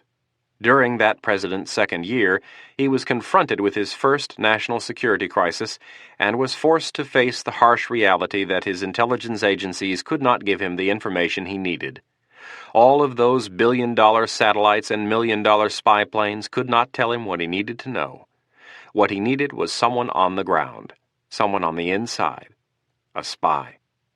Following that incident, the president put together a task force and asked them to come up with a strategy for correcting this shortcoming. Stansfield was placed on the task force, which he thought was nothing more than a waste of time and energy. After months of late meetings and lengthy debates, the task force briefed the president on its findings. They told him that America needed to increase its human intelligence gathering apparatus on a global scale. They told him it would take a long-term commitment and that it could be a minimum of 6 to 10 years before they started to see any tangible results from their efforts. To Stansfield's amazement, the president not only agreed, but decided that since the current director of the CIA was retiring shortly, it would make sense to have someone who understood the human side of the business running the agency. Some people were upset that they had been passed over for the position, but most of them had no choice but to respect the decision. Stansfield was an icon, a real-life spook. He had earned his spurs running around behind the Iron Curtain, risking his life. He had risen through the ranks and put in his time. The phone on Stansfield's desk started to ring, and he looked over the top of his spectacles to see which line it was. The light blinking on the far right told him it was his private line. He grabbed the phone and said hello. "Tom, Brian Roach here. Sorry to bother you on a Sunday night, but I need to run a couple of things by you." It wasn't unusual for Roach to be calling his counterpart at the CIA, but tonight he felt a little uncomfortable. "No problem at all, Brian. I'm just trying to get a head start on the week. What can I help you with?" After a prolonged pause, Roach said, "Tom, I need to ask you a couple of questions, and if you don't want to answer them, please just tell me." "Go right ahead." "Tom, do you or does anyone at the agency possess any information that would lead you to believe the murders were committed for reasons other than those stated in that letter?" Stansfield's eyebrows frowned at the question. "Not that I know of." "No one at the agency has told the White House that they have discovered some information that suggests the motives of the killings was something other than those stated in that letter?" Roach asked again, more firmly. "No, I thought you guys were the ones that came up with that theory." Roach breathed a long, frustrated sigh. "No, we haven't told the White House anything." "Then why are the president and all of his people running around town saying that you have?" "That's what I would like to find out." "It sounds like they're up to something." Stansfield leaned back in his chair and turned to look at a map of the world on his wall. "Yeah, I've been getting the same feeling." Roach paused and took another deep breath. "Any advice?" Stansfield thought about the question. He was normally careful about giving his opinion, but he and Roach were of the same cloth. He had a lot of empathy for his counterpart at the FBI. It might be Roach whom they were doing a job on this week, but it could easily be him next time. "I think it may be a good idea to drop a little hint to the media that you have no idea what the White House is talking about." Roach pondered the advice for a moment. He liked the direct approach. "Thanks, Tom. I appreciate the advice. If you hear of anything, please let me know." "Will do." Stansfield set the phone back in its cradle and closed his eyes. Mike Nance and his associates made him nervous. Nance was the real brains over at the White House, the man with the connections. Garrett was sitting in his office with his feet up on the desk and an array of newspapers before him. It was just after 6 on Monday morning, and his plan was coming along nicely. With the cigarette dangling from his lips, he snickered at how easy it was to manipulate the media. The front page of the Washington Post read, "Murky conspiracy rumored to be behind murders." The front page of the New York Times read, "FBI thinks murders were committed to stop President's budget." The Washington Reader read, "FBI thinks letter is bogus." Garrett laughed out loud. It had been so easy. It made no difference if it was made up or not. The damage had been done. The American people would read the headlines and believe what they saw. Public support would rally back to the president, and they would ride it into a second term. Garrett shook his head and grinned as he thought of the power he wielded. Garrett's plan was simple. All he had to do was continue to portray the president as a victim and hope those idiots over at the FBI could catch these people. He smiled at how easy it was to play the power game against principled men like Roach. While they took the time to decide if a course of action was right or wrong, Garrett worried only about being caught. He had no time for petty little laws and technicalities, and he definitely had no time for someone else's morals. He was there to get things done and to play the game by his own rules. Director Roach's limousine pulled up in front of the Hyatt Hotel at 6:55 a.m. He was there to give a brief speech to the National Convention of Police Chiefs. Because of the assassinations, he had considered having one of his deputies handle the speech, but after talking to Stansfield, he decided to give it himself. He'd just finished scanning a Washington Reader article stating that the FBI thought there was a conspiracy behind the murders. As his bodyguards opened the door of the limo, a small mob of about 8 reporters and cameramen closed in. Roach stepped out of the limo and said hello to the group. A tall, blonde-haired woman got to him first. "Director Roach, could you please tell us what information the FBI has discovered that would lead you to believe the letter sent to the media after the killings is a cover for the real reason Senator Downs, Senator Fitzgerald, and Congressman Kozlowski were killed?" To the surprise of Roach's bodyguards, their boss stopped to answer the question. The reporters jostled each other to get their mics in Roach's face. "As of right now, we believe that letter to be sincere and are very concerned about the possibility of further assassinations." A tall male reporter blurted out the next question. "Director Roach, do you think the murders were committed in an attempt to derail President Stevens' budget?" "No, I do not. We think the assassinations took place on the eve of the budget vote because it guaranteed the assassins that Congressman Kozlowski, Senator Downs, and Senator Fitzgerald would be in town." "I don't understand. The White House has been reporting that the FBI believes the murders were committed to derail the president's budget," said a somewhat confused reporter. "Those reports are incorrect." Before another question could be asked, Roach turned and entered the hotel. Within minutes, his comments were being played as the lead story on every morning network news show. Without knocking, Garrett opened the door to Nance's office and barged in. Nance glanced up from his TV, which was showing the taped interview of Roach. "What in the hell is he doing?" asked Garrett as he pointed at the TV. Nance turned his head away from the TV. "Relax, Stu. This was expected. You didn't really think he would sit there and let us use him, did you?" "Hell no! But I at least thought he'd come to us, not go to the press," Garrett said, glaring at the TV. "Calm down. We already got what we wanted. The polls have swung 10 points in our favor. The people think there's some big conspiracy to ruin the president. The press loves the story and will run with it regardless of what Roach says. We'll have Monker release a statement saying it was improperly implied that the FBI had discovered the information when it was in fact another government agency. They'll all assume it's the CIA, and it'll make the story that much better. Besides, we can use this Roach thing to our advantage. He fired the first shot. With a few leaks to the right people, the press will be printing stories saying there's bad blood between Roach and the White House, and if he doesn't make some progress in solving these murders, things will get very uncomfortable for him.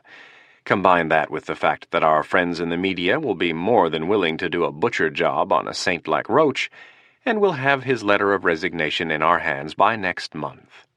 In a rare moment of emotion, Nance smiled at Garrett, and the gesture was returned. Chapter 13.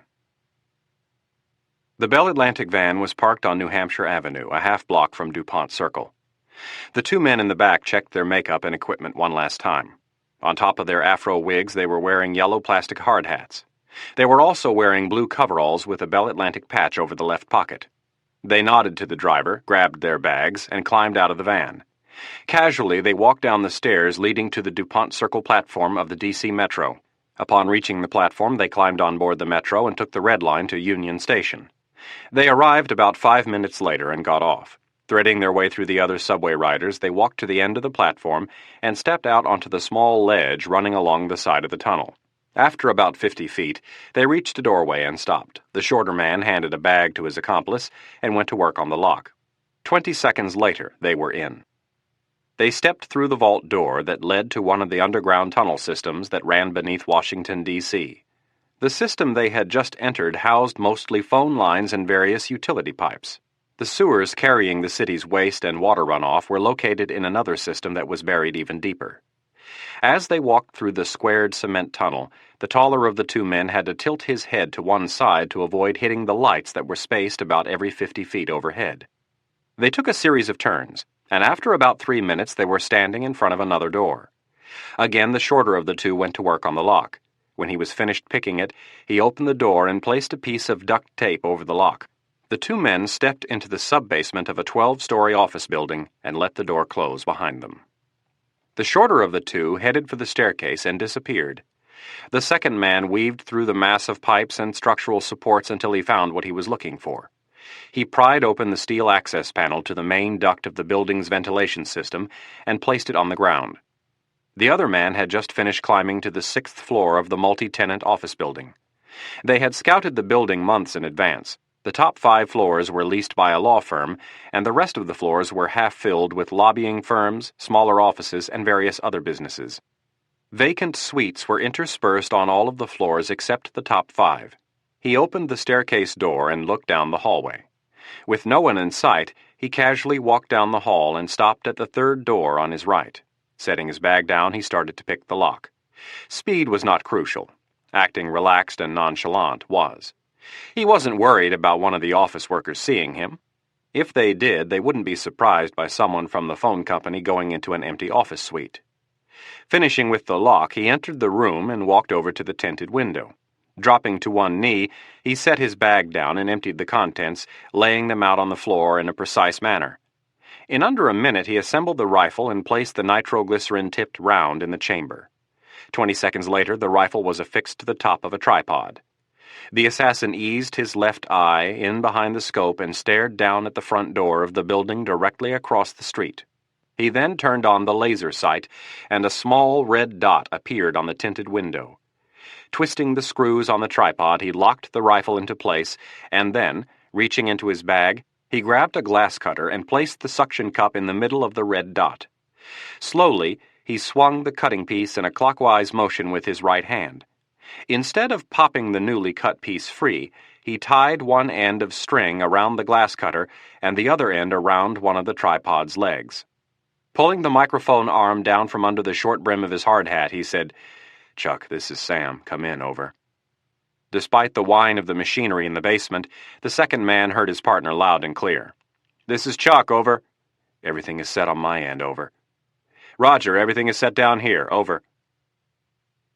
Secret Service agent Harry Dorrell had been pulled out of the field and directed to head the personal protection detail for Congressman Thomas Bassett. Since Bassett was the Speaker of the House, he was deemed a high-profile target by the FBI and the Secret Service. Dorrell had been the special agent in charge for the presidential detail of the previous administration. When his boss lost his re-election bid to Stevens, it was the end of Dorrell's assignment. Like most of the presidents before him, Stevens wanted a changing of the guard. The Secret Service did not object to this tradition because they knew it was good for their agents to be rotated. It helped prevent complacency and boredom. Dorrell sat in the lobby of Speaker Bassett's Capitol office and waited for the Speaker to give the word that he was ready to leave. The tall, middle-aged agent looked calm on the outside, but inside he was a wreck. He had read the report on the Kozlowski, Fitzgerald, and Downs assassinations, and it scared him. The assassins were professionals. 3 hits all in one night. One a bare-handed kill, the second a rifle shot, and the third a point-blank hit. These guys were not your run-of-the-mill Aryan Nation types. They were pros. And with the way Bassett liked to gallivant around town, he would be an easy target. Because there were so many congressmen and senators to protect, the Secret Service had not been able to give Dorrell the number of agents he wanted. They had given him only 5 men and women, and the Speaker's normal Capitol Police detail had been increased to 8 officers around the clock. Dorrell made a cursory effort to ask Bassett to cancel all public appearances until things cooled down, and as Dorrell had expected, Bassett declined. This, of course, made Dorrell's job extremely difficult. He knew the only way to really protect Bassett was to keep him locked up in his house, his office, or his armor-plated limo. As soon as Bassett left either of the 3, Dorrell's ability to protect him was reduced significantly. They were minutes away from leaving for Bassett's taped interview with CNN. Dorrell told his new boss that he thought it was a bad idea, and Bassett had politely told him he wasn't going to cancel. CNN had been advertising the appearance of the speaker since late Sunday afternoon, and although it would be tape delayed, it wouldn't take a genius to figure out when the taping would take place. Dorrell could not remember being more worried about an assignment. Whoever these killers were, they'd had months to plan what they were doing. They'd stalked and studied their targets, and if that letter was for real, they would strike again. Dorrell was gambling with his assets. He just didn't have enough men to do a complete job. He had sent 4 of his Secret Service agents and 2 of the uniformed officers ahead to do an advance check of the CNN building. They were to do a quick check of the street, the exits, and the rooftop.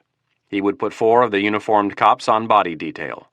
They would surround Bassett as he got out of the limo and walked into the studio. Dorrell had contemplated using his Secret Service agents for the body detail. They were trained to do it, but they were more valuable to him doing other things. Speaker Bassett and his aide, Matthew Schwab, appeared in the lobby, and Dorrell rose to his feet. "Are you ready to go, sir?" "Yes," Bassett answered. Dorrell brought his left hand up to his mouth and spoke into a tiny microphone. "Art, this is Harry, over." The Secret Service agent just outside the office door responded. "This is Art, over." "Bobcat is ready to roll, over." Bobcat was the code name that had been given to Bassett. The agent looked up and down the hall and nodded to the police officer holding the elevator. "The hallway is secure, over." "Roger. Let the boys downstairs know we're on our way, over." Dorrell turned to Bassett and motioned for the door. "Whenever you're ready, sir." Dorrell opened the door, and Bassett and Schwab stepped into the hallway. The entourage of Bassett, Schwab, Dorrell, the other Secret Service agent, and 2 cops started for the elevator. Dorrell took up the rear, while the other 3 men surrounded Bassett and Schwab.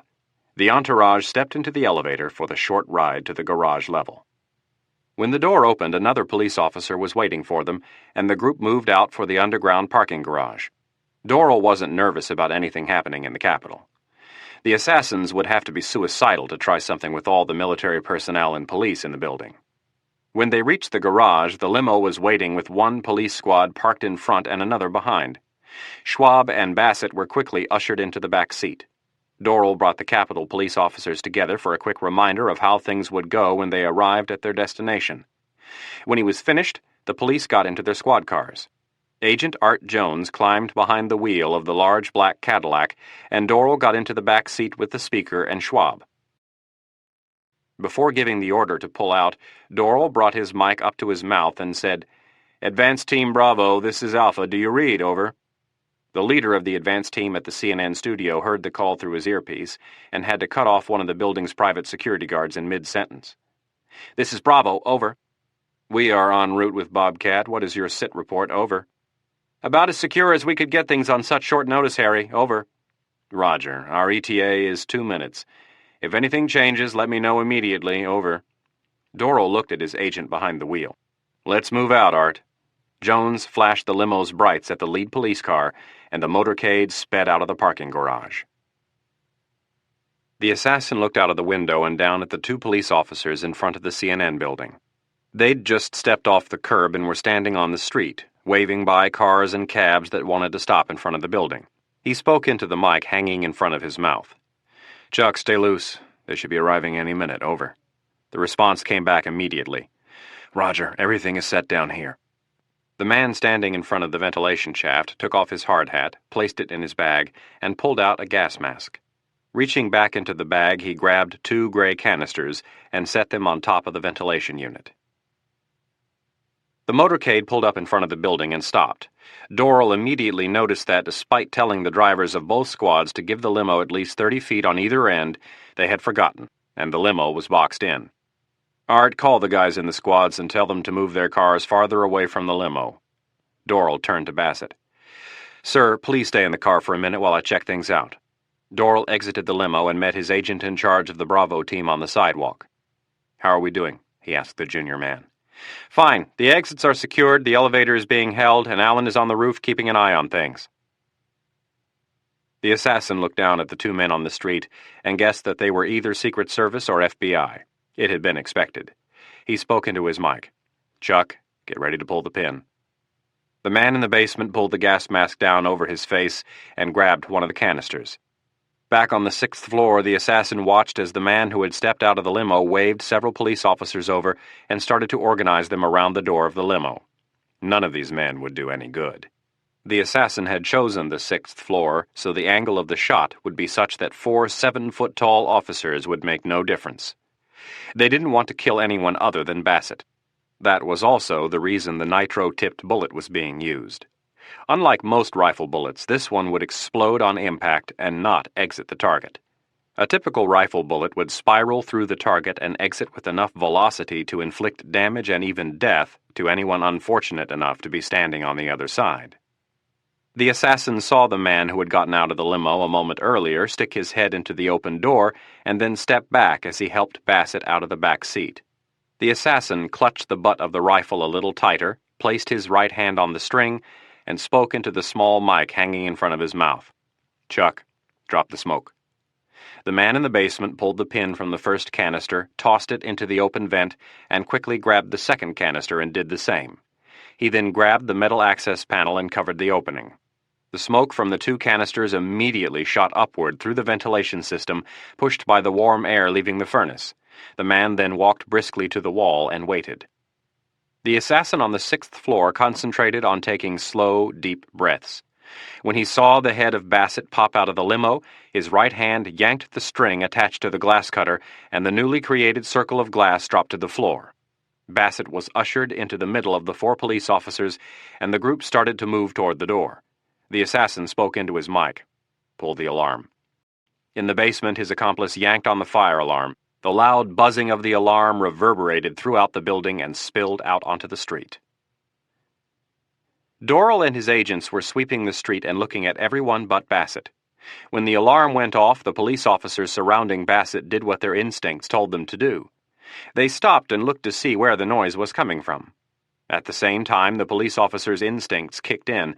So did Dorrell's. He lunged forward and screamed, "Keep moving!" As he reached the back of the first officer, he heard what he instantly knew was the loud crack of a rifle shot. He continued to push the group as he yelled, "Move! Move!" He took 2 steps, and then the officer in front of him stumbled and fell, landing on the fatally wounded Bassett. Dorrell placed his hand on the back of the officer to prevent himself from falling and looked down to see if Bassett had been hit. The answer was immediately obvious. There was blood everywhere. The nitro-tipped bullet had ripped apart the back of Bassett's head, and the white shirts of the Capitol police officers were covered with blood and a good portion of the speaker's brain. Dorrell kneeled over the pile and brought his mic to his mouth. "Bobcat's been hit. I repeat, Bobcat has been hit." 2 of the Secret Service agents were now standing between the street and the pile of bodies on the ground, their Uzis drawn and their eyes searching the buildings across the street. The assassin quickly disassembled the rifle and put everything back in the bag. Smoke was filling the room, and he yanked his gas mask over his face. Grabbing the bag, he ran down the hallway toward the stairwell. Once in the stairwell, he pushed his way past the scared office workers who thought the building was on fire. Dorrell looked down at what was left of Bassett's head and knew the speaker was dead. Just then, the voice of the Secret Service agent on the roof of the CNN building came barking over Dorrell's earpiece. "I think the shot came from the building directly across the street." Dorrell jumped to his feet and started shouting orders. "Art, call for backup. Let's secure that building." Turning to one of the cops, he yelled, "Take 2 of your men and head around the back. I don't want anyone leaving the area. And be careful." Grabbing the 2 agents who had their Uzis drawn, he ran across the street for the front of the building. They darted between the cars that had stopped to see what was happening. They made it to the other side of the street, and just as they reached the front of the building, an onslaught of frantic office workers met them coming the other way. They were blocked from getting inside. 3 blocks away at Union Station, the blonde-haired assassin was wearing loose jeans, a large sweatshirt, and a baseball hat. He walked over to a row of payphones. Union Station, like most large train and subway stations, had hundreds of payphones. It was an easy place for a person to come and go unnoticed. The man reached into his left pocket and pulled out a quarter. The dirty blonde hair that came out from under the cap and down to his shoulders was not natural. Neither was his posture. Instead of standing erect and looking like an athletic 6-foot-tall man, he was slouching. To the casual observer, he looked like a slightly overweight man who was no taller than 5'10". He punched the 7 digits into the phone and pulled a small recorder out of his pocket. A female voice answered on the other end. "Good afternoon, American Broadcasting Corporation. How may I direct your call?" The man pressed the play button on the recorder, and a computerized voice emanated from the small speaker. "Do not hang up. This message is from the group that is responsible for the killings of Senator Fitzgerald, Senator Downs, Congressman Kozlowski, and Speaker Bassett." The 23-year-old receptionist felt her heart jolt. She panicked for a moment, and then remembered that all calls coming into the main switchboard were recorded. After a short pause, the recording continued. "Speaker Bassett was killed because he and the rest of his colleagues have failed to take our demands seriously. We are not terrorists. We have killed no innocent civilians. In fact, we have gone to great lengths to avoid doing so. We are not, as the White House has led the media to believe, part of a conspiracy to topple the Stevens presidency. We are a group of Americans who are fed up with the corruption and complete lack of professionalism that exists in Washington, D.C. We gave you a chance to implement in a peaceful, democratic way the reforms you have been promising. You have failed to do so, so we have intervened. Do not test us again, or we will be forced to impose more term limits. We have the resources and the resolve to kill any congressman, any senator, and even the president. We will grant a ceasefire and give you the remainder of the week to bury Kozlowski, Downs, Fitzgerald, and Bassett. After they have been laid to rest, we expect immediate action on the reforms we have proposed." Chapter 14. It was still light out as Harry Dorrell passed through the Secret Service checkpoint and parked his car outside the staff entrance to the West Wing of the White House. Getting out of the car, he asked himself for the 100th time since the shooting how the assassin had gotten away. The police had sealed off the entire block within minutes of the attack. All of the people who had evacuated the smoke-filled building had been roped off and were being questioned for the third and fourth time by the FBI and the Secret Service. So far, every one of them had checked out as a legitimate office worker. The building had been searched with dogs and was empty. What a mess, he thought to himself. I've had 23 good years, and now this. As he reached the entrance, Jack Warch opened the door. "Harry, I'm sorry. I'm really sorry." Warch had replaced Dorrell as the special agent in charge of the presidential security detail.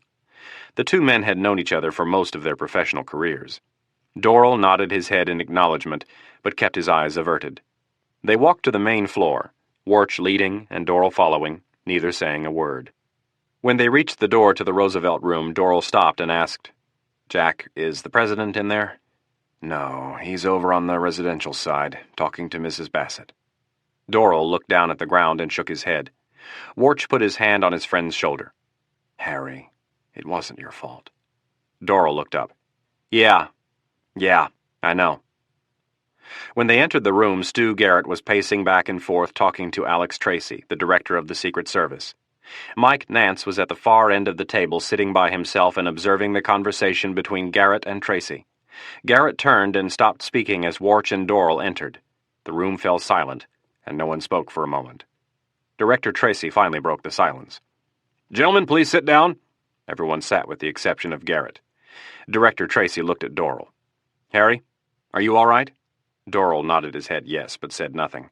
Tracy stared at him a while longer and went on. "Harry, have you met Stu Garrett and Mike Nance before?" "No." There was another awkward silence while Dorrell waited for Nance or Garrett to say something, but neither made the effort. Then Garrett stepped toward the table. "Agent Dorrell, we have been receiving reports all afternoon, and we know the basic facts about what happened. What we don't know, and what I would really like to know, is how did it happen?" Garrett said in one of his more confrontational tones. "What do you mean, how?" asked Dorrell. "I'll tell you what I mean by how. I want to know how in the hell the Speaker of the House, the third most powerful man in this country, was killed in broad daylight while he was surrounded by a dozen Secret Service agents and police officers." Garrett leaned over, placed both hands on the table, and stared at Dorrell as he impatiently waited for a response. Dorrell looked at Garrett and realized how this meeting was going to go. He'd heard all about Garrett and his style, so he sat up a little straighter and prepared himself for the confrontation. It had been a long day, and Dorrell was not in the mood to be dumped on. His face tensed slightly as he spoke. "Speaker Bassett was killed because he refused to cancel a public appearance. He was warned that we could not guarantee his safety, and he chose to ignore our advice." That's bullshit, Doral. He was killed because you and your men didn't do your jobs. It's as simple as that. Garrett banged his fist on the table. Doral rose out of his chair to meet Garrett eye to eye. "Oh, no, you're not." Pointing his finger at Garrett, he said, "I'm not going to sit here and let you hang the blame for this on me." Garrett interrupted Doral and shouted, "Agent Doral, you are in the White House and I run the show around here. You will sit your ass back down right now and keep your mouth shut." "I don't give a flying fuck if you're the king of Siam. I told him it wasn't a good idea to go out in public, and he ignored me. I did my job, and if Bassett would have listened to me, he'd still be alive." Garrett looked over at Director Tracy and screamed, "I want this man fired right now!" Without waiting for Tracy to respond, Garrett snapped his head around to Warch and pointed at Doral. "Get him out of here right now. I want his ass thrown out on the street." Doral went to step toward Garrett, and Warch rose out of his seat, blocking him. "Harry, it's not worth it." "Bullshit! I don't need this crap. I've been around too long to take shit from this little Hitler." Garrett looked back at Director Tracy. "I want him fired right now. I want his badge before he leaves this building." Warch pushed Doral out the door and closed it behind him. Doral was shaking, and his face was red from yelling. "Jack, I'm not going to take the blame for what happened to Bassett." "I know, Harry, I know. Just relax." Doral took a couple of deep breaths. "I haven't lost my temper like that in years." "You've had a long day, and Garrett doesn't usually bring out the best in people." "I can't believe that guy. Does the president actually listen to him?" "I'm afraid so." Back in the Roosevelt room, Mike Nance stood and gestured for Garrett to follow him. He opened a door at the opposite end of the room and walked across the hall to the Oval Office. Garrett walked around the large table and through the door. When he entered the Oval Office, Nance closed the door behind Garrett and stood staring at him for a full 30 seconds while he waited for Garrett to calm down. In a steady voice, Nance said, "Stu, you've got to learn to control yourself." "Mike, this whole damn thing is falling apart. We've lost Kozlowski and Bassett. Do you know what our odds are for getting him reelected with those two dead?" Garrett held up his hand and formed a 0. "They're zip, Mike. You and I are going to be out of a job next year. This whole thing is falling apart, and it's because idiots like that Doral can't do their job." Nance looked at Garrett and wondered momentarily if he really was nuts. "Stu, you have to get a hold of yourself. A lot of things could happen between now and election time. Losing your temper doesn't do us a bit of good. We have a lot of work to do tonight, so calm down. The important thing right now is get the public behind us. We have to find a way to turn this thing around. It's not going to be easy, but we have to keep our heads." Garrett nodded in agreement, and Nance said, "Let's go back in there and keep our cool." Speaker Bassett had left the Capitol's underground parking garage in a black limousine less than 24 hours earlier. He was now being returned in a black hearse. As the vehicle rolled to a stop, the back door was opened, and a special detail of 6 military personnel in dress uniform lifted the flag-draped casket out of the hearse and onto a gurney. After consulting with Speaker Bassett's family, President Stevens had given the order to make arrangements for Bassett to be included in the already planned ceremony for Senator Fitzgerald, Congressman Kozlowski, and Senator Downs. All 4 of the deceased had stated in their wills that they were to be buried in their home states. With the obvious security issues arising from the string of assassinations, it was decided that it would be best to have Bassett join his 3 fallen comrades, rather than have a separate ceremony in 2 days. After a short elevator ride to the main level of the Capitol, the gurney was discarded, and the special detail carried the coffin down the hallway, across the cold stone floor, and laid it on the rectangular black catafalque. The 4 flag-draped coffins sat underneath the center of the Capitol's large dome, each one pointing outward, marking the 4 major points of the compass. It was almost 10 a.m., and with the exception of a military color guard, the rotunda was void of all people. One by one, the families were given a private moment alone to mourn over the coffin of their deceased relative. Each family took about half an hour, and at noon the media was let in and allowed to start coverage of the event. The cameras started to roll, and the senators and congressmen filed in to pay their last respects. Just after 2 p.m., the legislators were shuffled off into secure areas of the Capitol, and the doors were opened to the public. A steady stream of people filed by the coffins until just after midnight, when the crowd started to thin. Senator Eric Olson was sitting in his study trying to decide if he should go against the wishes of the President, the FBI, the Secret Service, and his wife. It was almost 1 a.m. and he couldn't sleep. Too much was on his mind. He knew that the right and honorable thing to do would be to walk behind the caissons as the procession of coffins were moved from the Capitol to the White House. The daring daylight assassination of Bassett had made every congressman and senator realize just how vulnerable they all were. Bassett had been given more protection than any of his colleagues, and they'd still gotten to him. Not only did they get to him, but they got away without a trace. The FBI and the Secret Service were not taking any more chances, and the politicians who were still alive had become extremely agreeable in the wake of the recent events. Earlier in the day, when the final security arrangements were being made for the funeral procession, it had been decided by the Secret Service and the FBI that no one, not even family members, would walk in the open behind the caissons. None of the senior senators and congressmen had argued. They were not eager to join the ranks of the fallen four. But for a variety of reasons, Olson felt that he should walk behind the caskets. First of all, it was a tradition that should be kept and honored, and secondly, he felt that someone needed to show that the government of the United States was not afraid. Someone needed desperately to look like a leader. Every politician in the country was cowering behind locked doors and bodyguards. Olson couldn't blame them, especially the ones who had been unscrupulous during their time in Washington. The senator from Minnesota had gotten along with all four of the dead men, but he held no false illusions about their character. They were four of the most unethical politicians in Washington. Olson was a historian by training, and was more worried about the broad implications these murders would have on the future of American politics. History was the great teacher, he had always told his students. History repeated itself for many reasons, mostly because people really hadn't changed all that much over the course of modern civilization, and more so because history set precedents and gave people ideas. Olson did not want what was happening in his country to become a precedent. The events that had started the previous Friday needed to be stopped and dealt with in a swift and just manner. There was no room in a democracy for terrorism. Someone needed to stand up. Someone needed to act like a leader. Someone needed to walk behind those caissons tomorrow and show that he was not afraid.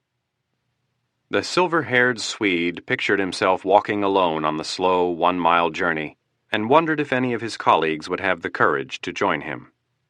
He started to mentally scroll through a list of names, searching for someone who would be bold enough to accompany him.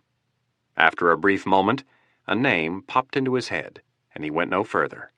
Reaching for his phone, he dialed the number. Michael patted Duke on the head and dropped his keys on the kitchen counter. As he picked up a stack of mail, he was relieved to see Liz's purse sitting by the phone.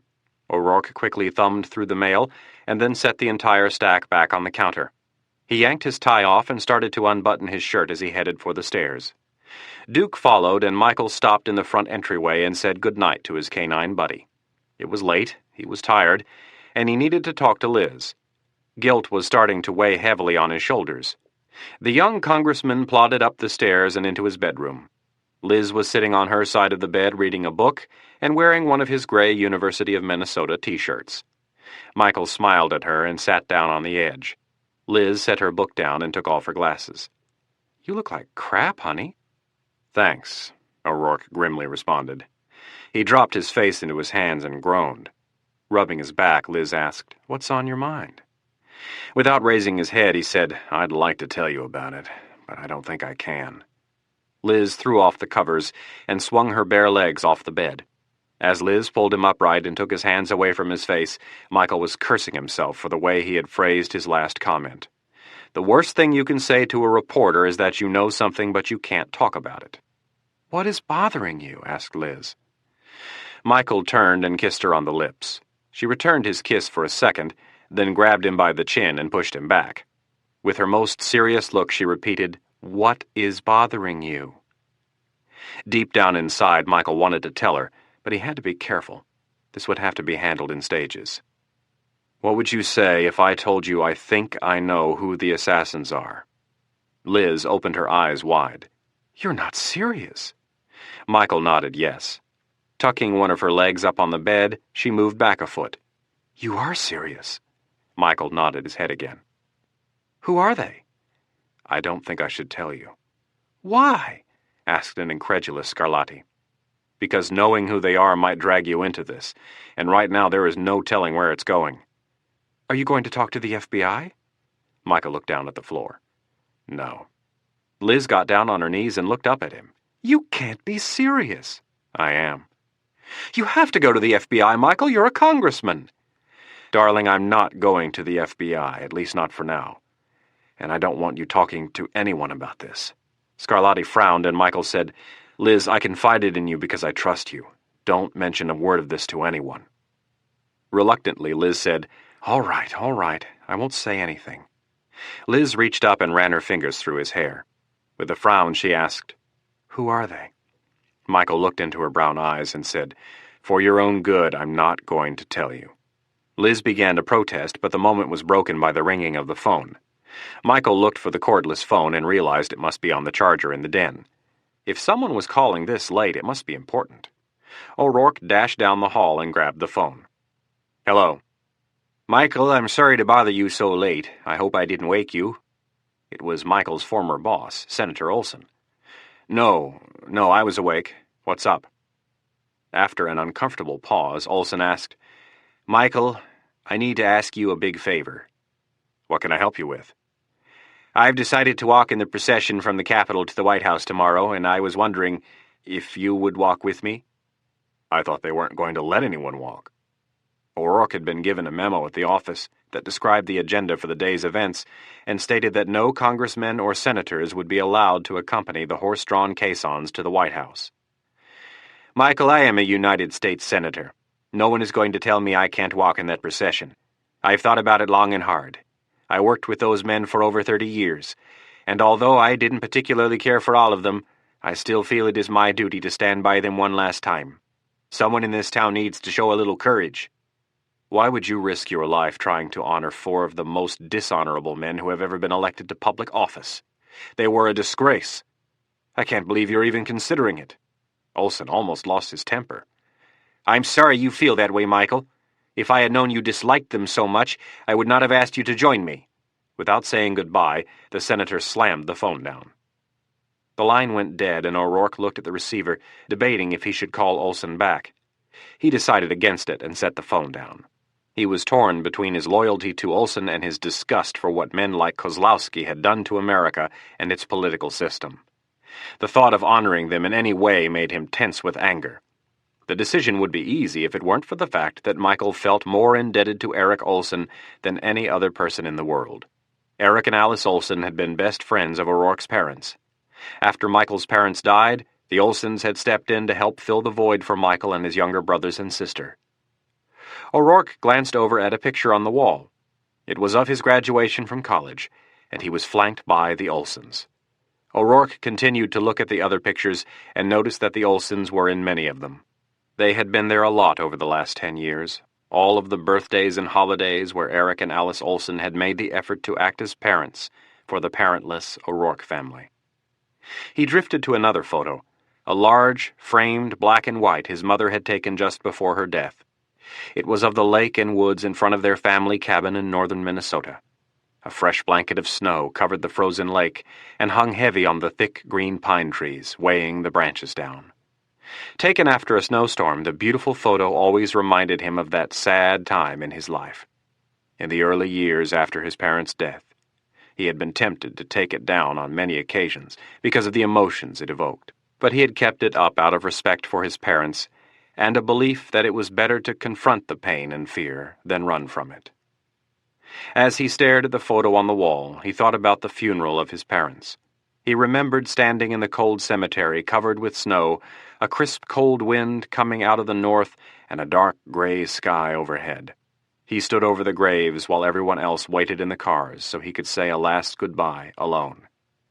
He couldn't remember how long he stood there, only that it was cold, and that his vision was blurred by the steady stream of tears that had filled his eyes. The memories flooded to the surface, and Michael remembered it was Eric Olson who had come to his side that cold day and led him away from the graves, back to his brothers and sister. Michael turned and saw Liz in the doorway. He held out his arms, and they met halfway. Grabbing her tightly, he kissed her cheek and then whispered, "I don't ever want to lose you." Chapter 15.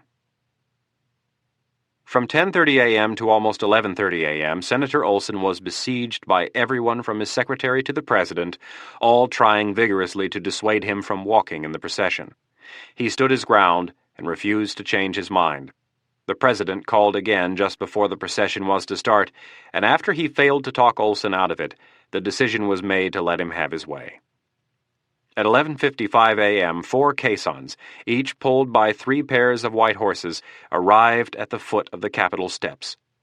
Senator Olson stood off to the side and admired the precision of the young military men as they lifted each coffin off its catafalque and marched toward the door. As Olson moved to follow the last coffin out the door, a warm hand was placed on his shoulder. The thin, small senator turned to see the smiling and apologetic face of Michael O'Rourke. "I'm sorry about last night, Eric." Olson reached up and patted O'Rourke's hand. "Thank you for coming, Michael. This means a lot to me." The 2 men turned, walked out the door, and descended the Capitol steps. One by one, each coffin was carried by its special detail and placed on top of the black 2-wheeled carriages. As the last coffin was placed on its caisson, the order was given, and a lone drummer started to beat out the cadence.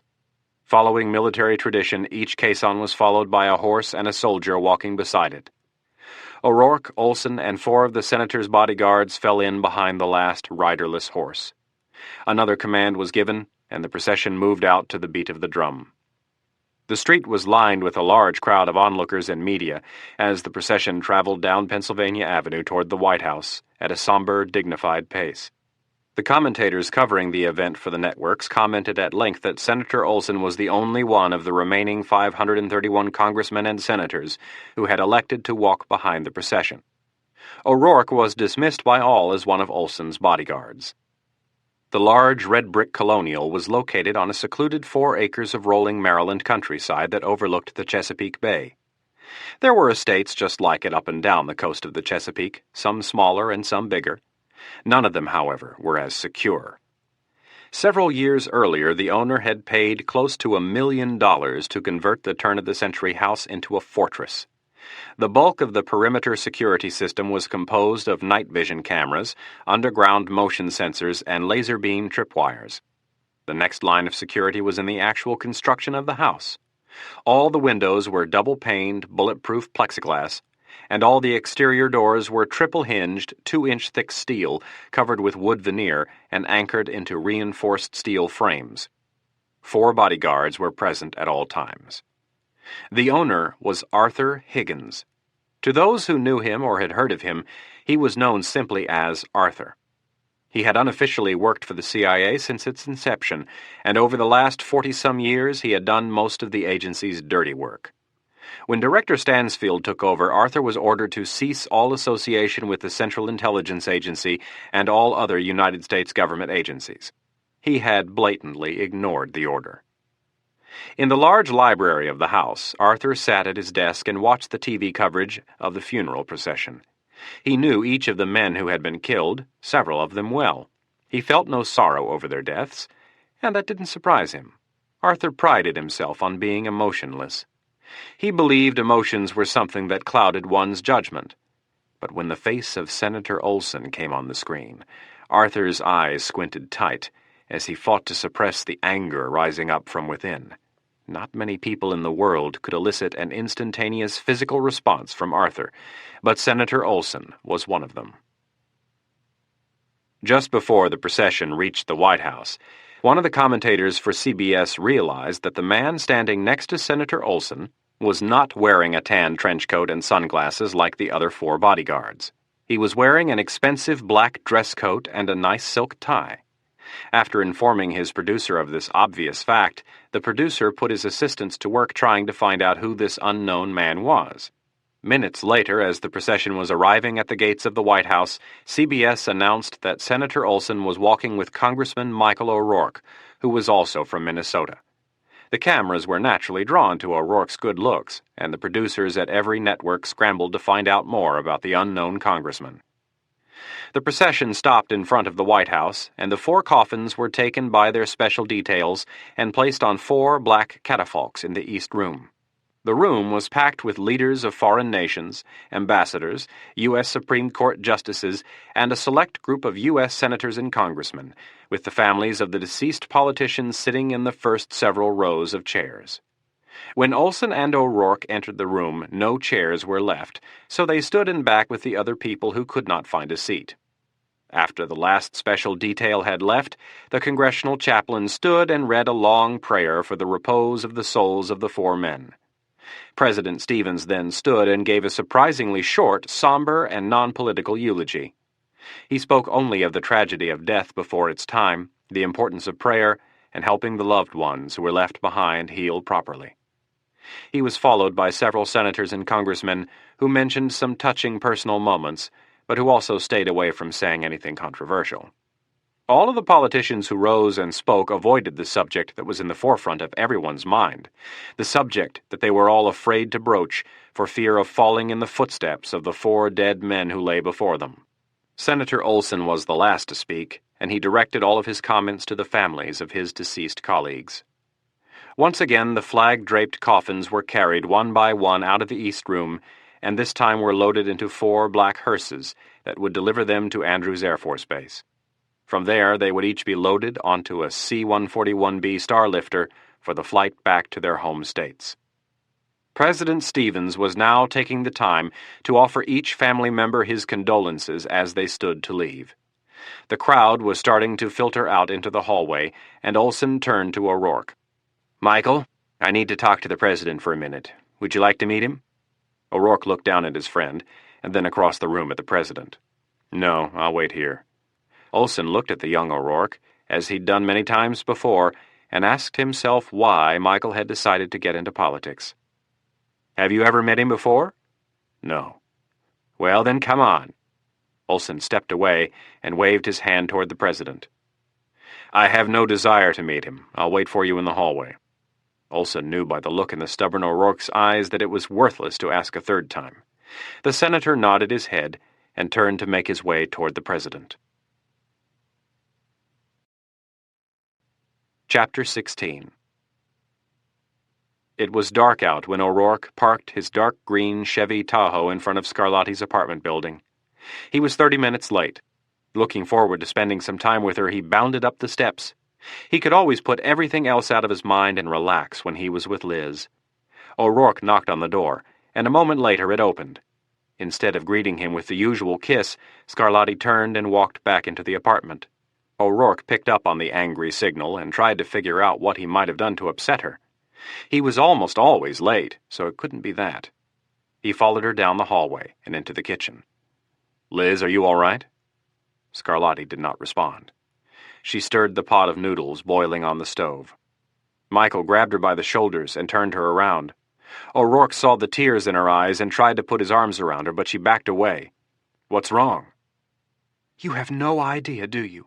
Scarlatti asked with a voice that was far from steady. O'Rourke looked at her and shook his head. "I can't believe you don't know."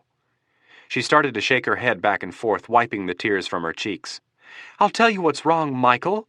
You're a congressman, and if you haven't noticed lately, there's a group of people that are going around killing politicians, and you happen to know who they are." She shook her head at him and took a deep breath. "Well, despite knowing there are people out there who would like to kill you, you decide to walk right down the center of Pennsylvania Avenue in front of thousands of people. Not only did you do that, but you didn't even have the courtesy to call and tell me." Liz paused again and stared at O'Rourke. O'Rourke looked down at her big brown eyes and thought to himself, "God, I don't need this right now." The only thing that kept him from verbalizing it was that he knew she was right. "I was sitting in the newsroom and someone ran up to my desk and told me you were on TV.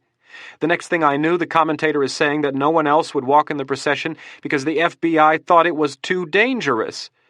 I sat there for 20 minutes of hell." Scarlatti stared at him as she tried to stop crying. O'Rourke went to step forward, but she put out her hand. "No, I'm not finished yet. I sat there praying that nothing would happen to you. Pictures of Bassett getting his head blown off kept flashing across my mind. All I could think of was that I was going to lose you." She broke down and began to sob into her hands. O'Rourke stepped forward and tried to wrap his arms around her. She pushed him away and walked to the other side of the kitchen, trying to gain some composure. "Michael, you have no idea how much I love you." She looked up at the ceiling and paused. "Just last night you told me you never wanted to lose me. Well, how in the hell do you think I feel? Do you think I want to lose you? Did it ever occur to you to pick up the phone and let me know what was going on? Did you ever stop and think about me today? About how I was feeling, wondering if someone was going to shoot you? How would you feel if it was me? How would you feel if I died? That would be it, Michael. Our future together would be gone, and none of our dreams would be realized. We would never have the chance to have children and raise them. Nothing. Damn it, Michael, this is my life, too." O'Rourke moved across the room and grabbed her. She tried to move away again, but he held on and pulled her into his chest. He whispered into her ear, "Honey, I'm sorry. I should have called. But I was never in danger." "How can you say you were never in danger? It's been open season on politicians for the last week. They could have easily—" Michael put his finger over her lips. "I know who they are, Liz. They would never do anything to harm me." The sun had risen again, and down in the sub-basement of the White House, a Secret Service agent opened an obscure door for Stu Garrett. The President's Chief of Staff walked in and sat down next to another Secret Service agent. Garrett grabbed a pair of headphones and put them on as he looked up at the bank of monitors. President Stevens was standing in front of the fireplace in the Oval Office waiting for his breakfast appointment. A moment later, the door opened and Senator Olson entered the room. The President walked over and shook his guest's hand. "Good morning, Eric." Garrett could hear them talk as if he were standing right next to the two men. President Stevens led Olson over to a small table that had been set for breakfast, and the two men sat down. A steward entered the room and started to serve the meal. Senator Olson received a bowl of oatmeal with a side of brown sugar and a halved grapefruit, while the President received his usual bowl of Post Toasties with skim milk and a cup of fruit. The steward poured both men a cup of coffee and left the room. The President dabbed the corner of his mouth with a napkin and said, "Eric, I would like you to know that I'm happy you've made the effort to come see me, especially in light of the current situation and the poor working relationship between our two parties." Olson nodded his agreement, signaling a frustrated understanding. "I'm glad you've agreed to see me, sir. I know these are hectic times for you." "They're hectic for all of us." "Yes, I suppose you're right," Olson sighed. "That is why I'm here this morning. The situation we are confronted with is bigger than partisan politics." Olson stopped as if he were searching for the right words to use. "I am very concerned about what might happen if certain members of my party propose that we implement some of the things this group is asking for." The President raised an eyebrow at the comment. "Considering the philosophical tenets of your party and the stress that we are all under, I can see where that might become a possibility, one that I would not welcome." "Neither would I, sir." Olson glanced down at his oatmeal and then at the President. The President nodded, implying to Olson that he should continue. "Last Friday we started a new chapter in our country's history, one that is potentially very dangerous. The idea that one small group can dictate through violence the policies of this country runs completely against all of the democratic principles upon which our nation was founded. These acts of terrorism absolutely and emphatically cannot be tolerated if we want to leave a civilized and democratic nation for future generations of Americans." The senator paused for a second, then continued. "As you said earlier, the relations between our parties have been very strained as of late. Much of that has to do with the recent fight over your budget. It is my feeling that we must put those differences aside and move forward with a united front. There will be some compromises that will have to be reached, but the important thing is we cannot for a minute entertain the idea of appeasing these terrorists." President Stevens leaned back in his chair. "I agree. Appeasement is out of the question. That has been my official position from the outset. It does, however, worry me that you think certain members of your party may be willing to exploit this situation for personal and political gain. What do you propose our course of action to be?" "I think we need to bring the leaders of both parties together and discuss what needs to be changed in your budget to guarantee a swift and resounding passage through both the House and the Senate." Olson placed both elbows on the table and waited for the response. "Eric, I had enough votes to get my budget passed before this whole debacle started. I'm not so sure I need to change it at all." Olson looked straight into the president's eyes. "Sir, if your budget was put to a vote today, it wouldn't stand a chance of getting out of the House. Kozlowski and Bassett are gone, and these assassinations have scared the hell out of the remaining congressmen. I've heard rumors that a few of them are contemplating quitting." Olson paused to let his comments sink in. "The only thing that will get your budget passed is a strong, unified front from both parties, and that means some deals will have to be struck. I'm not saying that drastic changes need to be made, only that you will have to meet us halfway." The president nodded his head positively. The proposal was beginning to make more sense. The two statesmen continued to discuss the formation of their new alliance, while several floors beneath the meeting the wheels were spinning in Garrett's head. This might be the perfect way out, he thought to himself. Show a unified front, with the president standing in the middle holding both parties together. The public would eat it up. Stevens would look stronger than ever. His approval rating would go through the roof, and no one from either party would be able to challenge him for a second term. And that meant Garrett could have any position, Secretary of State, Secretary of Defense, whatever he wanted. McMahon entered Director Roach's office 10 minutes late for their 7:30 meeting. "Sorry, Brian. I got tied up trying to untangle a dispute. A dispute that I don't have the time, energy, or political clout to deal with." Roach was sitting at the conference table in his office. He had stacks of files laid out in an orderly manner in front of him. He preferred the large work surface of the conference table to his desk. McMahon plopped down in a chair at Roach's end of the table. Roach had a feeling that whatever was bothering McMahon was about to be dumped in his lap. "What's the problem, Skip?"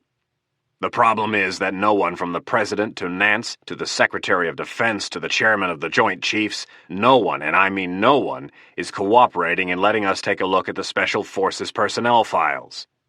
"Why?" "In short, Brian, they're in the business of trusting no one." McMahon shook his head several times.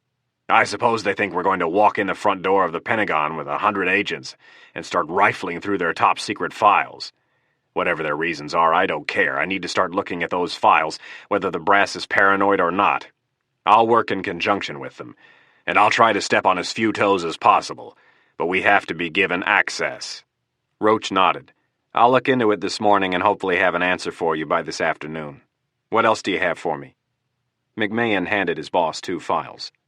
"These are the ballistics and autopsy reports for Bassett. I received them late last night." "Anything unexpected?" "One interesting point. The guys down in the lab are pretty sure the bullet was loaded with nitroglycerin."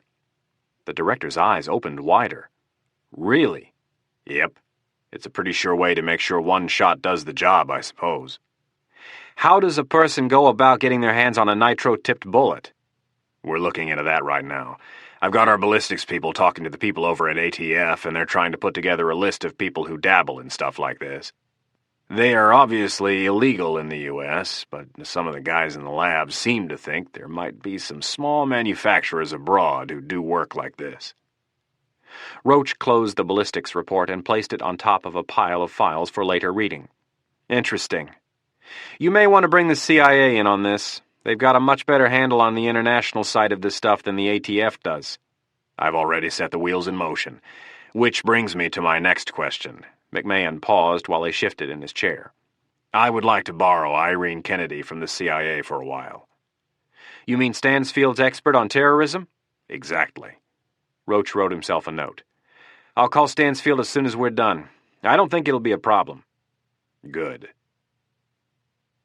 It was almost noon when Garrett left the Oval Office to retrieve something from his office. The morning had been productive, and with the help of Olson, the coalition was coming together faster than expected. All politicians, regardless of party affiliation, were scared, and the idea of strength in numbers was appealing. Garrett entered his office and started sucking on a cigarette. Several minutes and another cigarette later, Mike Nance entered and closed the door behind him.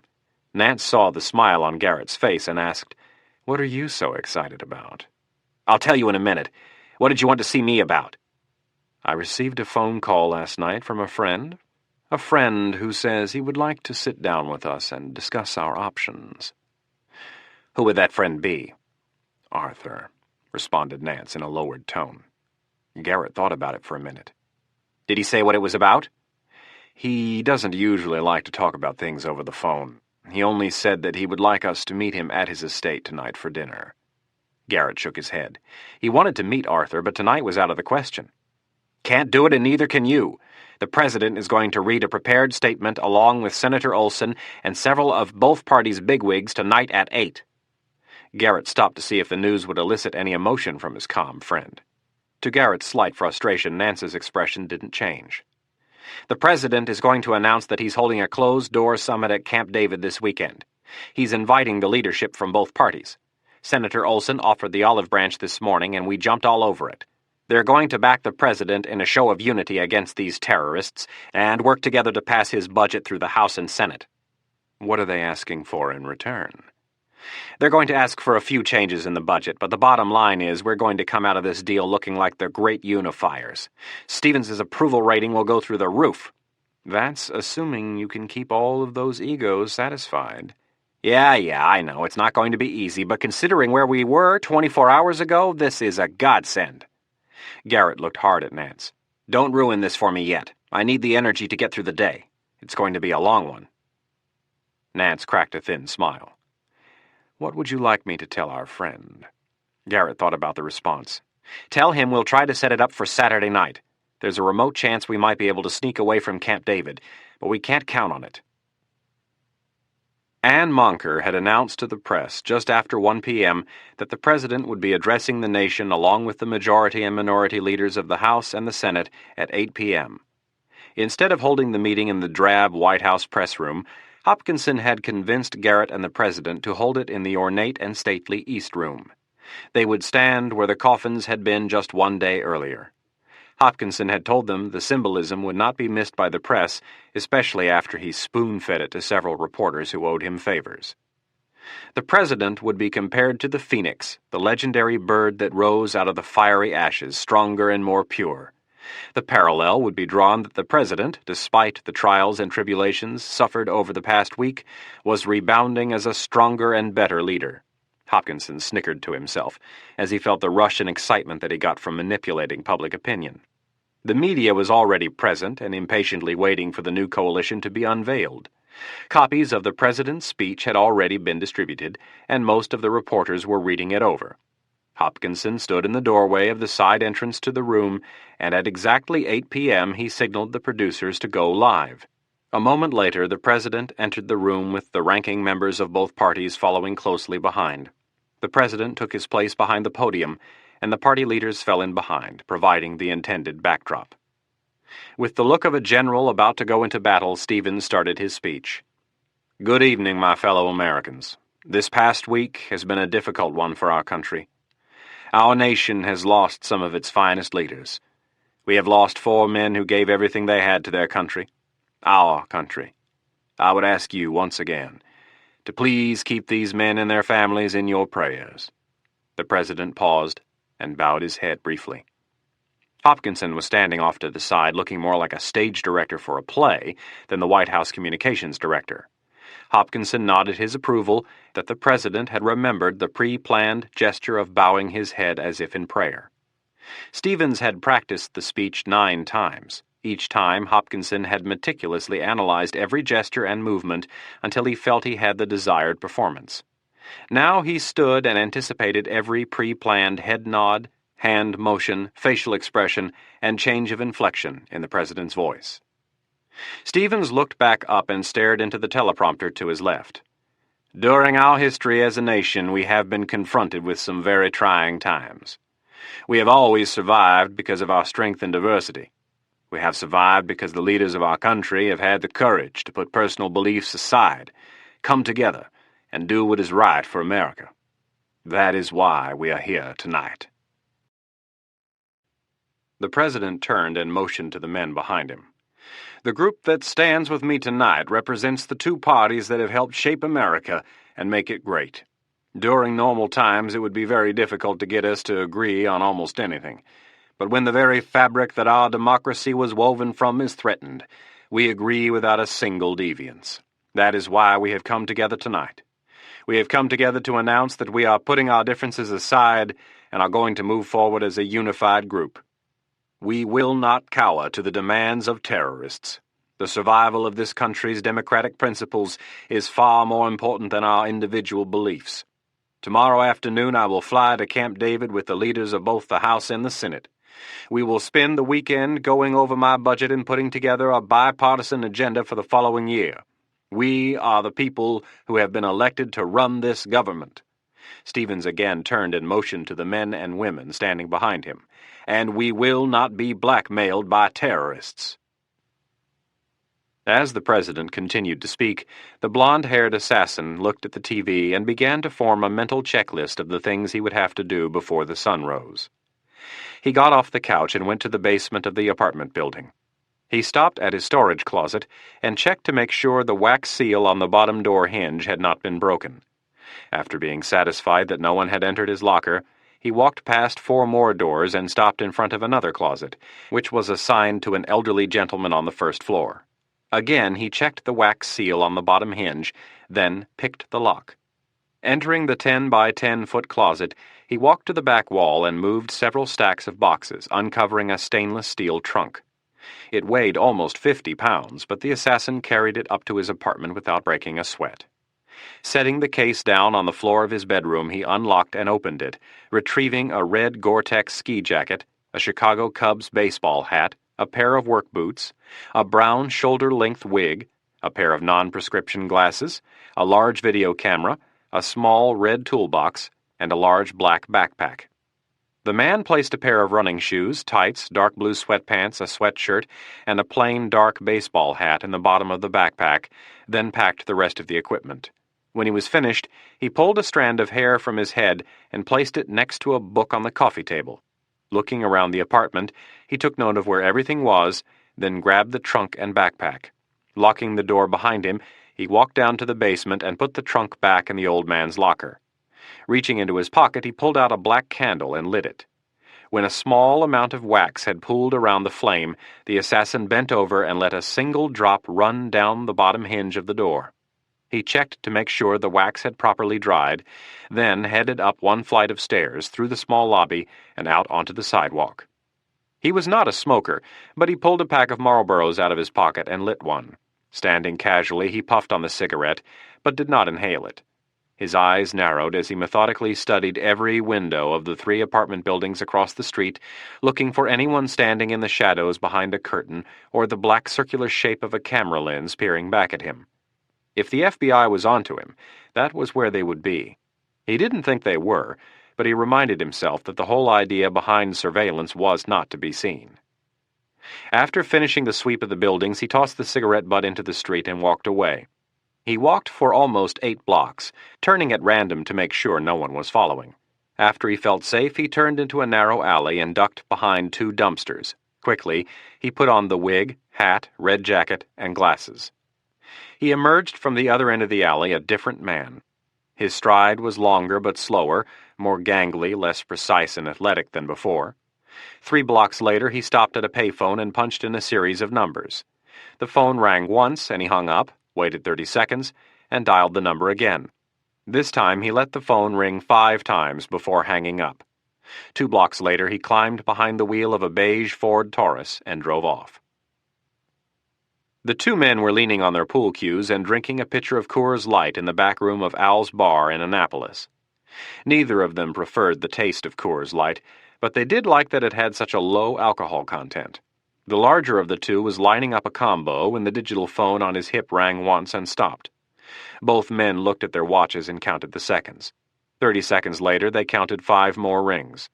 Instead of leaving right away, they finished their game and switched to coffee. It was going to be a long night. Ted Hopkinson strutted into the Oval Office as if he were floating on clouds. The president was being attended to by one of Hopkinson's assistants, who was wiping makeup off his face. "Sir, you did a wonderful job. I haven't seen the press this together on an issue in a long time. They bought the whole speech, hook, line, and sinker." Stevens showed a slight grin. "Yes, it looks like it was a winner." The president nodded toward the 4 TVs that were turned on. Only the sound on the one tuned to ABC was up. The White House correspondents for the 3 networks and CNN were all standing in different areas around the White House, giving their summation of the president's speech. When they were finished, the anchors took over for their take on the event, and then the special analysts came on to give their 2 cents. The media loved it. The story just kept getting better and better, and with it, so did their ratings. The public's desire to watch this real-life drama was insatiable.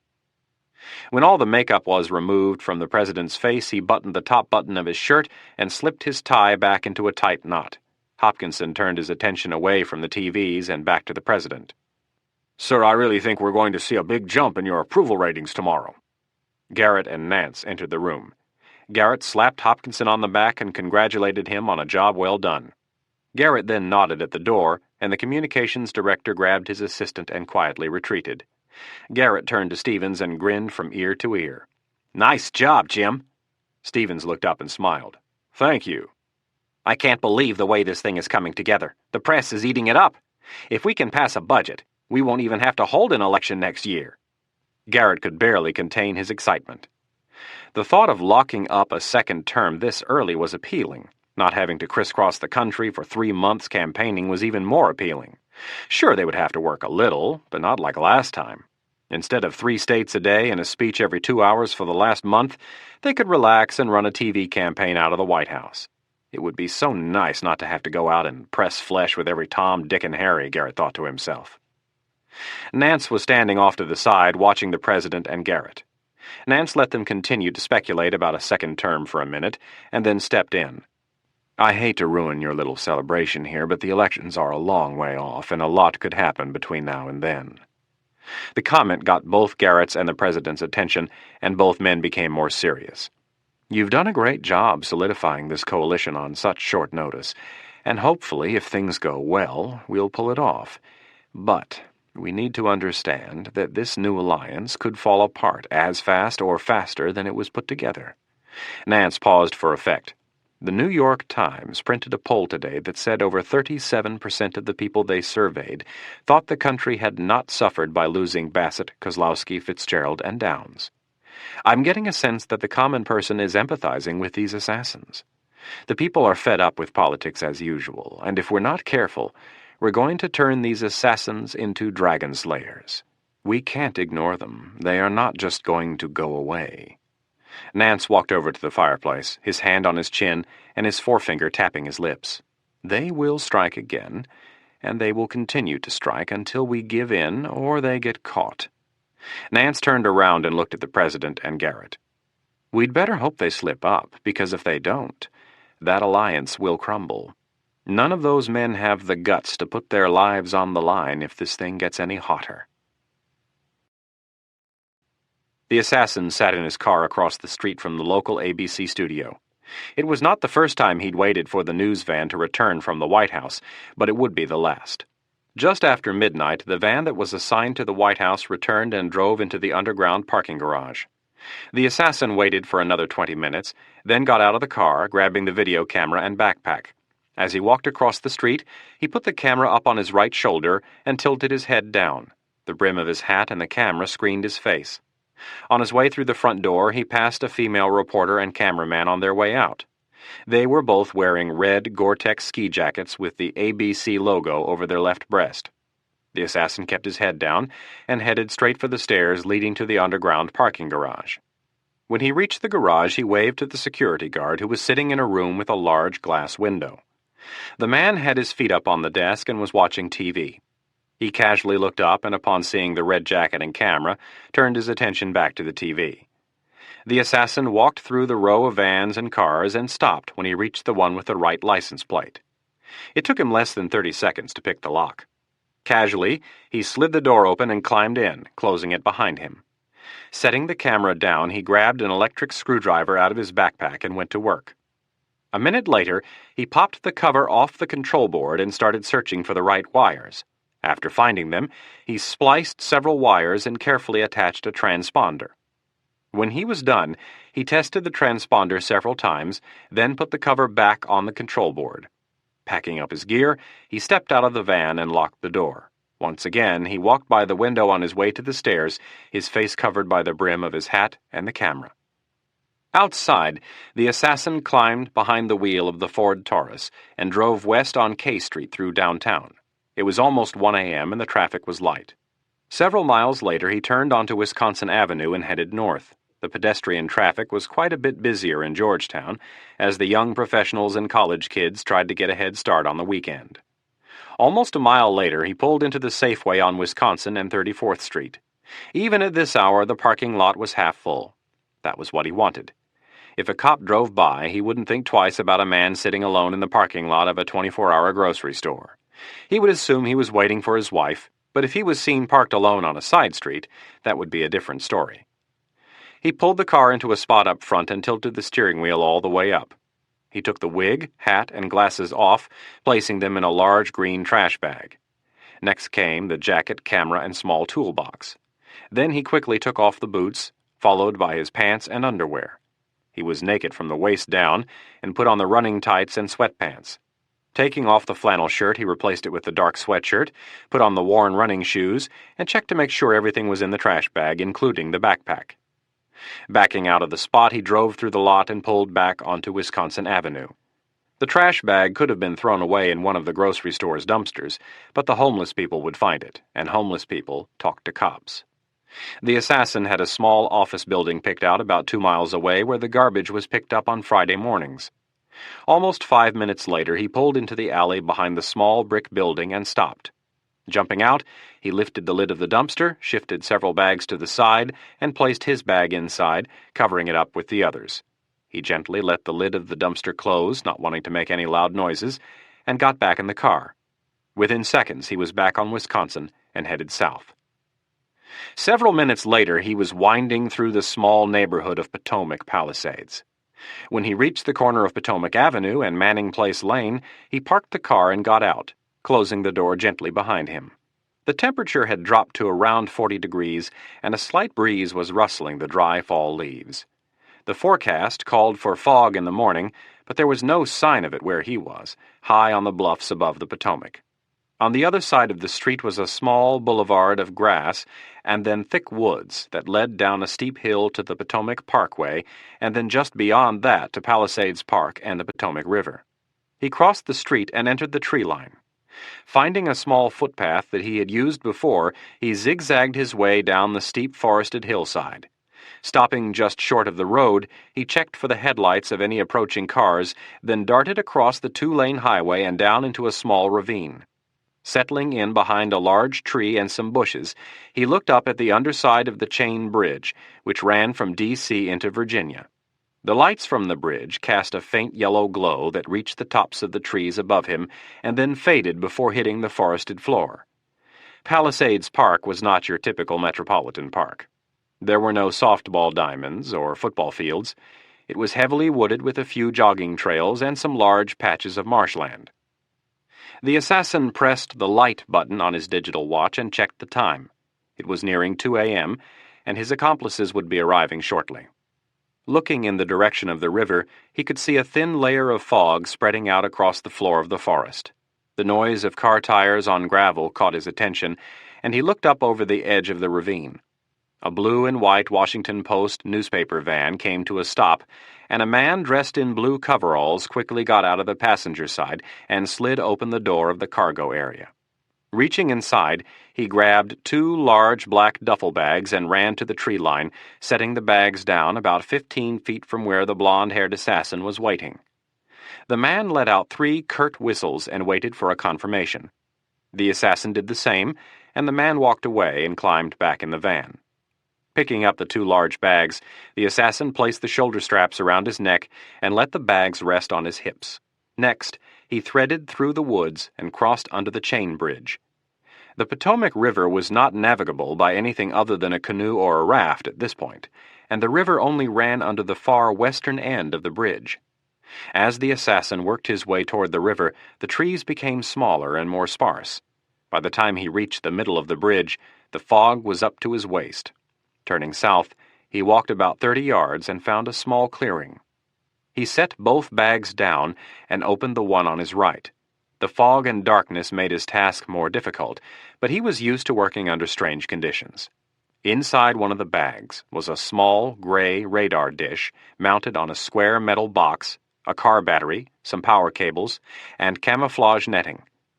The assassin hooked the car battery up to the radar unit and tested the power.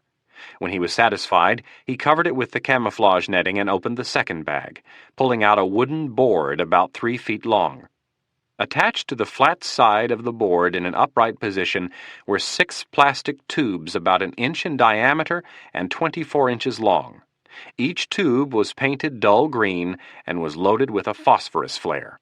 He pulled some small bushes out of the ground and placed them around the tubes so the open ends were pointed straight up into the sky. To the base of the makeshift launcher, he attached a 9-volt battery and a small transponder. The assassin checked everything over, making sure the transponders were operating properly, then grabbed the empty bags and started to weave his way back toward the eastern end of the bridge.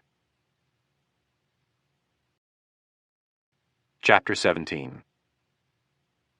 The morning sun rising above the eastern horizon was invisible because of the thick fog that blanketed the nation's capital. Although the streets were quiet, there were signs that the morning rush of people heading to work was near. The blue and white Washington Post newspaper van pulled up to the corner of Maryland and Massachusetts at the east end of Stanton Park. Both men got out of the van. The driver opened the back doors, and his partner walked over to the Washington Post newspaper box that was chained to the streetlight. He got down on one knee and picked the padlock. A moment later it sprang open, and the chain dropped to the ground. He grabbed the box and carried it to the back of the van. While he loaded it, his partner took an identical box and placed it where the other one had been. He checked several times to make sure the door wouldn't open. After being satisfied, he pulled a remote control out of his pocket and punched in several numbers. A red light at the top told him the small radar unit placed inside the empty box was receiving the signal. He nodded to his partner, and they got back in the van. They were thankful for the cover that the fog provided, but were getting anxious. They would have liked to have started this part of the operation earlier, but were forced to wait until the real Washington Post vans had delivered Friday morning's edition. With one more drop left, they drove around the south end of Stanton Park and turned onto Maryland Avenue. A block later, they turned onto Constitution Avenue and headed west. As they neared the White House, both men could feel their hearts start to beat a little faster. The Secret Service paid close attention to the streets around the White House, and with the current heightened state of security, there was little doubt that they would be on their toes. If it weren't for the fog, they wouldn't risk dropping one of the boxes so close to the White House. The driver pulled up to the southeast corner of 14th Street and Constitution Avenue and put the van in park. The White House was less than 2 blocks away. Both men pulled their baseball hats down a little tighter and got out to repeat the drill for the last time. This was the 5th and final radar unit. The first 2 were placed on the other side of the Potomac River in Arlington, Virginia, one to the south and west of the White House and the other directly west. The 3rd radar unit was placed to the north of the White House, at the intersection of Rhode Island and Massachusetts. With the final 2 units in place to the south and east, the trap was completed. Quantico Marine Air Station is located approximately 30 miles southwest of Washington, D.C. The air station is divided into 2 parts, the green side and the white side. The green side supports the base's normal marine aviation squadrons, and the white side supports the special marine HMX-1 squadron. The HMX-1 squadron's primary function is to provide helicopter transportation for the President and other high-ranking executive office officials. The squadron's main bird is the VH-3 helicopter. The VH-3s at HMX-1 are not painted your typical drab green like most military helicopters. They are painted glossy green on the bottom half and glossy white on the top. The presidential seal adorns both sides of the aircraft, and inside the cabin are a wet bar, state-of-the-art communications equipment, and plush flight chairs. These are the large helicopters that land on the south lawn of the White House and transport the president to such places as Andrews Air Force Base and Camp David. The helicopter is typically referred to as Marine One, in the same way the President's 747 is referred to as Air Force One. At first glance, HMX-1 would seem like a cushy assignment for a Marine helicopter pilot, nothing more than an airborne limousine driver. In reality, it is the opposite. They are some of the best pilots the Marine Corps has to offer, and they are trained and tested constantly in evasive maneuvers, close formation flying, and zero visibility flying. If there is an emergency and the President needs to get somewhere, it doesn't matter if there's a blizzard or a torrential downpour. HMX-1 flies under any weather conditions.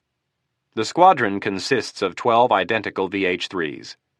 2 of the 12 birds and their flight crews are on 24-hour standby at the Anacostia Naval Air Station just 2 miles south of the White House.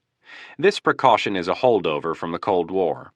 Standard operating procedure dictates that in the event of an imminent or actual nuclear attack, the President is to be flown on board Marine One from the White House to Andrews Air Force Base. From there, he is to board Air Force One and take off. As far as the public is concerned, no president has had to take this apocalyptic journey for reasons other than training. Despite the fall of the Iron Curtain, the drill is still practiced frequently by the Marine Corps and Air Force pilots. All 10 of the VH-3s at HMX-1 were to be used in today's flight operations, and their flight crews were busy checking every inch of the choppers, prepping them for flight. The 2 helicopters at Anacostia would stay on standby and be used if any of the 10 developed mechanical difficulties. It was just after 8 a.m., and the rising sun had burned off most of the fog. Small pockets were left, but only in low-lying areas. The visibility had improved enough that the control tower decided to commence the transfer of the CH-53 Super Stallion helicopters from the New River Air Station to Quantico. A total of 40 of the dull green monsters were flying up from Jacksonville, North Carolina, 4 for each of the VH-3s that would be ferrying the President and his guests from the White House to Camp David. The doors to the hangar were open, and the roar of helicopters could be heard in the distance. Several of the mechanics walked out of the hangar to look at the approaching beasts. It was a sight they never got tired of. The Super Stallion was a tough-looking chopper. It had the rare combination of being both powerful and sleek, and was one of the most versatile helicopters in the world. The CH-53s rumbled in over the tops of the pine trees in a single-line formation at about 120 knots. The choppers were spaced in 300-foot intervals, and the columns stretched for over 200 miles. Their large turbine engines were thunderously loud in the cool morning air. One by one they descended onto the tarmac, and were met by Marines wearing green fatigues, bright yellow vests, and ear protectors. The ground crew personnel waved their fluorescent orange sticks and directed each bird into the proper spot. As each chopper was parked, the engines were cut, and flight crews scampered under the large frames to secure yellow blocks around the wheels. The traffic between Georgetown and the capital was never good, but in the morning it was almost unbearable. O'Rourke limped along in his Chevy Tahoe, thankful that the height of the truck allowed him to feel a little less claustrophobic. Senator Olson's recent attempts to form a coalition with the president had Michael worried. O'Rourke desperately wanted to talk to his old boss before he left for Camp David. Grabbing his digital phone, the young congressman punched in the numbers for Eric Olson's direct line, and a second later, the senator answered. "Hello. Eric, it's Michael. Are we still on for lunch Monday?" "Yes, I've got you down for 11:45. "Good." O'Rourke took a deep breath. "Eric, I'm a little troubled by this alliance that you're helping to form. What exactly do you hope to accomplish this weekend?" "What do you mean?" "Are you guys going to make any effort to cut the budget? Or are you all going to scratch each other's back and put the country another $500 billion in debt?" Olson was caught off guard by the blunt comment. "Michael, things are very complicated right now, and considering our current national security crisis, a balanced budget is the least of my concerns." "Eric, the most serious problem facing our country today is the national debt, not the fact that a couple of corrupt and self-serving egomaniacs were killed." Olson paused before answering. He did not want to be drawn into a fight with O'Rourke. "Michael, I understand your concern, but the important thing for America right now is to stop these terrorists, and the first step to doing that is to show a unified front. We cannot be threatened into reforms. This is a democracy." "So, you're not going to suggest any budget cuts?" O'Rourke made no attempt to hide the disgust in his voice. "Michael, there are more important things for us to worry about right now than a balanced budget." "That's bullshit, Eric. You know it and I know it. Look at the damn numbers. Now is our chance to do something about it." "Michael, right now the national debt is of secondary concern. The important thing is to not appease terrorism." "Eric, why are you so dead set on calling these people terrorists? They haven't killed any civilians. They killed 4 corrupt politicians who have abused and manipulated the powers of their office. 4 politicians who have mortgaged the entire future of this country so they could keep their special interest groups happy and get reelected." Michael, I won't listen to you talk about those men that way. Olson's voice became shaky. It's the truth, Eric. Don't turn these guys into something they weren't, just because they were assassinated. Olson paused for a moment. Michael, let me tell you something. I love you like a son, but you have a lot to learn. I've been in this town for over 30 years, and things aren't always as simple as you make them out to be. It was O'Rourke's turn to raise his voice. Do you want to hear simple, Eric? I'll give you simple. Over the last 20 years, you and all of your colleagues have spent our country into a $5 trillion black hole. During that time, we weren't confronted with a serious economic crisis or a major war. You had no valid reason to spend that kind of money. I know you weren't a willing participant, but the harsh reality is that you were there and you didn't stop it. You have run up a $5 trillion tab, and you're all going to retire and stick us with the bill. That is the legacy that you will leave for your children. O'Rourke paused for a second. Shit, even now with someone threatening your life, you aren't willing to do the right thing. This is your last chance to do something about the mess you've created. Don't let it slip away. O'Rourke hit the end button on his phone and swore as he slammed on his brakes to avoid hitting a bicycle messenger who had cut in front of him. The truck came to an abrupt halt as its driver gripped the steering wheel tightly with both hands. Through clenched teeth, O'Rourke asked himself out loud, what is it going to take for these guys to do their jobs? Olson stared at the receiver and then gently placed it in its cradle. Why were the Irish so damn emotional, he thought to himself. He knew O'Rourke was right about the debt, but violence was not the answer. The system needed time to correct itself. It did not need to be jump-started by terrorism and threats. Law and order needed to be maintained. After about 10 seconds, he opened his bottom desk drawer and pulled out a file marked National Debt. One of his staffers gave him monthly updates on the debt and the projections for the future. Olson opened it and looked over the summary page. The official numbers provided by the Stevens administration put the national debt at about $5.2 trillion. Olson knew this number did not represent the total national debt. Money had also been borrowed from the Social Security Fund, and knowing the government's track record on underestimating the cost of programs, he figured the debt was probably closer to $6 trillion. He quickly glanced over some estimates of what the debt would do over the next 5, 10, 15, and 20 years. The numbers were truly horrifying. O'Rourke was right. If it wasn't confronted, it would eventually bring the country to its knees.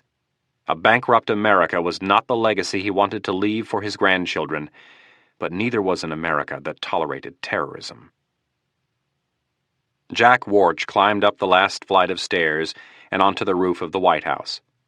Special Agents Sally Manley and Joe Steiner followed as Warch surveyed the rooftop scene.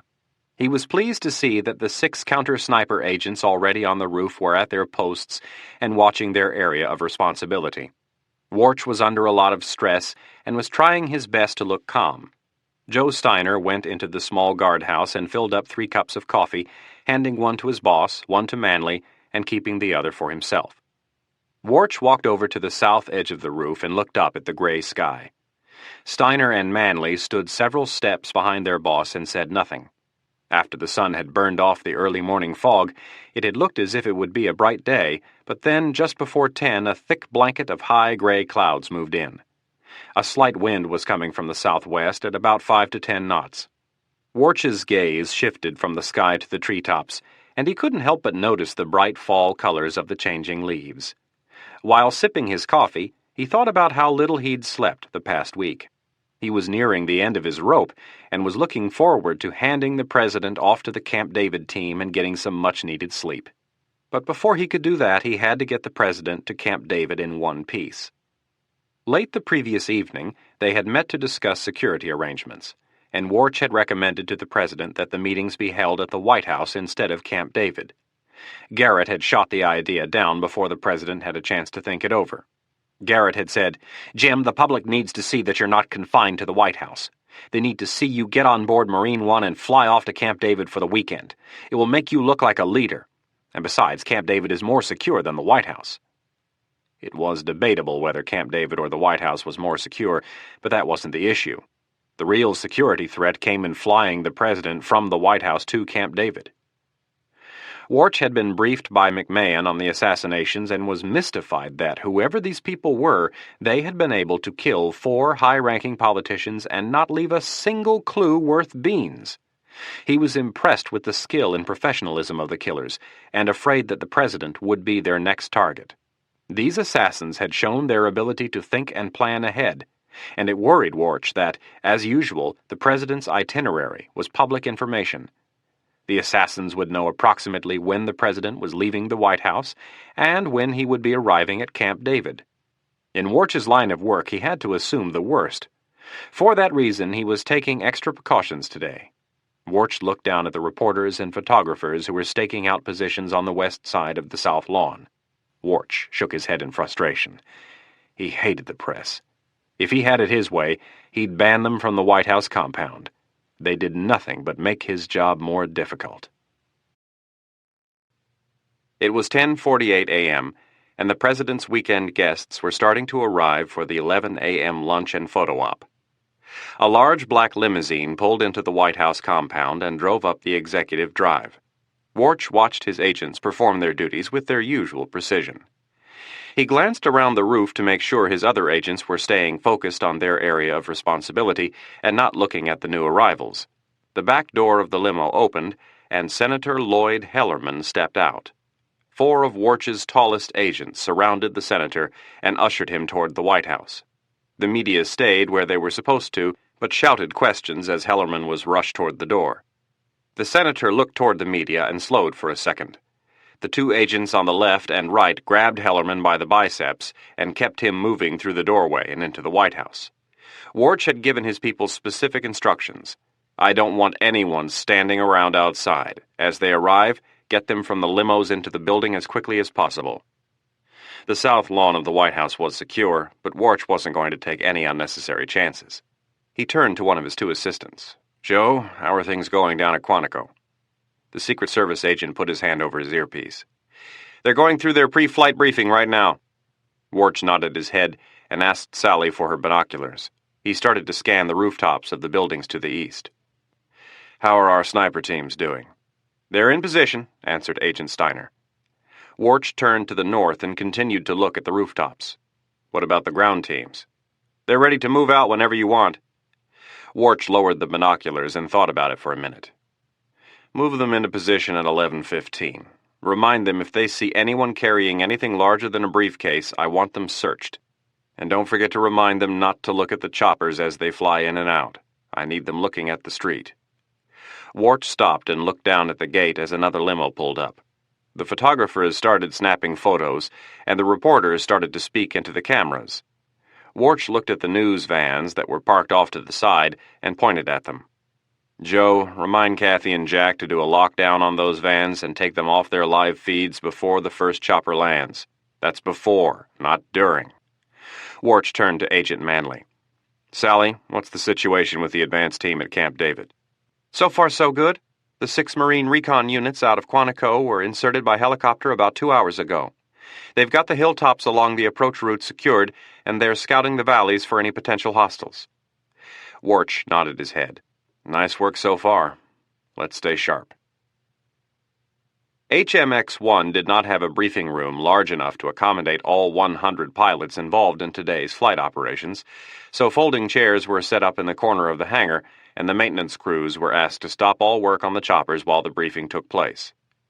The first several minutes of the briefing were handled by the ODO, or Operations Duty Officer, who briefed the pilots on the weather conditions. The pilots sipped coffee and listened respectfully.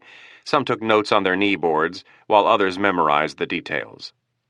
With the advent of shoulder-launched surface-to-air missiles such as the American Stinger, the Secret Service had been forced to find a safer way to transport the President on board Marine One. In times of heightened security, they implemented what the Marine pilots referred to as the shell game. This was a tactic developed by HMX-1 during the early years of the Reagan administration. Multiple Marine Ones would land one at a time, at the White House or wherever the President was, and then take off, every helicopter heading in a different direction. The intended result was to confuse any would-be terrorist or assassin about which helicopter the President was on. This tactic was used often with only 2 or 3 VH-3s. When the president's itinerary was known in advance, there was a heightened terrorist alert. HMX-1 called in the CH-53s for escort duty. Escort was a kind description of the Super Stallion's job. The pilots of the drab-green helicopters knew their real job was to shield the president's helicopter from a missile. This was accomplished by flying in a tight formation with Marine 1 in the middle surrounded by 4 Super Stallions. Tight formation flying with choppers as big as the VH-3 and the CH-53 was not an easy thing. Because of this, the Marine Corps saw to it that their pilots were drilled frequently in today's exercise.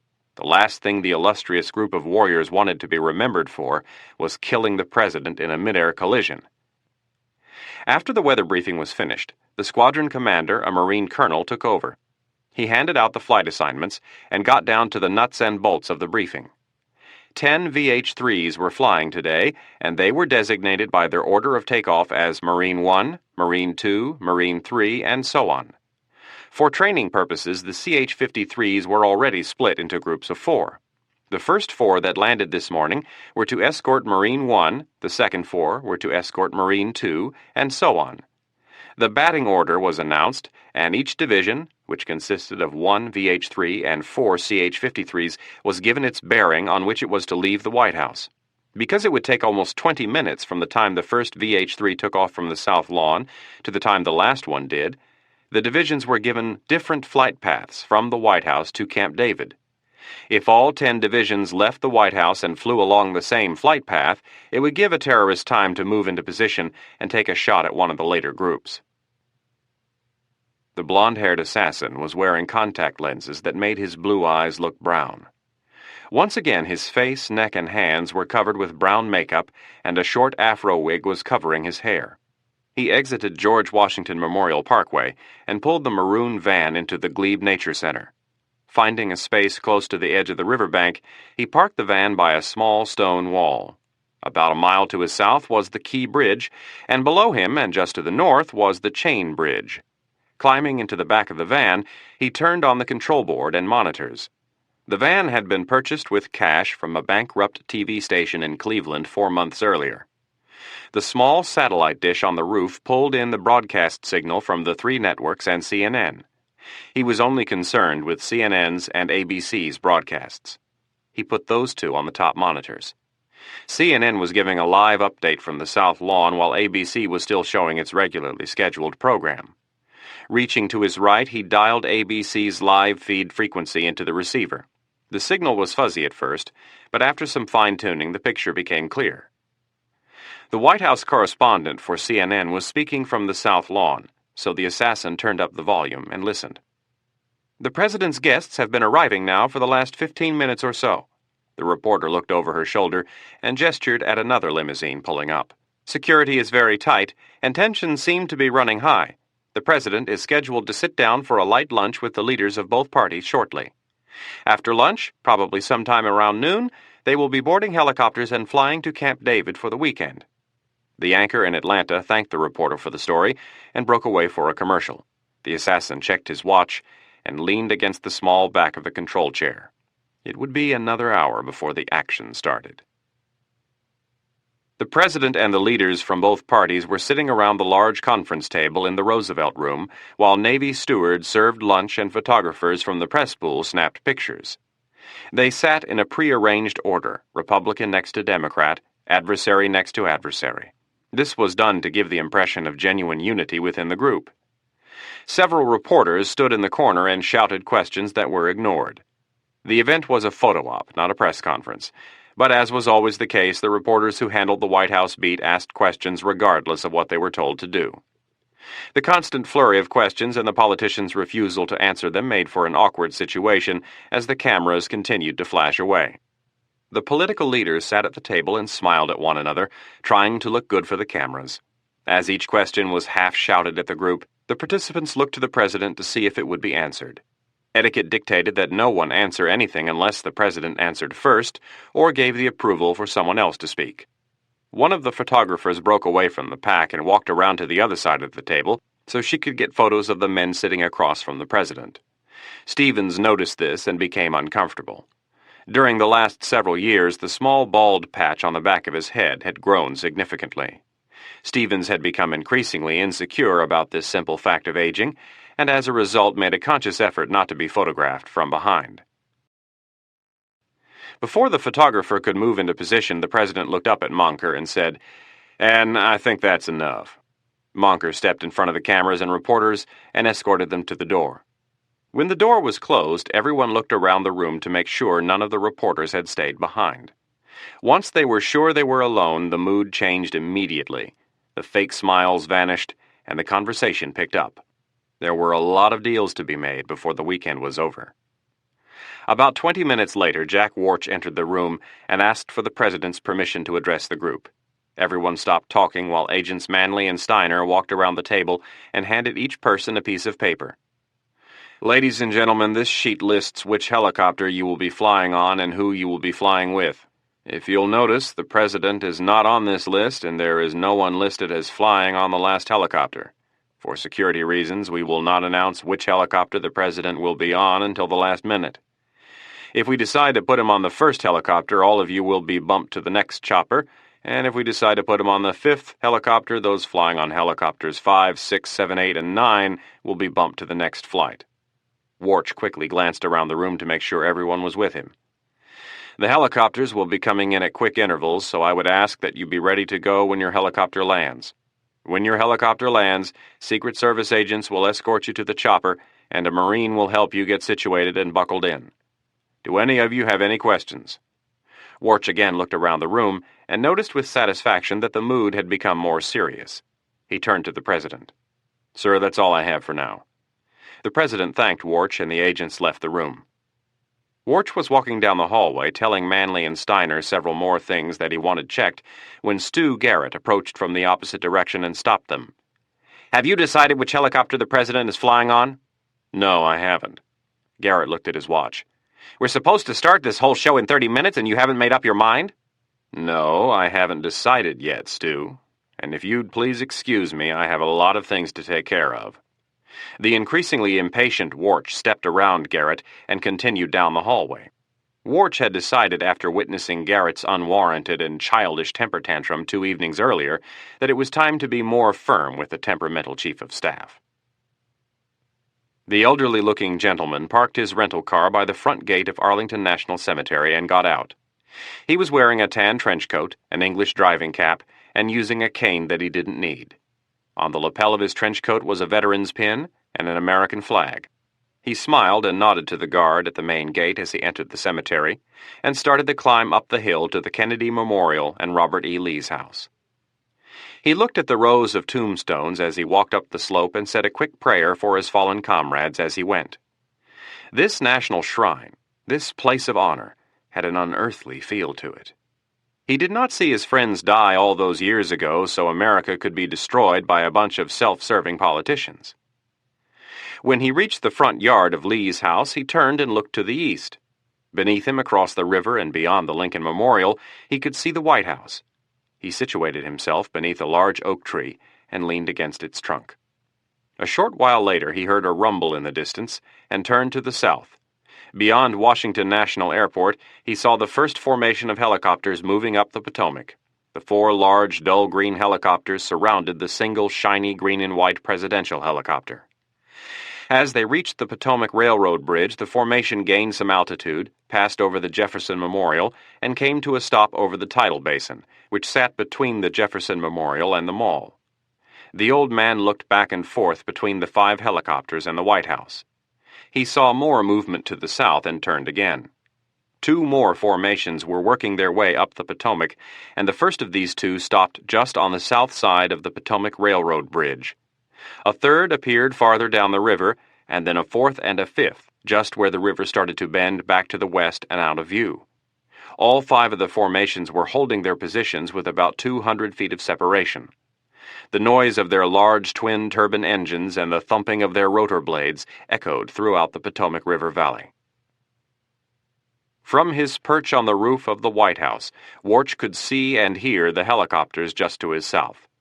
The tidal basin in front of the Jefferson Memorial was approximately a half-mile away, and the 5 helicopters held their position directly over it, waiting for the order to proceed to the White House. In the distance, Warch could see the second group of choppers hovering. He looked toward the mall and focused his binoculars on a group of park police officers who were in charge of securing the area from the Capitol to the Lincoln Memorial. Most of them were staring at the loud choppers hovering over the tidal basin. Turning to Manley, he said, "Sally, get on the radio and remind the people on the street that they are to pay attention to what is going on around them and to ignore the choppers." Agent Steiner was scanning the surrounding rooftops with his binoculars, and Warch tapped him on the shoulder. "Joe, tell Kathy and Jack to take the networks off their live feed." Steiner lowered his binoculars and spoke into his mic. Special agents Kathy Legeski and Steve Hampson were standing by the news vans talking to each other when they received the order from Steiner. Out of habit, both agents brought their hands up and pressed down on their earpieces as Steiner gave them instructions. Without pause, Legeski and Hampson turned and went to work. Legeski started with the CNN van and approached the producer who was sitting at the control board. "Tony, we have to take you off the air."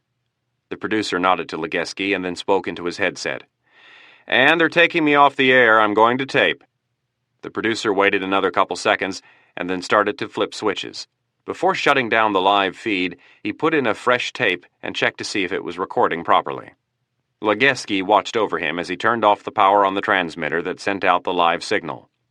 After the producer was finished, he stepped out of the van and Legeski shut the door. "Tony, if you need to get back in there, ask me first." The producer nodded, and Legeski moved on. Steiner informed Warch that the networks were off their live feed, and the special agent in charge looked down at the news vans and then up at the first group of helicopters hovering less than a mile away. "Are our guests ready to go?" Steiner raised his mic to his mouth and relayed the question to one of the agents downstairs. A moment later, he looked up at his boss. "They're all set downstairs." "Good. Send in the first group, Sally." Agent Manley gave the order and then asked Warch, "Which bird do you want to put Tiger on?" Tiger was the code name that the Secret Service used for the president. Warch thought for a moment. "Let's go with number 3. Don't let anyone know until number 2 lands."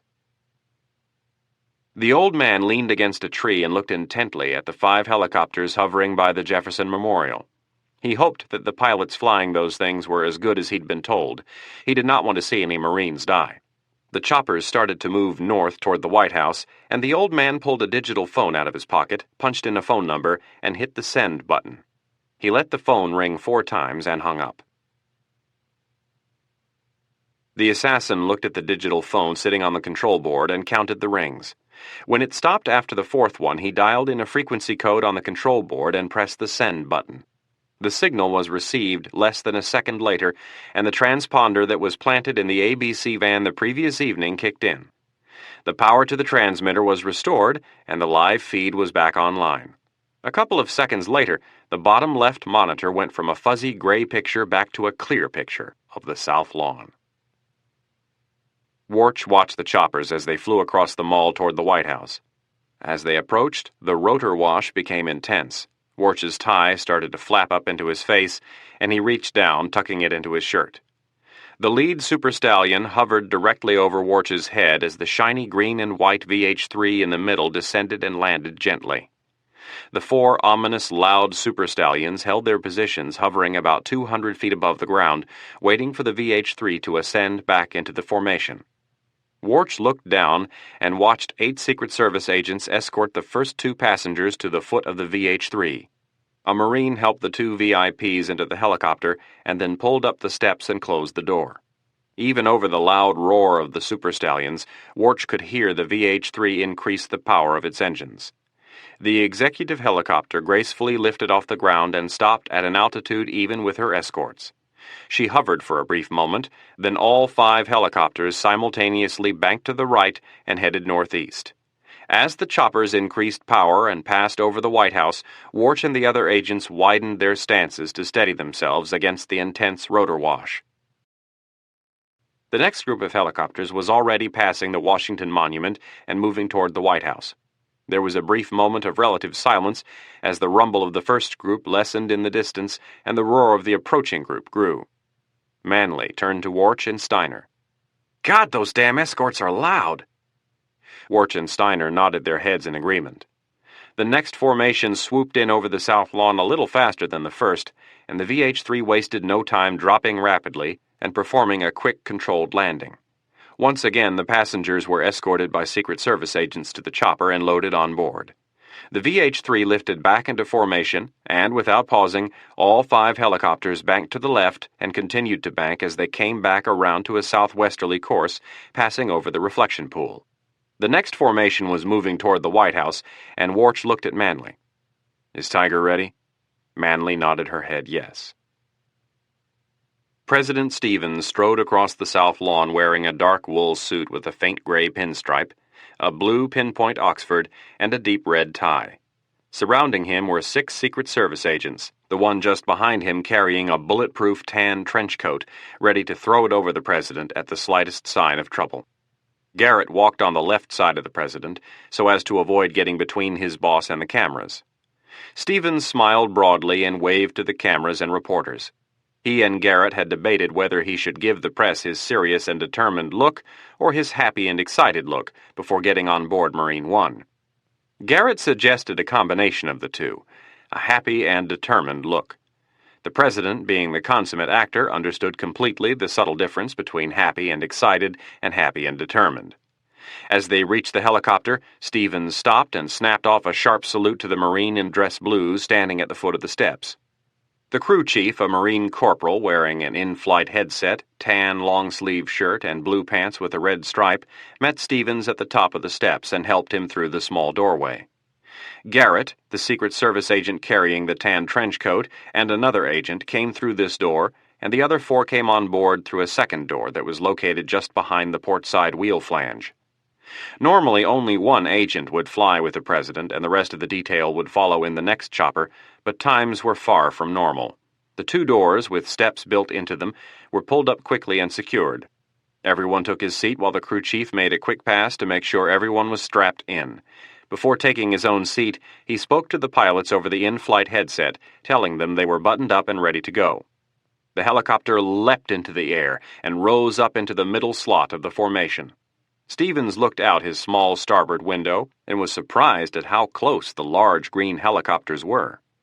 Unlike most military helicopters, the inside of Marine One was soundproofed against the noise of the large engines and the rotors, so conversation could take place without having to shout. The president looked to Garrett and pointed out the window. "Stu, did you see how close this thing is?" Garrett shrugged his shoulders. "You know how these flyboys are. They're probably just trying to show off." The digital phone started to ring in the old man's pocket. He made no attempt to answer it.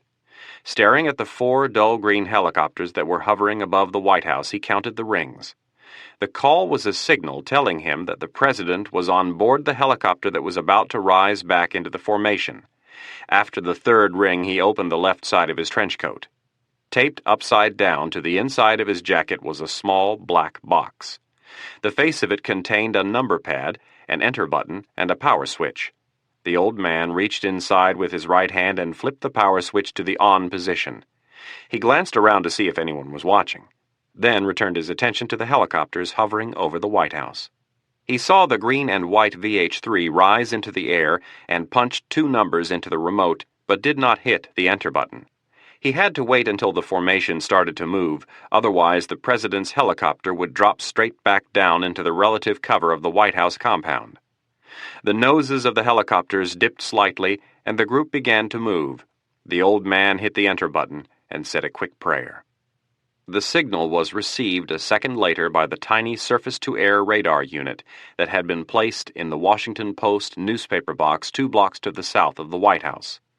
The unit immediately started to sweep its wide-band search radar over the formation of helicopters. The band narrowed in less than 2 seconds from acquisition to track to fire control. Simultaneously, inside the cockpits of all 5 helicopters, missile warning lights began flashing, and the onboard threat sensors came screeching to life. The loud wailing of the threat sensor told them that they were being illuminated by fire control. There was no time to think, only time to react as their training had taught them. Heart rates quickened, and heads snapped around to see if a missile was already in the air. Their threat sensors informed them that they were being illuminated from behind, and within seconds all 5 helicopters simultaneously increased power and moved forward, dropping to as low an altitude as possible. As they screamed over the roof of the White House, the co-pilots hit their flare dispenser buttons, hoping to confuse an approaching heat-seeking missile. Jack Warch felt his heart climb into his throat as he saw the flares come shooting out of the tails of the helicopters. The huge choppers moved just above his head, straining to gain speed, their bright red flares streaming down and pelting the roof of the White House. Without hesitation, his hand mic snapped up to his mouth. Trying to scream above the deafening roar of the helicopters, he yelled, "Sniper teams! Look for a missile launch!" He watched the choppers gain speed as they tore across Lafayette Park, skimming the tops of the trees, and willed them to go faster. The seconds seemed like minutes as he watched and waited to see a red streak and then an explosion. Several flares landed by his feet, and he ran to the north side of the roof, following the choppers. About a half a mile away from the White House, the formation banked hard to the left, and Warch lost sight of it. Atop the hill at Arlington, the old man tracked the formation of helicopters as they scrambled for safety. Quickly, he punched in the codes for the radar units that had been placed to the east and north of the White House. Seconds later, the helicopters picked up the azimuth of the new threats and banked hard to the left. Heading due west, they raced over the rooftops of downtown, gaining speed quickly and continuing to drop flares. The old man punched in the codes for the last 2 radar units. They immediately started sweeping the horizon from the west and southwest with their search radar. The trap was complete. As the pilots reached the Potomac River, they did exactly what their instincts and training had taught them. They skimmed over the top of the Key Bridge and dove almost 200 feet to the deck. The formation pulled up dangerously close to the blue-gray waters of the Potomac and raced northward, below the tree line and underneath the coverage of the radars that had been harassing them. The warning lights on their dashboards subsided, and the shrill of the threat sensors ceased. The engine of the van was running, and the assassin was standing next to the stone wall, waiting for the helicopters. He heard them coming before he could see them. When they appeared, he was immediately impressed by how low they were flying and how tight they'd kept the formation. That wouldn't last much longer, he thought to himself. Pressing in the code for the flare launchers and the radar unit, he placed his thumb over the enter button and waited. As they passed underneath his position, he looked at the blur of rotors spinning below him and said, "Now just keep your cool and don't run into each other. I don't want any dead Marines on my hands." The chain bridge, unlike the Key Bridge, was only about 50 feet high and was slung low across the Potomac. The assassin waited for just a moment longer, and when the lead super stallion was about 200 yards from the bridge, he hit the button. The radar powered up, and the helicopters were so close that the radar immediately narrowed its search to fire control.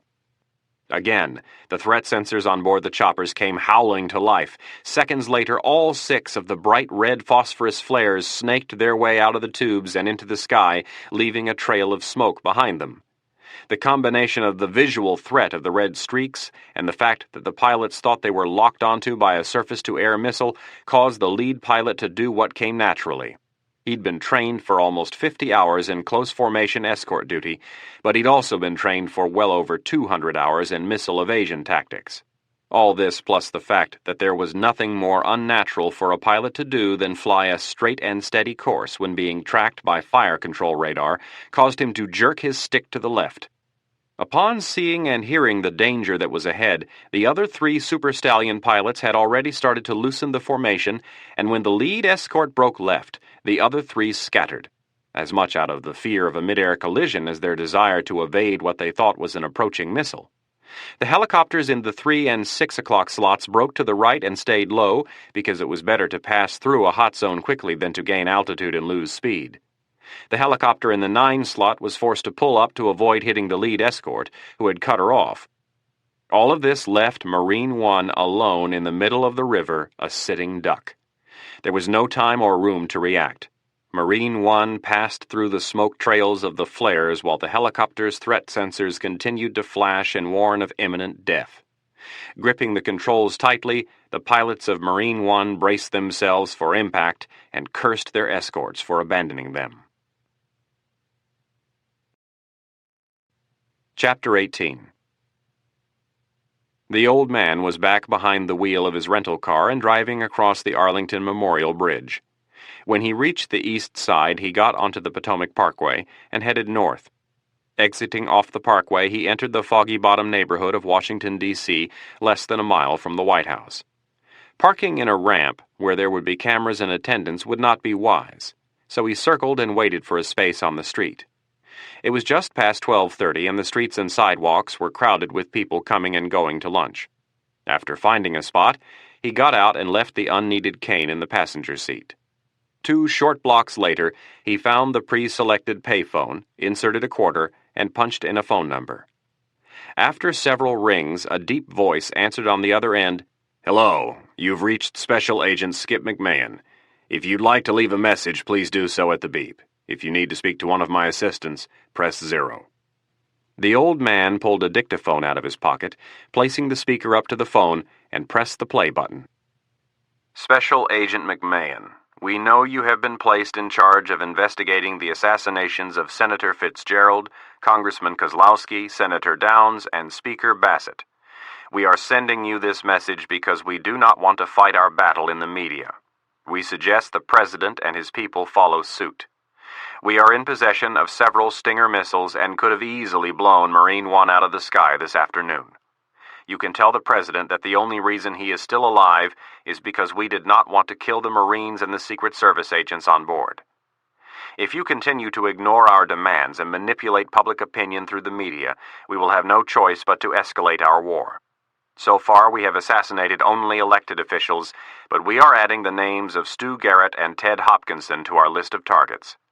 We are very well informed about what goes on inside the Stevens administration and know that these 2 men are responsible for most of the lies that have been spoon-fed to the media over the last week. If you continue to label us as terrorists and the President as the noble defender of the Constitution, you will die.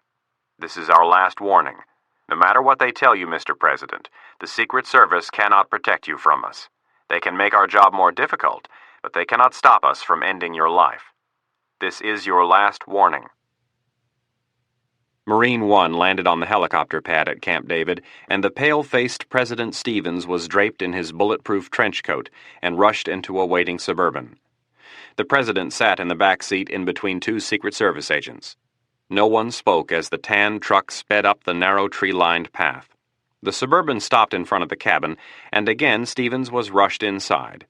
2 of the agents went inside with him, and the other 4 took up posts outside.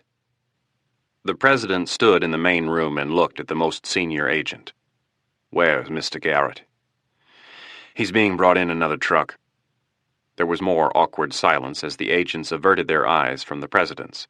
Again, Stevens looked to the senior agent and asked, "How did they know which helicopter I was on?" "We don't know, sir." Stevens said nothing. He gave no look or expression of emotion. He continued to stand in the midst of his protectors for another minute, then without saying a word he walked in between them and down the hallway. The agents followed. Stevens entered his bedroom and turned to close the door behind him. The 2 Secret Service agents came to an abrupt halt. The President held up his hand. "I want to be alone." The agents nodded respectfully, and Stevens closed the door. Walking across the room, he took off his jacket and threw it on the bed. With several yanks back and forth, his tie came loose and dropped to the floor. He stood leaning over the dresser, staring into the large mirror on the wall. The reality of what had almost happened was starting to sink in. He felt a cold chill shoot up his spine, and his entire body shuddered. Standing up straight, he quickly walked over to the wet bar, grabbed a thick glass tumbler, loaded it with ice, and filled it to the brim with vodka. After taking a large gulp of the cold, clear liquid, he walked over to the fireplace and noticed that it was stocked with wood and kindling.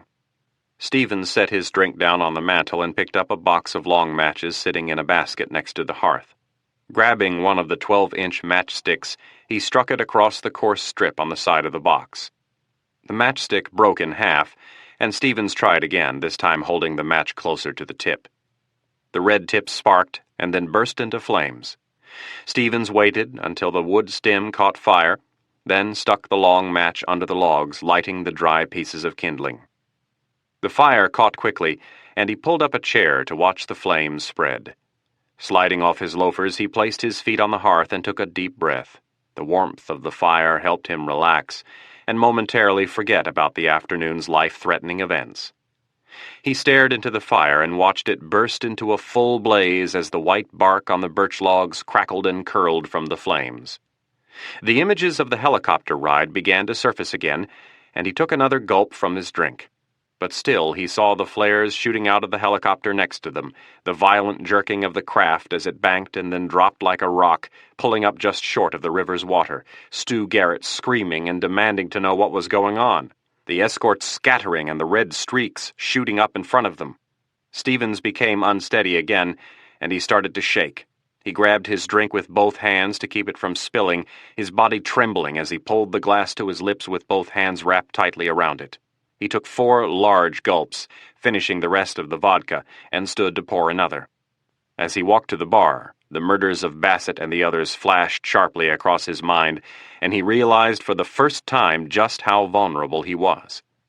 The crystal tumbler with the presidential seal engraved on the side slipped from his hand and shattered on the stone floor.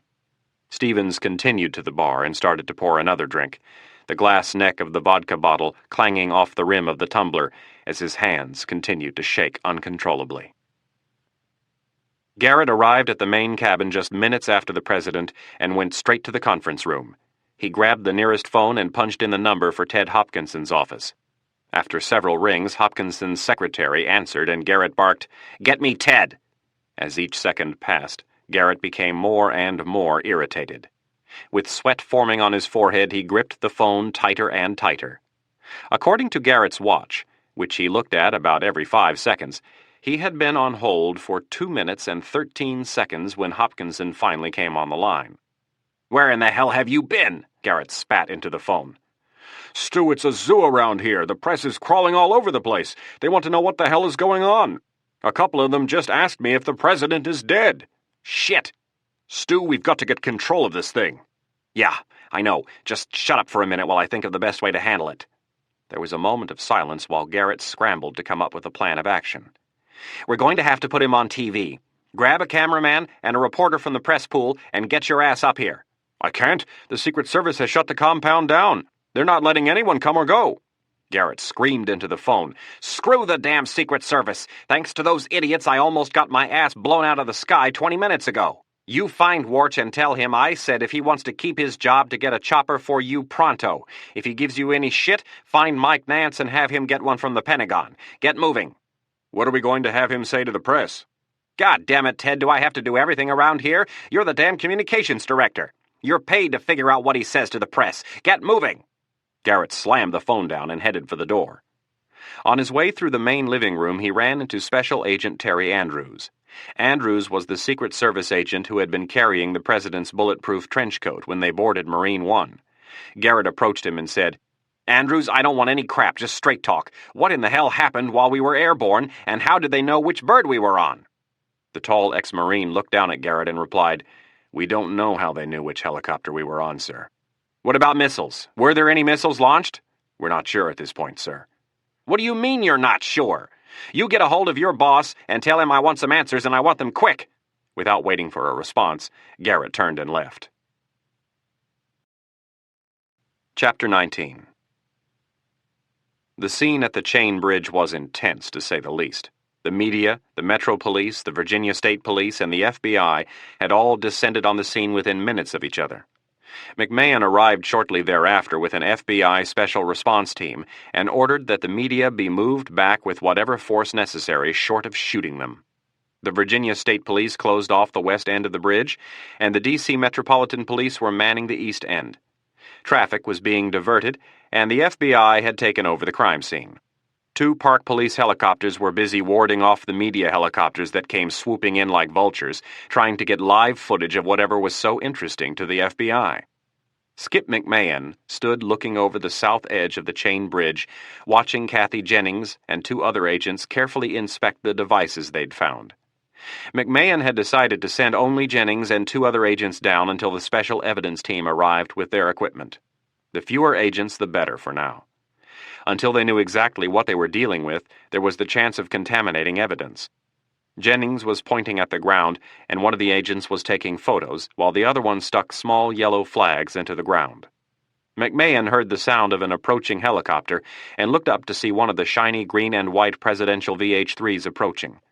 The large helicopter swung in over the bridge and descended, its churning rotors blowing sand into the air. McMahon turned away, shielding his face from the flying debris. When the bird touched down, the pilots cut the engines and the swooping sound of the blades lessened. The swirl of sand started to subside, and McMahon turned to see Jack Warch approaching. McMahon extended his hand and greeted the younger man. "I'll bet you've had better days, Jack." Warch shook his head and frowned. "This ranks with the worst of them." McMahon grabbed Warch by the shoulder. "Come on, let me show you what we found." McMahon led Warch over to the side of the bridge and pointed down at Jennings and the other two agents. "My agents found a small gray metal box with a dish attached to the top and a piece of wood with some vertical tubes. Both have batteries and transponders attached, so it would appear that they were activated by remote control, which of course means the people we're after are long gone." "Can I take a look at the stuff?" asked Warch. "Not yet. I have a special evidence team and a mobile crime lab on the way. I want to keep the area as sterile as possible until they get here." Warch nodded, and McMahon changed gears. "Jack, how did they know which helicopter he was on?" "I have absolutely no idea. We didn't even know until just minutes before he took off." "How did they know which route he would take to Camp David? Don't you guys send all the choppers along different flight paths?" "Yeah, they all fly in different directions. But this was not the route they were supposed to take." McMahon had a confused look on his face. "Well, how did they end up down here?" "Right now we think they were forced to fly into the river valley." "How?" "Do you have a map of D.C.? McMahon said yes, and the two walked over to the car. Skip retrieved a map from the glove box and spread it out on the trunk, using his gun, handcuffs, and digital phone to weigh down 3 of the 4 corners. Warch pointed to the White House and said, "The squadron commander tells me that when the group left the White House, they were lit up by fire control radar from the south. About 10 minutes ago, my people found a small gray box with a radar dish. It was concealed inside a Washington Post newspaper box on the corner of 14th and Constitution." Warch tapped his finger on the spot just a block to the south of the White House. "The group took evasive maneuvers and fled to the north. About 10 seconds after they were lit up by radar to the south, they were lit up again by radar to the north and east. The helicopters headed west away from the threat, and as they approached the Potomac, they were lit up again from the west. The squadron commander tells me his boys are trained to head for the weeds when something like this happens, and that a river valley offers the best protection because they can dive below the radar and an approaching missile. So when these guys reached the Potomac, they went for cover and headed in the only direction that they hadn't been threatened from, to the northwest." Warch took his hands and set them on the map, forming a V, the base located at the White House and the open end at the Chain Bridge. "They created a trap and drove the helicopters into it." "So what happened when they got here? Did they fire a missile?" "Supposedly the pilots thought they were in the clear. They have threat sensors that tell them when a missile is locked onto them, and I guess they make this screeching noise. Well, when they dove into the river valley, these things stopped screeching and they thought they'd avoided the threat. And then all of a sudden, these red streaks pop up in front of them and the threat sensors start screaming again. The lead escort thought they were missiles and he broke formation." Warch shook his head in frustration, "which he's not supposed to do. The whole idea behind this strategy is that the escorts are supposed to protect the president's bird and if need be, take the hit." McMahon put his hands up in the air, palms out. "Hold on a minute. I've got a bunch of people telling me they saw a missile, and I've got some other people telling me that they were flares. I'm inclined to believe the second group, because no one reports hearing an explosion, and my agents found several warm but burned-out flares. Now, what do your pilots tell you? Were their missiles launched or not?" "The other pilots don't think so. They say they were flares." Perplexed, McMahon shook his head. Warch said, "I don't get it either. The pilots that were flying Marine One said they were dead meat. They said that when the lead escort broke formation, they thought they were going to be blown out of the sky. We're either very lucky, or these terrorists screwed up somewhere." McMahon stared at the horizon and rubbed his forefinger across his lips as he sifted through the new information. A short while later he announced, "We're missing something. Something doesn't fit here. Why go to all of that effort and not take a shot?" Both of them pondered McMahon's question, and then McMahon shook the dazed look out of his eyes and said, "We'll have time for this later. How's the president?" "My people tell me he's pretty shook up. I guess the ride was rough." Wart stopped and his jaw tensed. "They also tell me that damn Stu Garrett is on one of his rampages, yelling at everyone and demanding answers. This whole stupid thing was his idea from the start." "What do you mean?" "I told them I didn't think having the meeting at Camp David and moving the president was worth the risk." Warch brought his hand up to his eyes and said, "I've had it up to here with Garrett." "Jack, let me give you a little piece of advice. There's only one way to deal with a jerk like Garrett. You meet him head on, and you don't take any crap. Half the reason why he's the way he is because people let him get away with it." "Believe me, I've thought about punching his ticket more than once, but I like my job too much." McMahon was about to add another editorial comment on the behavior of Garrett when he heard Kathy Jennings yell from below.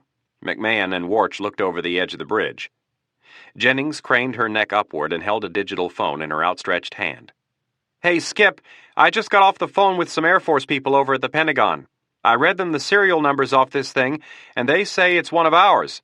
It's an older model radar unit that they used to put in the nose cones of fighters like the F-4 Phantom." Warch and McMahon traded glances, and McMahon yelled back down, "Did you ask them how someone would go about getting their hands on one of them?" "Yeah, they said there's thousands of them available on the surplus military hardware market." "I assume they keep records of what they do with all this stuff." "Yep, they told me they'll start tracing it for us."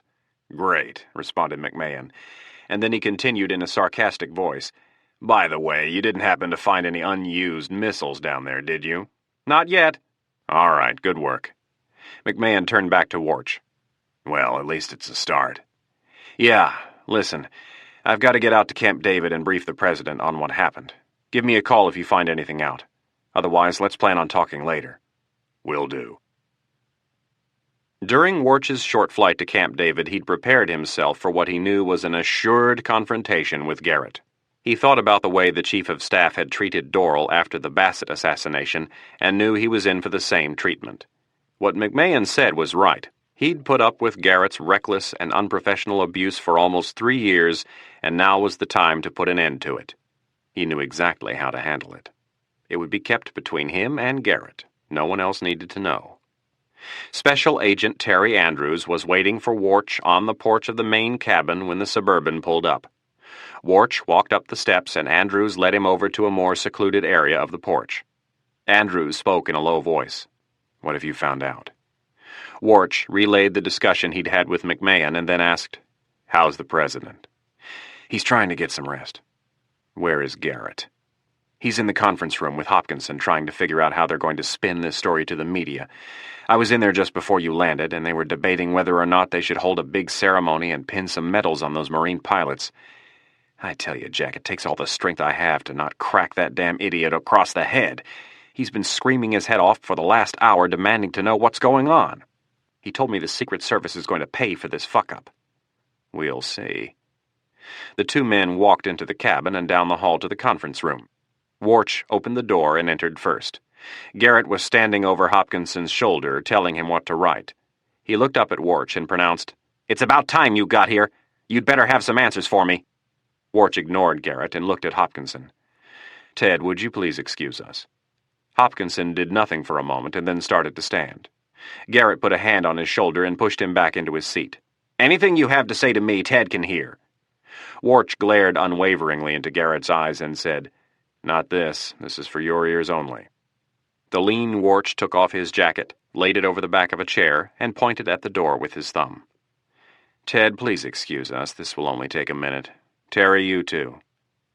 Hopkinson got out of his chair, and he and Andrews headed for the door.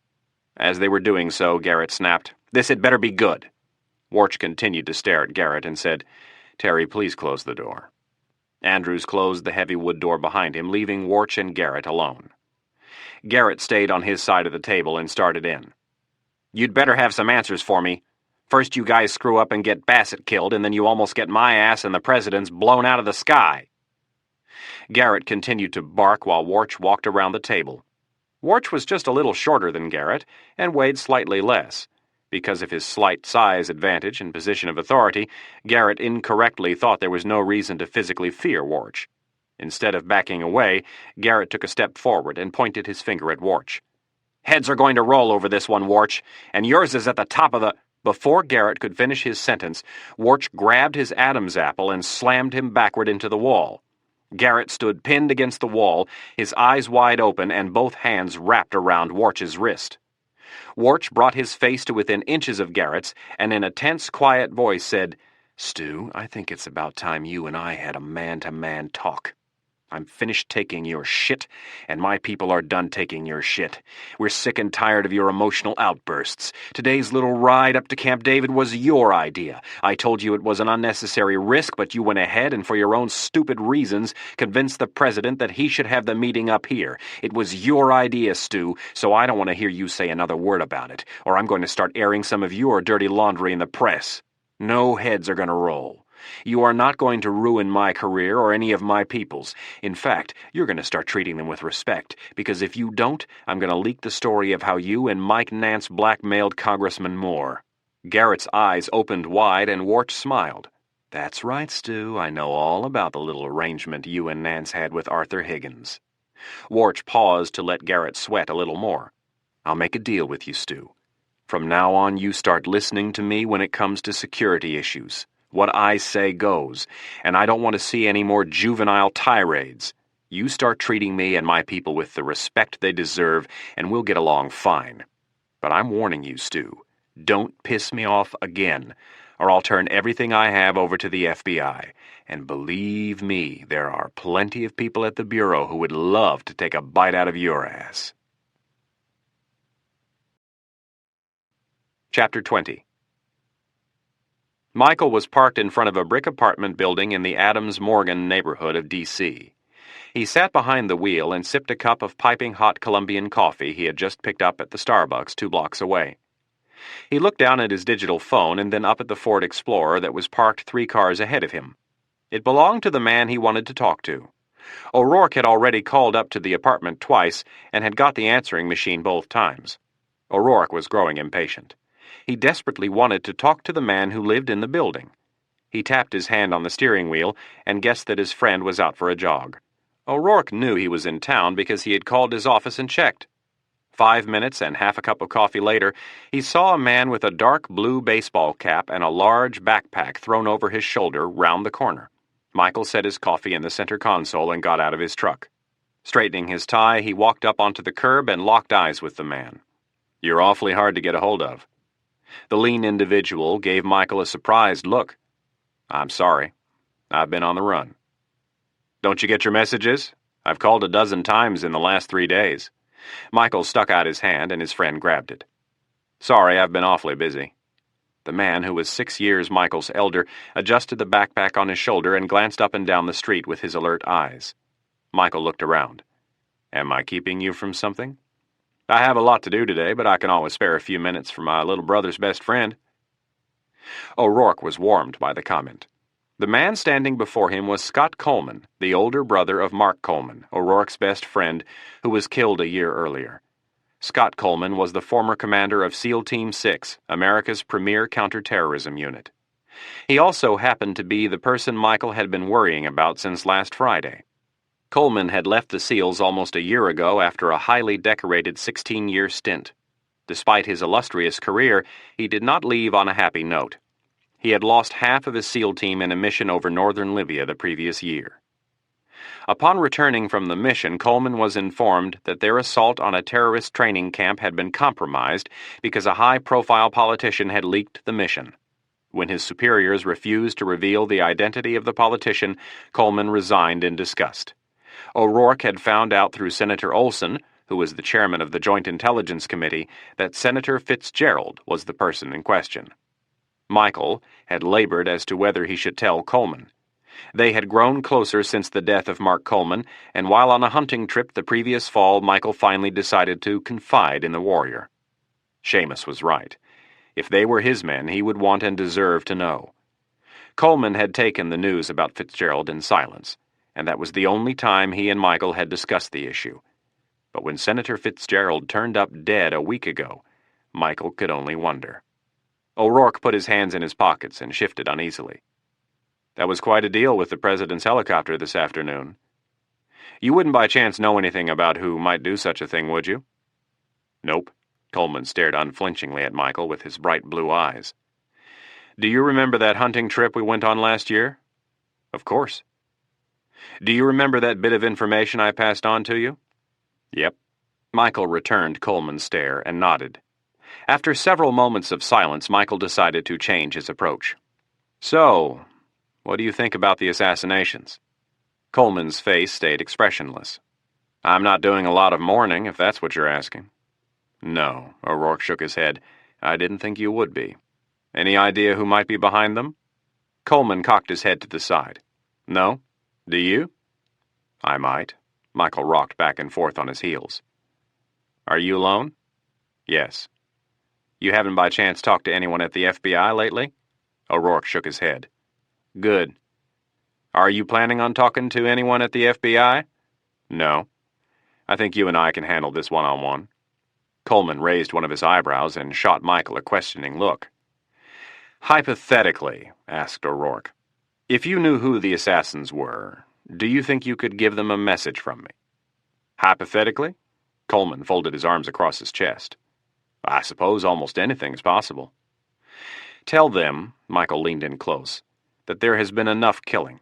Tell them to give us some time to implement their reforms before this thing gets any uglier. That sounds like a good idea, but I'm not so sure the president and his people have gotten the hint. And now our friend Senator Olson is trying to screw things up. Coleman shook his head. I don't think these guys are done killing. At least not until the president and the others come around. So you think there will be more assassinations? I wouldn't know. Michael rolled his eyes. Hypothetically. Hypothetically speaking, who knows? Both men stared each other down for a while, both refusing to blink. Finally, Coleman looked at his watch and said, I'm running late. I should really get going. Let's get together for lunch next week. Michael reached out and grabbed Coleman's arm. Scott, I understand why you're doing what you're doing. If Fitzgerald had compromised the security of me and my men during the Gulf and gotten even one of my men killed, I would have come home and gutted him like a pig.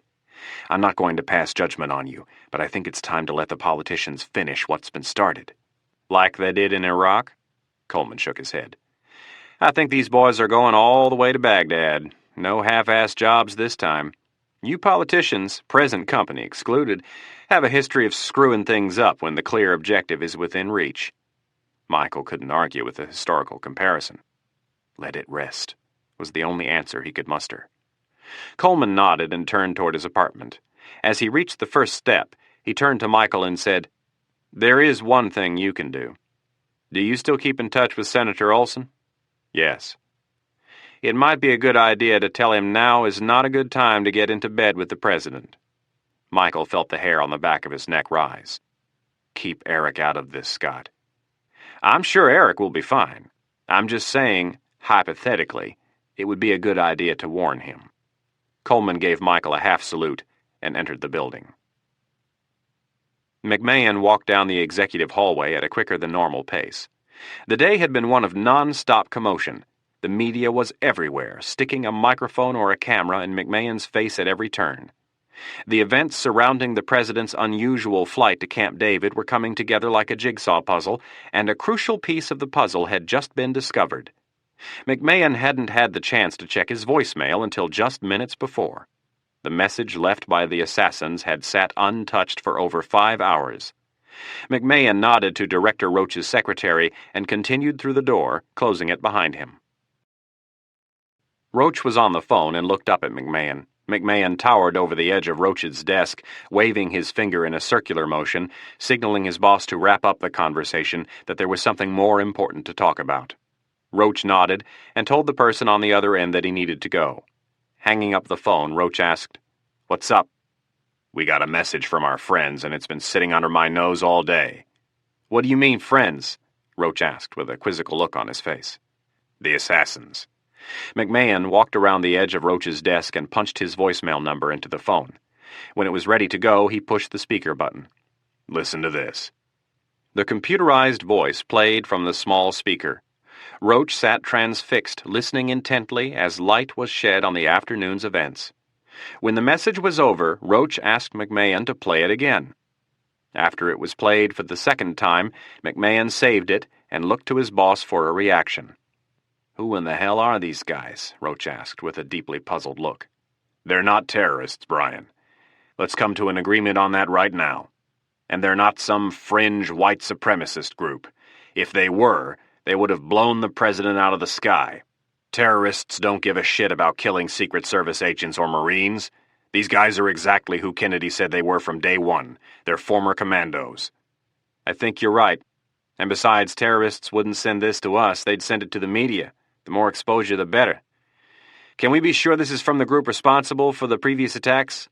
"I'm 99% sure. The message was left about 15 minutes after Marine One took off from the White House, and the computerized voice sounds the same as the one that was left with ABC after Bassett's assassination. I'm having our lab analyze the sound signature right now." "How long will it take them to verify?" "They told me within the hour. When are you going to tell the president?" "I'm flying out to Camp David in about 30 minutes to brief him. I'll wait and do it in person." Roach stared off at nothing for a moment while he thought about the tape. "You don't have to come if you don't want to. I'm sure you've got plenty to keep you busy around here. Besides, I know how much you hate these briefings." "Are you crazy? I wouldn't miss seeing the expression on Garrett's face when he hears these guys are onto him." Roach nodded his head in agreement and looked at his watch. "Be back up here in 30 minutes. I've got a chopper picking us up on the roof." "One more thing. The boys over at the Secret Service have been getting beat up all day. If it's all right with you, I'd like to let Jack Warch take the lead on telling the president about the radar units and the flare launcher. I'll back him up on what we're doing to investigate the new evidence, and I'll let you handle the message from the assassins if you want." "No, that's all right. You can handle it. And go ahead and let Warch take the lead." McMahon left Roach's office and headed back to his. The chopper ride from the Hoover Building to Camp David took about 25 minutes. Roach, McMahon, and 2 of the director's bodyguards sat in back. Roach utilized the time by having McMahon bring him up to speed on every aspect of the investigation. After landing, they were driven to the main cabin and escorted to the conference room. It was just after 7 p.m. when the president and Garrett entered the room, taking their spots at the head of the table. Mike Nance was seated at the far end of the table so he could observe everyone, while Stansfield, Roach, and McMahon were seated on the one side, with Warch and Director Tracy on the other. Garrett looked at Roach, and in a tired voice asked, "Director Roach, do you have any new developments to report since we talked earlier?" "Yes, as a matter of fact, we have received a message from the assassins. I'll let Special Agent McMahon fill you in." Roach turned to McMahon and nodded. Each spot at the large conference table had a phone in front of it. McMahon pulled the one in front of him closer and punched in his voicemail number. "Just before we left this evening, we discovered a message left by the assassins. If you'll bear with me for a moment, I'll retrieve it." McMahon finished accessing the message, hit the speaker button, and slid his chair back. The message started to play. "Special Agent McMahon, we know you have been placed in charge of investigating the assassinations of Senator Fitzgerald, Congressman Kozlowski, Senator Downs, and Speaker Bassett. We are sending you this message because we do not want to fight our battle in the media." Both the president and Garrett looked up at McMahon upon hearing his name. The message continued while everyone listened intently. When the tape ended with, "Mr. President, the Secret Service cannot protect you from us.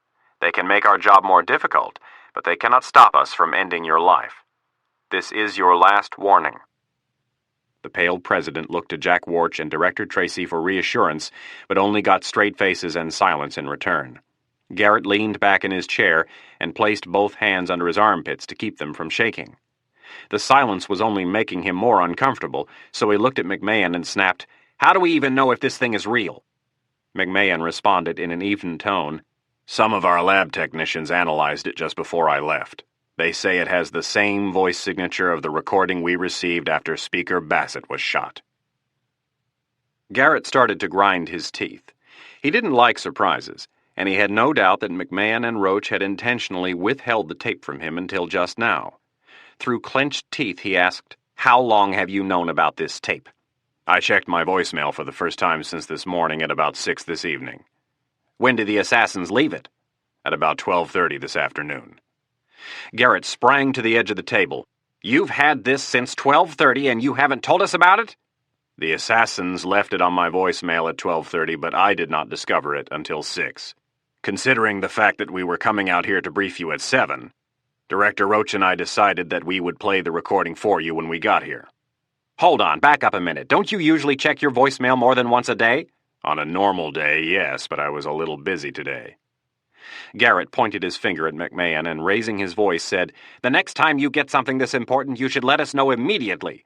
There is absolutely no excuse other than incompetency for not informing us of this recording as soon as you found it." McMahon was enjoying himself too much to let what Garrett was saying upset him. Leaning back in his chair, McMahon folded his arms and smiled. Jack Warch, who was sitting next to Garrett, leaned forward and caught the Chief of Staff's eye. Warch gave Garrett a hard stare. The message was clear. Garrett looked down at his notepad and mumbled something to himself. No one spoke for a while, and then a nervous President Stevens attempted to speak. The words didn't come out right the first time, so he started over. "Could they have shot down Marine One today?" Without pausing for a second, Warch answered, "Yes."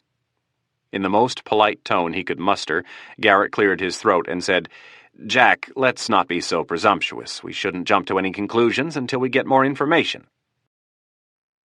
Garrett didn't like anyone getting the president frazzled unless it was him. Warch shrugged his shoulders and said, "I am basing my opinion on nothing more than the facts. These assassins have shown an incredible propensity to plan ahead. They not only discovered which helicopter the president was on, but they forced Marine One and her escorts to fly a course they were not supposed to. I spoke with the pilots, and they said there is no doubt in their minds that Marine One could have been blown out of the sky this afternoon." The president closed his eyes and shook his head. Several seconds later, he looked at Warch and asked, "Can you protect me or not?" "If you continue to ignore my advice, no." "What do you mean, ignore your advice?" asked the president in a pleading tone. He looked to Warch's boss this time for an answer, but didn't get one. Warch had convinced his boss to stay out of it and let him put the fear of God into the president. Warch leaned forward and got the president's attention. "Sir, when you and Mr. Garrett informed me that you wanted to hold your budget summit at Camp David, I told you it was a bad idea and that it should be held at the White House. Because you ignored that advice, you were almost killed today."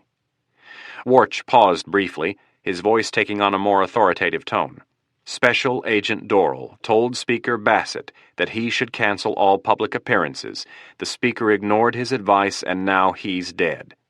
I have been telling you for 2.5 years that security around the White House is lax, that the press is given too much freedom to come and go as they please. Well, it all came home to roost today. I found out how the assassins knew which helicopter you were on." Warch again paused and looked at the president, letting the tension mount. He was going to play this hand for everything it was worth. "My agents tore apart everything that was within sight of the South Lawn. One of them found a transponder attached to the live signal feed underneath the control panel of the ABC News van.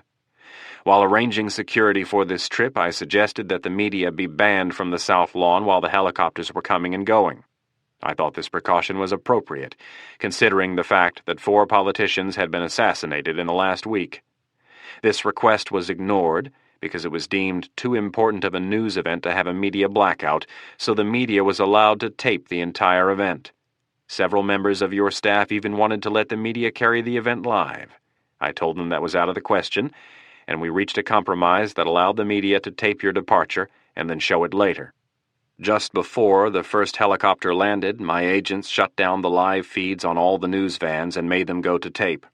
At some point after that, the assassins activated a transponder they'd planted underneath the ABC News van's control board.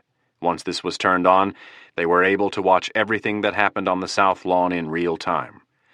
These assassins know where our weaknesses are, and they know that our ability to protect you is directly related to your desire to be protected. They obviously understand the relationship between a politician and the media, and if you continue to make yourself accessible to the media and the public, we will not be able to protect you." The president looked at his chief protector and said, "Jack, do whatever you need to make things more secure, and I'll listen to you." Roach, noticing that the president was in an unusually decisive and agreeable mood, decided to make his move. "Mr. President, our investigation has hit a wall. We believe these assassins are former United States commandos. Special Agent McMahon and his people have received very little cooperation from the Special Forces people at the Pentagon. They are stonewalling us at every turn." The president's head jerked from Roach to Nance. "Mike, what's the problem?"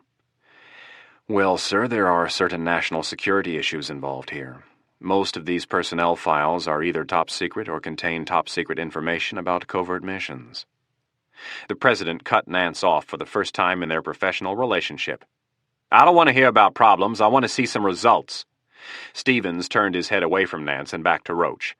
"I will have an executive order ready by tomorrow morning, giving Special Agent McMahon permission to review any personnel file he wishes. We are done dragging our feet on this. I want these people caught." Nance looked at the president from the other end of the table and bit his lip. Stevens was too emotional right now. He would have to wait until later to discuss this issue. There was no way in the world someone without top-secret clearance was going to get carte blanche on those files, especially someone from the FBI. While Nance tried to think of a way around this new problem, Warch briefed the participants on the evidence they'd found under the bridge, such as the radar dishes, and what efforts were being made to track the serial numbers.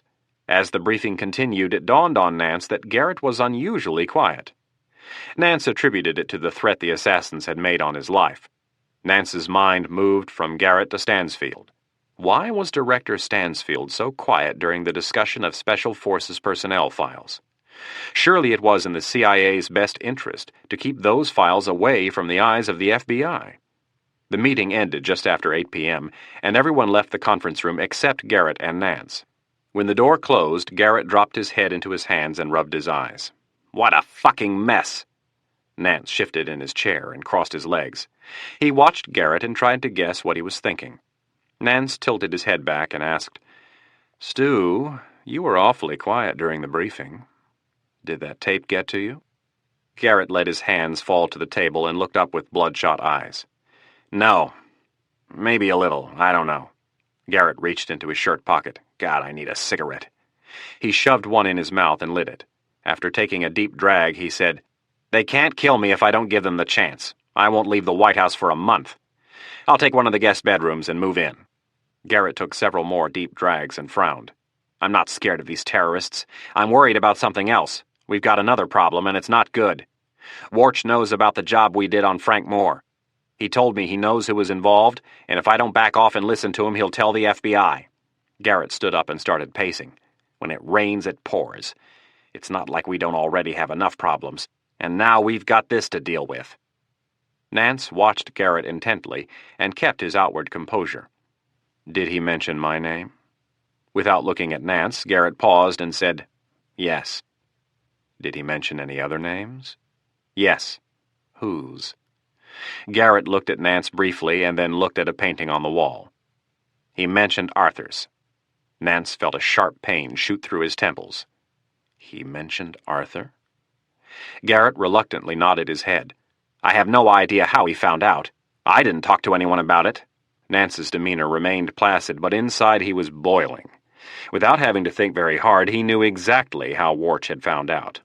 He or one of his people must have overheard Stu talking to God knows who about their little blackmail operation. "Arthur will not be happy about this. I'm sure he will want to talk to you at length. Clear your schedule for tomorrow evening. He wants to talk to us about something else, and it can't wait. I'll arrange for some discreet transportation."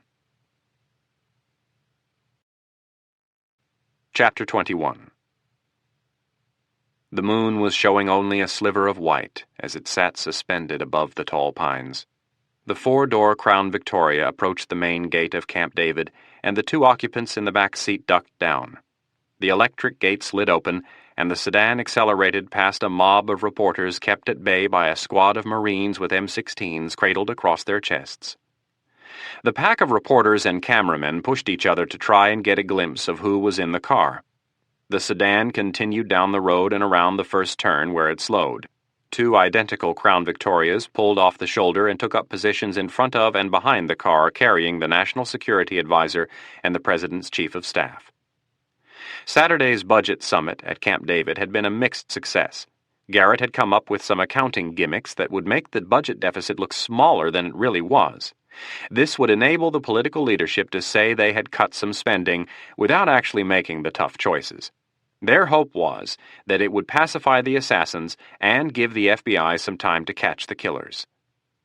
Mike Nance's doubts regarding the stability of the new coalition were already proving true. Senator Olson had balked on the deal, telling the president he would have no part in misleading the American people. Olson argued that real cuts had to be made or he was out. The silver-haired senator from Minnesota told the president he would stay quiet for 1 week, and if Garrett was still playing his accounting games, he would expose the new budget cuts for what they were, a sham. Nance and Garrett spent most of the 50-minute drive talking in hushed whispers. The Maryland country roads they traveled on were dark and traffic was light.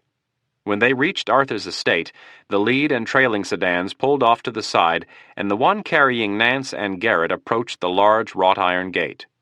2 powerful floodlights illuminated the entrance to the estate. A large man dressed in a tactical jumpsuit and carrying an Uzi stepped out of the guardhouse and approached the sedan. A flashlight was taped to the underside of the machine gun's barrel, and the guard turned it on. He pointed it toward the back window and shone the light on Nance and Garrett. After identifying both men, he told the driver to pop the trunk. Walking to the rear of the car, he checked the trunk and then walked back to the guardhouse. Arthur was sitting behind the desk in his study, watching the scene at the front gate.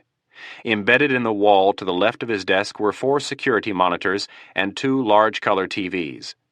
Arthur watched the guard go back into the small booth, and a moment later the gate opened. The gate closed as soon as the car passed through. Looking at another monitor, Arthur watched the car snake its way up the drive and stop in front of the house, where it was met by 2 more guards, one of whom had a German shepherd at his side. Garrett and Nance stepped out of the car and stood still while the dog sniffed them, and a handheld metal detector was waved over their bodies. Finally, the door was opened from the inside, and a 3rd guard led them down the hall to Arthur's study. Arthur pressed a button on the underside of his desk, and an old framed map of the world slid down and covered the monitors. Rising from behind the desk, he walked over to the fireplace and placed one hand on the mantel. Even though Arthur was over 70, he still had a rigid and upright frame. His silver hair was neatly combed straight back and stopped an inch above the white collar of his dress shirt. His fingernails were well manicured, and his expensive worsted wool suit hung perfectly from his slender frame. The door opened and Nance and Garrett entered. Arthur kept his arm on the mantel and waited for his guests to approach. Mike Nance stopped about 10 feet away and in a formal tone said, "Stu Garrett, I would like to introduce you to Arthur." Garrett stepped forward and extended his damp, clammy hand. "It's great to finally meet you. I've been looking forward to this for a while." Arthur nodded his head slightly. "The pleasure is all mine." Then, motioning toward several chairs, he said, "Please, let's sit. Would either of you like anything?" Nance eased his way over to Arthur's side. "Before we get started, I would like to go over a couple of things with you in private." Arthur grasped the point and turned to his other guest. "Mr. Garrett, do you like to smoke cigars?" Garrett was caught off guard for a moment. Yes, I do." Walking over to the coffee table, Arthur picked up a cherrywood humidor and lifted the lid. Garrett grabbed one of the cigars and smelled it. Arthur handed him a cigar guillotine, and Garrett snipped off the end. "I'll show you to the door." Arthur led Garrett across the room toward a pair of French doors. "The view of the Chesapeake is beautiful from the veranda. I think you will enjoy it." Arthur opened one of the doors. "We'll be out to join you in a minute." Closing the door behind his guest, Arthur turned and walked back to Nance. "What is the problem?" "It seems that our involvement in the blackmailing of Congressman Moore is known by someone outside the original group." "And who would that be?" "Jack Warch. He's the special agent in—" "I know who he is. How did he find out?" Nance glanced toward the veranda and then told Arthur about the confrontation between Garrett and Warch. When he was done, Arthur asked, "And how do you think Mr. Warch found out?" "I think that Mr. Garrett wasn't as careful as he should have been." "I would concur." Arthur was not an animated person, but Nance had expected him to display some type of reaction. Instead, he got nothing. "What do you want to do about Warch?" asked Nance. Arthur paused for a minute and pondered the question. "For now, nothing. I read his personality profile about 4 years ago. He's not the type to go to the press. Besides, the Secret Service is not in the business of embarrassing the president. In the meantime, tell Mr. Garrett to back off, and I'll prepare a contingency plan to deal with Mr. Warch if he presses the point. I've already told Garrett to back off, and he's obliged. Have you told him anything about my proposition? No, I only said that you wanted to talk to us. As far as he knows, I'm in the dark. Good. Are you still going to tell him? Yes. I'm not sure that's a good idea. You've always told me not to trust amateurs. I've always told you to trust no one.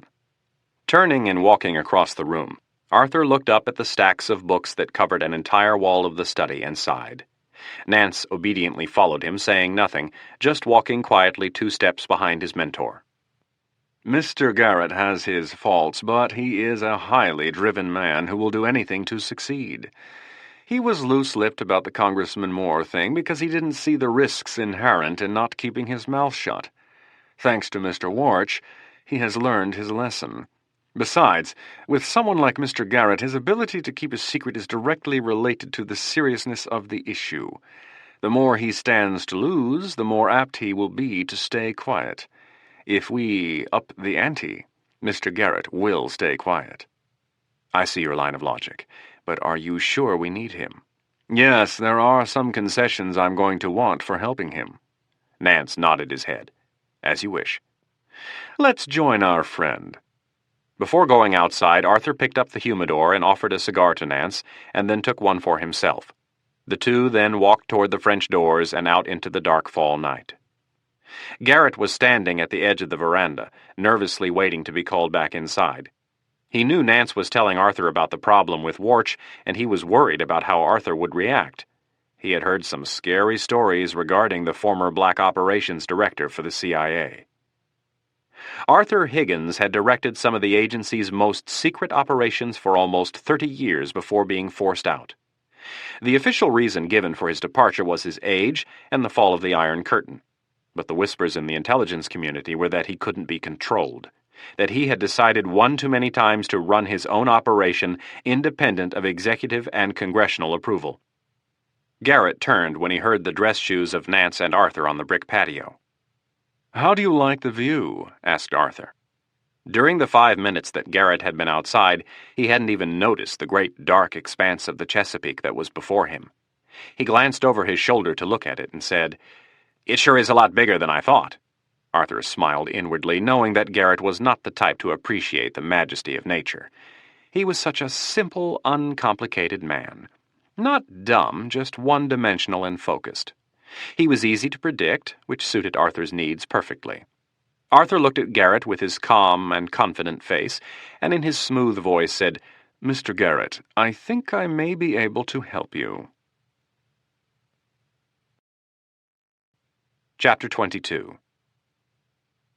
McMahon thought that after the meeting with the president on Friday night, he would be spending all weekend with a team of agents poring over Special Forces personnel files. The president's promise of complete cooperation was short-lived. Saturday and Sunday had passed without a single file being reviewed. Someone had managed to change the president's mind, and McMahon had a good idea who it was. Late Sunday, McMahon received word through the Joint Chiefs that he was to show up at the Pentagon on Monday morning at 7 a.m. sharp. He was told he could bring 2 people to assist him in the reviewing of a select group of files. Just how select these files were, McMahon could only wonder. One thing was certain, though. His patience was running thin. As McMahon walked down a long, stark hall located somewhere in the basement of the Pentagon, he wondered if this would be a waste of his time, or if they were finally done jerking him around. He had decided to bring Kennedy and Jennings with him, and the 3 of them obediently followed the Army lieutenant who was escorting them to the Pentagon's offices for the Joint Special Operations Command, or JSOC, pronounced JSOC. The actual field headquarters was located at Pope Air Force Base in North Carolina. They had already passed through 3 security checkpoints by the time they reached their destination. At the door to JSOC, they were asked for their identification by a Marine sitting behind bulletproof plexiglass. After verifying their IDs, the Marine pressed a button and the outer door opened. The Army lieutenant led the three visitors into a comfortable and functional reception area where he told them to take a seat. Several minutes later, a one-star general emerged with a cup of coffee in his left hand. The man had short, bristly black hair and was about 5'10". The dark green shoulder boards holding his general's star jutted straight out from his neck. He was a poster-board U.S. Marine, from his square jaw to his perfectly pressed pants and spit-shined shoes. McMahon couldn't help but notice that the general's shoulders were almost twice as broad as his waist. Most of the generals that McMahon knew showed a little more in the area of girth than this one. The general stuck out his right hand. "Special Agent McMahon, General Heaney. Nice to meet you." "Nice to meet you, General." McMahon winced slightly as the bones in his hand were squeezed tightly together by the pit bull standing before him. "This must be Dr. Kennedy and Special Agent Jennings." Jennings and Kennedy shook Heaney's hand. McMahon flexed his hand in an effort to shake the sting from the general's handshake. "Would any of you like some coffee before we get started?" McMahon and Kennedy said yes, and the general led them down the hall to a small kitchen. He grabbed a pot of coffee and said, "You may want to add some water to this. I make my coffee a little on the thick side." McMahon took a sip and agreed. "Special Agent Jennings, can I get you a soda or something?" "Do you have any Diet Coke?" "I keep a private stash in my office. Hold on, I'll be right back." "Sir, please don't bother. Water will be fine." "It's no bother at all." The general disappeared down the hallway. A moment later, the general came around the corner with 2 cans of Diet Coke. "I brought an extra one just in case you're really thirsty." Jennings extended her hands. "Thank you, sir. You didn't have to go to all that trouble." "No trouble at all. Come on, let's go down the hall. I want to introduce you to someone." They all left the room and walked down several doors. The general stopped and ushered them into a state-of-the-art conference room.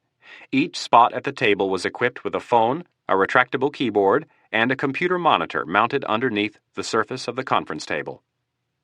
"This is where we'll be spending most of our time. Please make yourselves comfortable. I'll be back in a minute." When the general returned several minutes later, he was carrying a stack of files and was accompanied by a senior female naval officer. "Everyone, this is Captain McFarland. She is our unit psychologist." Dr. McFarland introduced herself to everyone, while General Heaney arranged the files into 3 stacks on the table. "We've got one more person joining us." The general pressed the intercom button in front of him and said, "Mike, would you please send Mr. Delapina in?" "Yes, sir." The general looked up from the phone and asked everyone to be seated. A moment later, a man in a blue suit and striped tie entered the conference room and placed a briefcase on the floor next to his chair. The man was of average height and weight, with fair skin and a deeply receding hairline. The general introduced him only as Mr. Delapina. McMahon stared at him intently, trying to decipher what a non-military person had to do with the Special Forces. "Mr. Delapina, you didn't say which agency you were affiliated with." "I work for the National Security Agency." "What does the NSA have to do with this case?" "The NSA is involved in the safeguarding and dissemination of any information pertaining to the national security of the United States." "So, Mr. Nance sent you to keep an eye on things?" Delapina looked at the general, but did not respond to McMahon's question. After several moments of awkward silence, the general clapped his hands together and said, "All right, let's get started." The general patted his hands on 2 of the 3 stacks he had sitting in front of him. "These are the personnel files of all black retired Special Forces commandos between the ages of 24 and 34. They are arranged in stacks according to which organization they served under. The stack on my far left consists of former Green Berets, the stack in the middle is made up of Delta Force commandos, and the one on the end is Navy SEALs. There are 121 African Americans between the age of 24 and 34 that are retired Green Berets, 34 Delta Force commandos, and 2 Navy SEALs. Before we go any further, I would ask that if you decide to contact any of these individuals, you would allow us to accompany you." The general looked to McMahon for the answer. "I don't see a problem with that." The general nodded and then handed 3 files across the table. McMahon opened the file and looked up and down the single sheet of paper. It contained a photograph stapled to the upper right corner and a list of basic information including birth date, social security number, educational background, date of enlistment, and date of discharge. McMahon flipped the page over and it was blank. Moving only his eyes, McMahon looked up at the general. "Where are the psychological profiles and performance reviews?" The general looked to Delapina and then McMahon. "At the direction of the Joint Chiefs and the NSA, they were pulled." McMahon tossed the file back across the table and said, "This does me absolutely no good. I need to establish a motive, And I can't do it with a photograph, a date of birth, and an educational summary. The President promised me that I would be given full cooperation." McMahon looked away from the General to Delapina. "Does the President know about this?" "Mike Nance has briefed him thoroughly." "I'll bet he has. Okay, if you guys want me to do this the hard way, that's fine with me, because I'm done screwing around. We've got 2 dead congressmen, 2 dead senators, and an attempt has been made on the President's life." McMahon gritted his teeth and pointed across the table at Delapina. "The biggest threat to national security right now is the people responsible for those murders. I could care less about some operation you guys ran in some jerkwater third world country 10 years ago." McMahon stood up and said to Kennedy and Jennings, "Come on, let's go." Looking at Delapina, he said, "If this is the way you want to do this, I'll be back tomorrow with a stack of subpoenas and 50 agents." Kennedy and Jennings stood and started for the door. The General looked at Delapina, silently urging him to say something. As they reached the door, Delapina said, "No, you won't." "What did you say?" McMahon asked as he turned around. "I don't think that would be a very good idea." "Listen here, Mr. Delapina. Let's get something straight. I work for the FBI, and you work for the NSA. This is a domestic investigation, and we have the jurisdiction, not you. The law is very clear on this, and considering the high profile of this case, I will have no problem finding a judge that will grant me a broad and sweeping subpoena."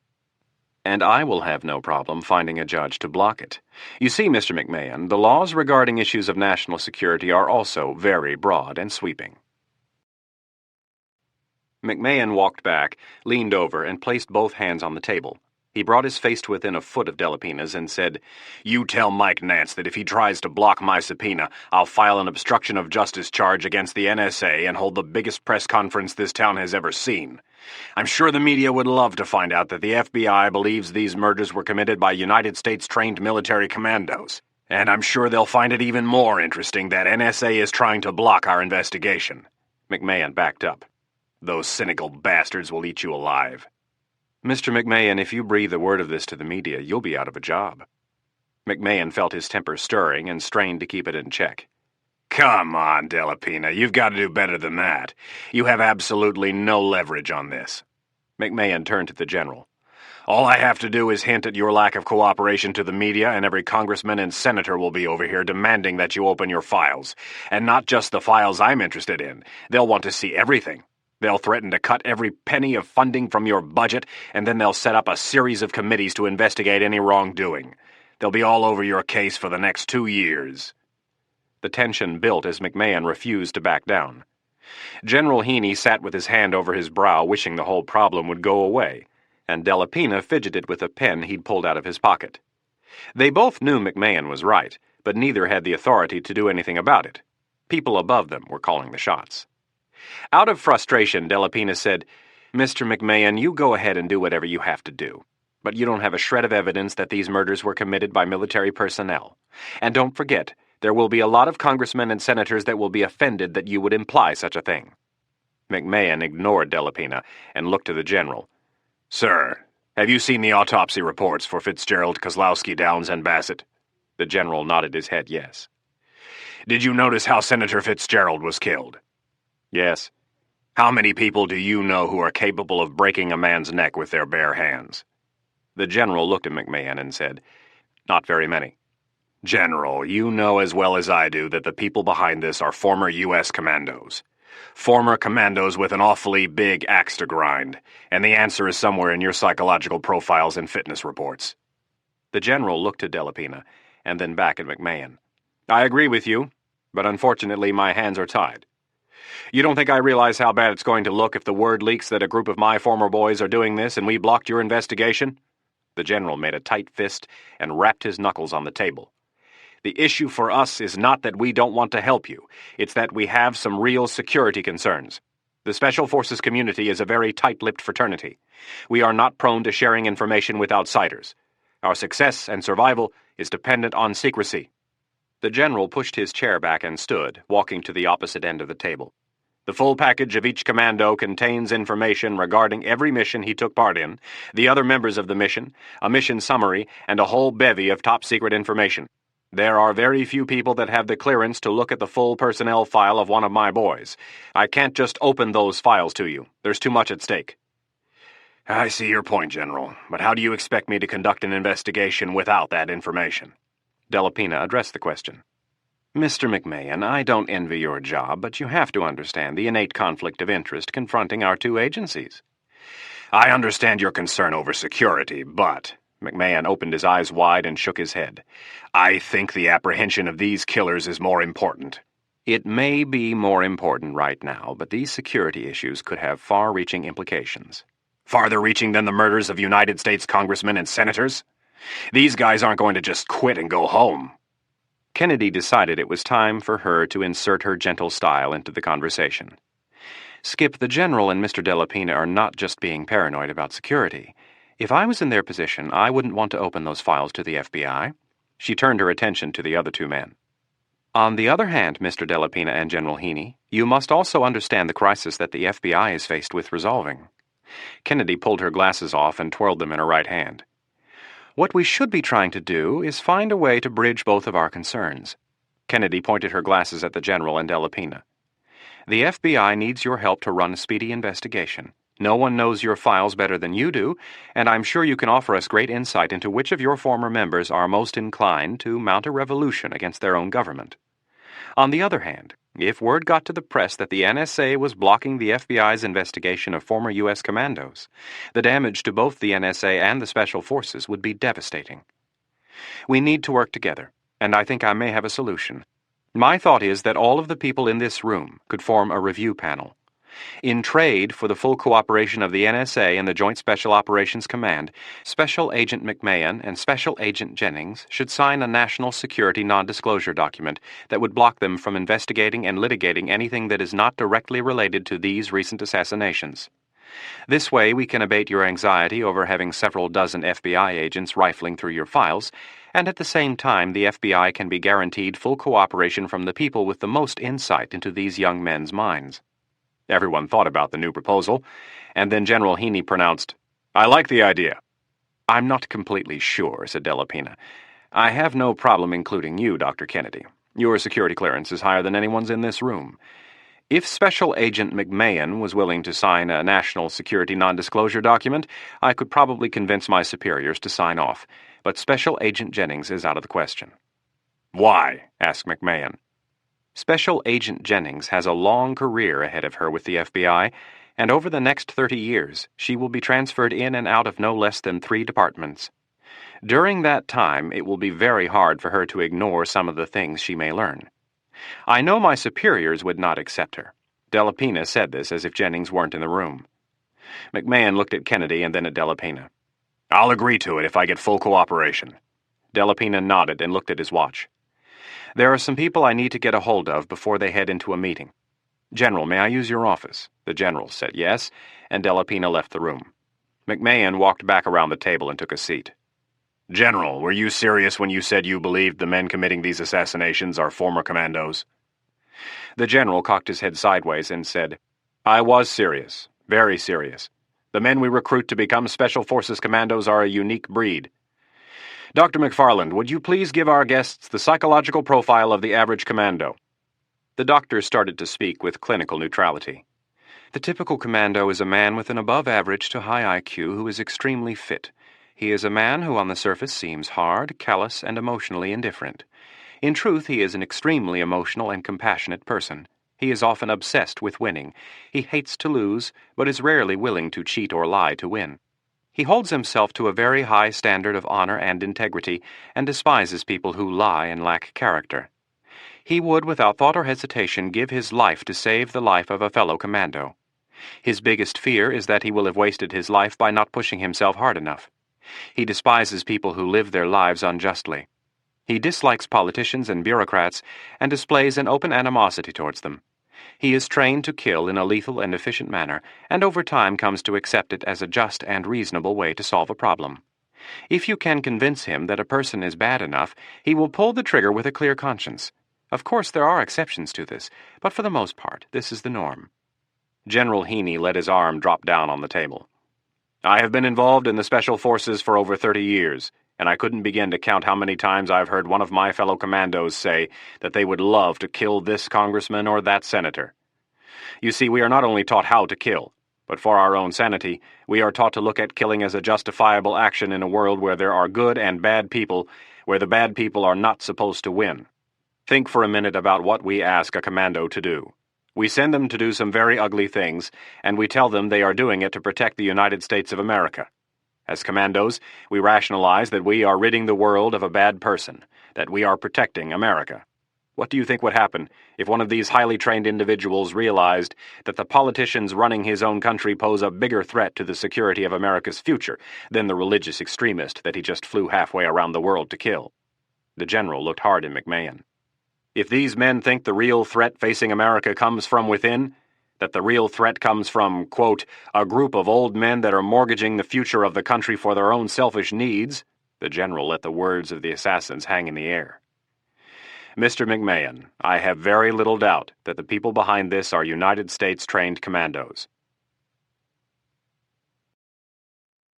Chapter 23. Michael and Seamus O'Rourke walked into the plush restaurant and were greeted by a slight man wearing a tuxedo. Both O'Rourkes were impeccably dressed in dark wool suits. The maitre d' looked up along his thin nose and said, "May I help you?" "3 for lunch, please," said Michael. "Do you have a reservation?" "Yes. I think it's under Olson." The maitre d' looked at his reservation book and clapped his hands together. "Oh, you must be Congressman O'Rourke, and you must be the congressman's father." "No, I'm his grandfather." "Oh." The maitre d' looked down at the reservation book. "Senator Olson's secretary requested a private corner table." He grabbed 3 menus from under the podium. "If you will follow me, I'll show you to your table." It was 11:45 and the restaurant was almost empty. Busboys were shuffling back and forth, preparing each table for the busy lunch crowd. The maitre d' glided between the tables, his chin held high, leading them to a circular table in the far corner. Stepping aside, he held a chair out for the older of the 2 O'Rourkes. Seamus sat down and the maitre d' pushed in the chair. The maitre d' stepped back and bowed and said, "Enjoy." Seamus grabbed his napkin and asked, "What's the word on this budget summit that they had at Camp David?" "They reported on the morning news that they cut $100 billion from Stevens's budget." Michael raised one of his eyebrows, showing what he thought of the reports. "I take it you don't believe they actually did it." "They reported it as a rumor. That means one of 2 things. No one knows what actually happened, or it was leaked to test the waters." "Which do you think it was?" "I'm not sure." Michael looked toward the entrance of the restaurant. Senator Olson had just entered with his bodyguards. "We'll find out soon enough. Eric is here." Senator Olson and 4 serious-looking men walked across the restaurant, led by the maitre d'. Michael and Seamus stood to meet their friend. Olson pushed his way by 2 of the guards and the maitre d', extending his hand toward the older of the 2 O'Rourkes. "Seamus, I didn't know you were in town. When did you get in?" "Friday morning." Olson shook his hand and then Michael's. The maitre d' seated the 4 Secret Service agents at the next table. 3 of them sat with their backs to Olson and the O'Rourkes, and 1 sat facing them. After sitting, Olson looked at Seamus and frowned. "Knowing your disdain for Washington, I assume there must be something pretty important going on for you to come here." The statement was met with a slight grin. "Not really. I had some business to take care of, and I wanted an excuse to visit Michael and Tim." "Is everything all right at the mill?" The O'Rourke Timber Company was the largest employer in Grand Rapids, and thus a political concern for Olson. "The mill is doing fine in spite of all the interference I'm getting from your friends over at the EPA, the Commerce Department, and the Department of the Interior." The waiter approached the table and greeted them. Olson was thankful for the distraction. He admired Seamus, but was not always comfortable with his penchant for direct confrontation. He'd noticed recently that Michael, like his father before him, had inherited this honest but not always pleasant Irish attribute. The waiter asked if they would like anything to drink. Eric and Seamus ordered iced tea, and Michael ordered a Coke. Olson informed them that the Joint Intelligence Committee was to reconvene at 1 p.m., and if it was all right with them, he'd like to order lunch while the waiter was there. The O'Rourkes agreed, and they placed their orders. As soon as the waiter left, Seamus looked across the circular table and said, "Eric, I understand you were involved in the budget summit at Camp David this weekend." Olson looked down and brushed his hand across the white tablecloth, as if he were cleaning crumbs away. Looking up with shame in his eyes, he said, "Yes, I was there." "How did it go?" "I'd rather not say." Seamus gave him a tightly screwed frown as if he was offended. Olson shrugged his shoulders and said, "The president asked us to keep quiet about the details." "They were saying on the morning news that you cut $100 billion from the budget. Is that true?" asked Michael in a doubtful tone. "You don't sound like you believe it," said Olson. "I don't think you can get the two parties together and cut $100 billion in 2 days." Olson looked blankly at Michael and then Seamus. "You'd be amazed what people are capable of doing when they're backed into a corner." The disgust was openly visible on his face. "Eric, what happened up there?" asked Seamus. "I promised the president I wouldn't talk about it." Michael leaned closer to Olson and looked him in the eye. "Eric, if you don't think you can trust us, this town has really gotten the best of you." Olson looked at Michael and then Seamus, thinking about the close friendship between their two families. Michael's father had been Eric's best friend. The O'Rourkes were the most honest people he knew. When they gave their word, they meant it. Olson fidgeted in his chair and leaned forward. Seamus and Michael did the same. "I'll tell you what happened, but you have to promise me you will tell no one." Seamus and Michael nodded yes. "That means no one. Especially Liz, Michael." "You have my word." Olson slowly recounted the weekend's events. Michael and Seamus listened intently and stayed quiet. 5 minutes into Olson's account, lunch was served. The plates were pushed aside as Olson continued to recount the president and Garrett's plan to mislead the public. Olson became more animated and angry as he explained in detail how they were going to actually spend more money and, through accounting gimmicks, say they were cutting the budget. The same was true for the O'Rourkes. The more they heard, the more they strained to keep their mouths shut. When Olson was done, he sat back in his chair and took a large gulp of water. Seamus was the first to speak. With his deep-weathered voice, he said, "Those bastards all deserve to die." The severity of the comment almost caused Olson to spit his water back up. "You don't really mean that, do you?" "You're damn right I do." Olson looked to Michael, and Michael said nothing. "Seamus, don't you think that statement is a little harsh considering recent events?" The older of the O'Rourkes repeated his conviction. "Those corrupt bastards deserve to die, too." "You can't be serious." "I'm very serious. They were running this country right into the ground, and I couldn't be happier now that they're dead." "It doesn't scare you in the slightest that some group of terrorists has decided to circumvent the democratic process?" "One man's terrorist is another man's freedom fighter." "Did you learn that one from the IRA?" Olson regretted the shot before he'd finished making it. It was not a good idea to provoke Seamus. Seamus sat like a rock, his eyes burrowing deeper and deeper into Olson's, his large fist clenched on top of the table. "I'll pretend I didn't hear that." Seamus O'Rourke was financially involved with the Irish Republican Army in the years following World War II. Seamus was born in Ireland and moved to the United States with his parents at a very young age. He believed strongly in Ireland's right to self-rule and thought Britain's conquest of Ireland was no different from their conquest of India or any of the other colonies. He supported the IRA's paramilitary efforts until they started setting off bombs and killing innocent people. That was too much. Fighting for independence like a disciplined soldier was one thing, fighting for it like a cheap thug was another. Olson broke the silence. "You don't really think what these assassins have done is justifiable?" "Not only do I think it's justifiable, I think it's necessary." "I can't believe I'm hearing this. I mean, I know you don't like politicians, Seamus, but you can't really believe those men deserve to die." "I do."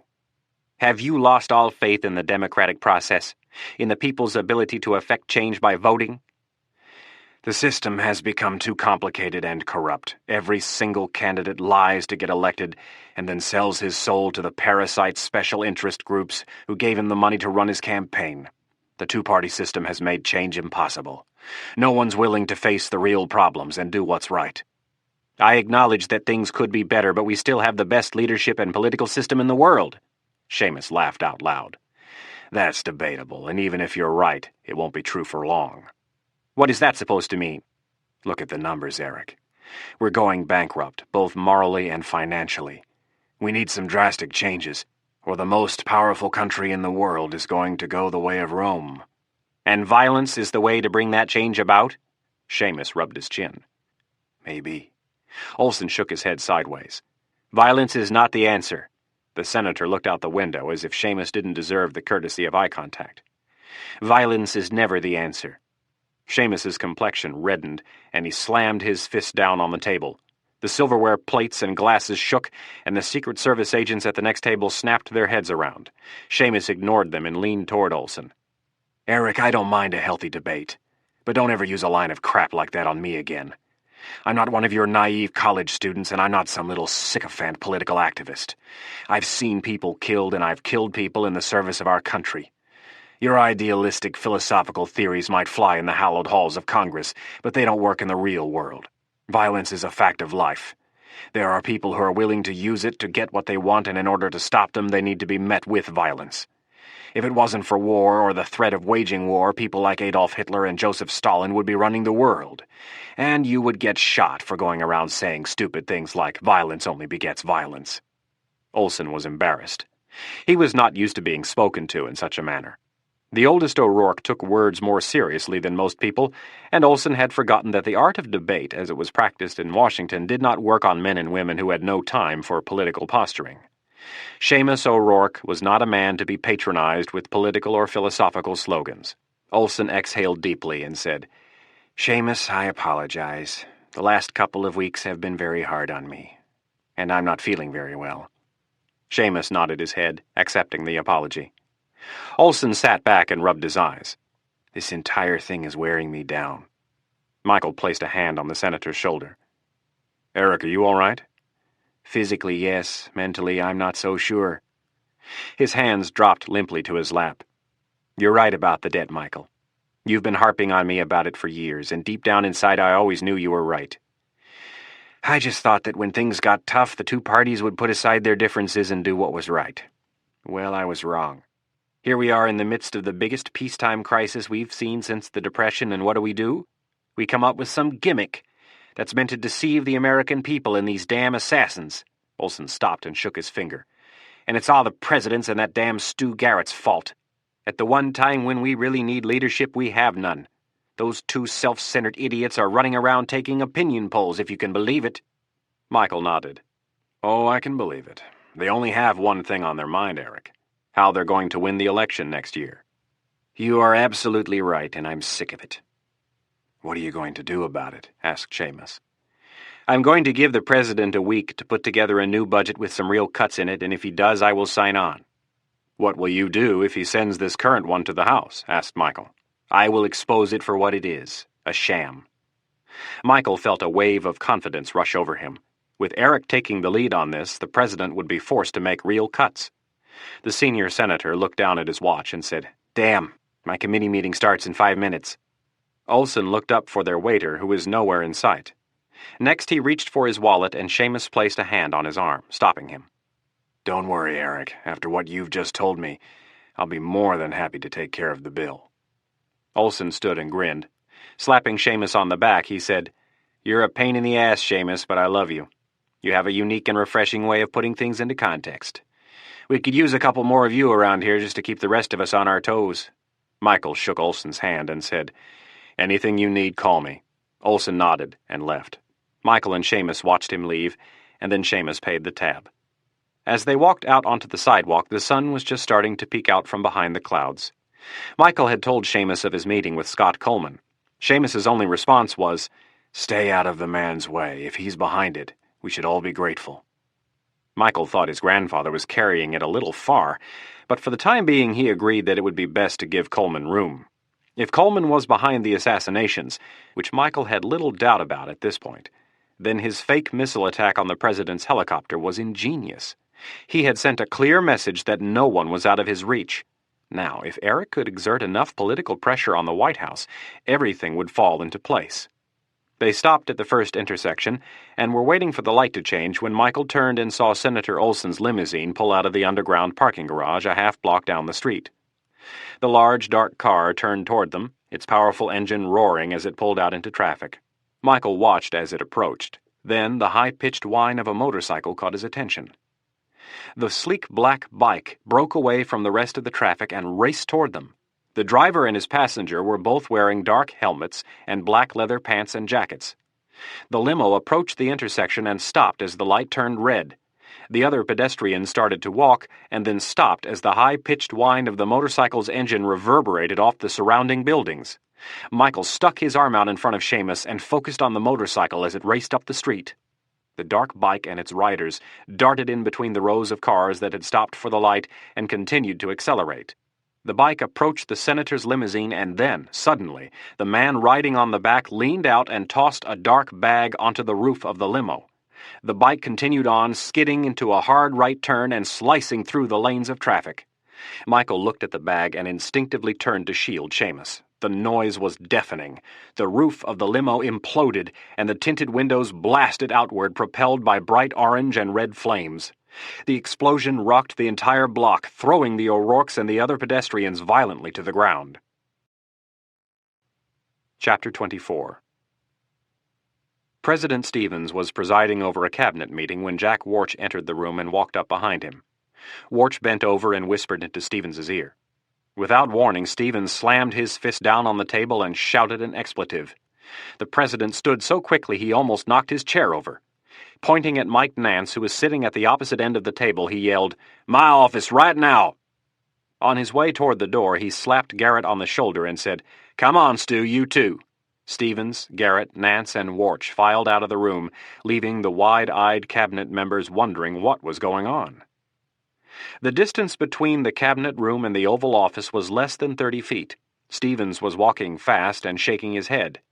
When he reached the door to his office, he abruptly stopped and started back in the opposite direction. Warch, Nance, and Garrett stopped as Stevens pointed down the hall and said, "Let's do this in the Situation Room." As he passed Mike Nance, he pointed at him and said, "Get Stansfield, Roach, and Tracy over here immediately." No one talked as they followed Stevens down the stairs to the basement. A posted agent opened the door to the Situation Room, and the president, Garrett, Nance, and Warch entered. Stevens picked up a remote that was sitting on top of the large conference table and pointed it at the far wall. As the wood panel slid to the side, revealing 8 television sets, the president looked at the TVs and muttered, "This is unbelievable." 5 of the 8 TVs were broadcasting images of Olson's charred limo. Garrett looked at Mike Nance, but Nance ignored him. Garrett then looked at Stevens and tried to get a read on his temperament. Garrett attempted to ask a question, but before he could get more than 2 words out, Stevens said, "Quiet. I don't want to hear anyone say a word." They all watched the TVs in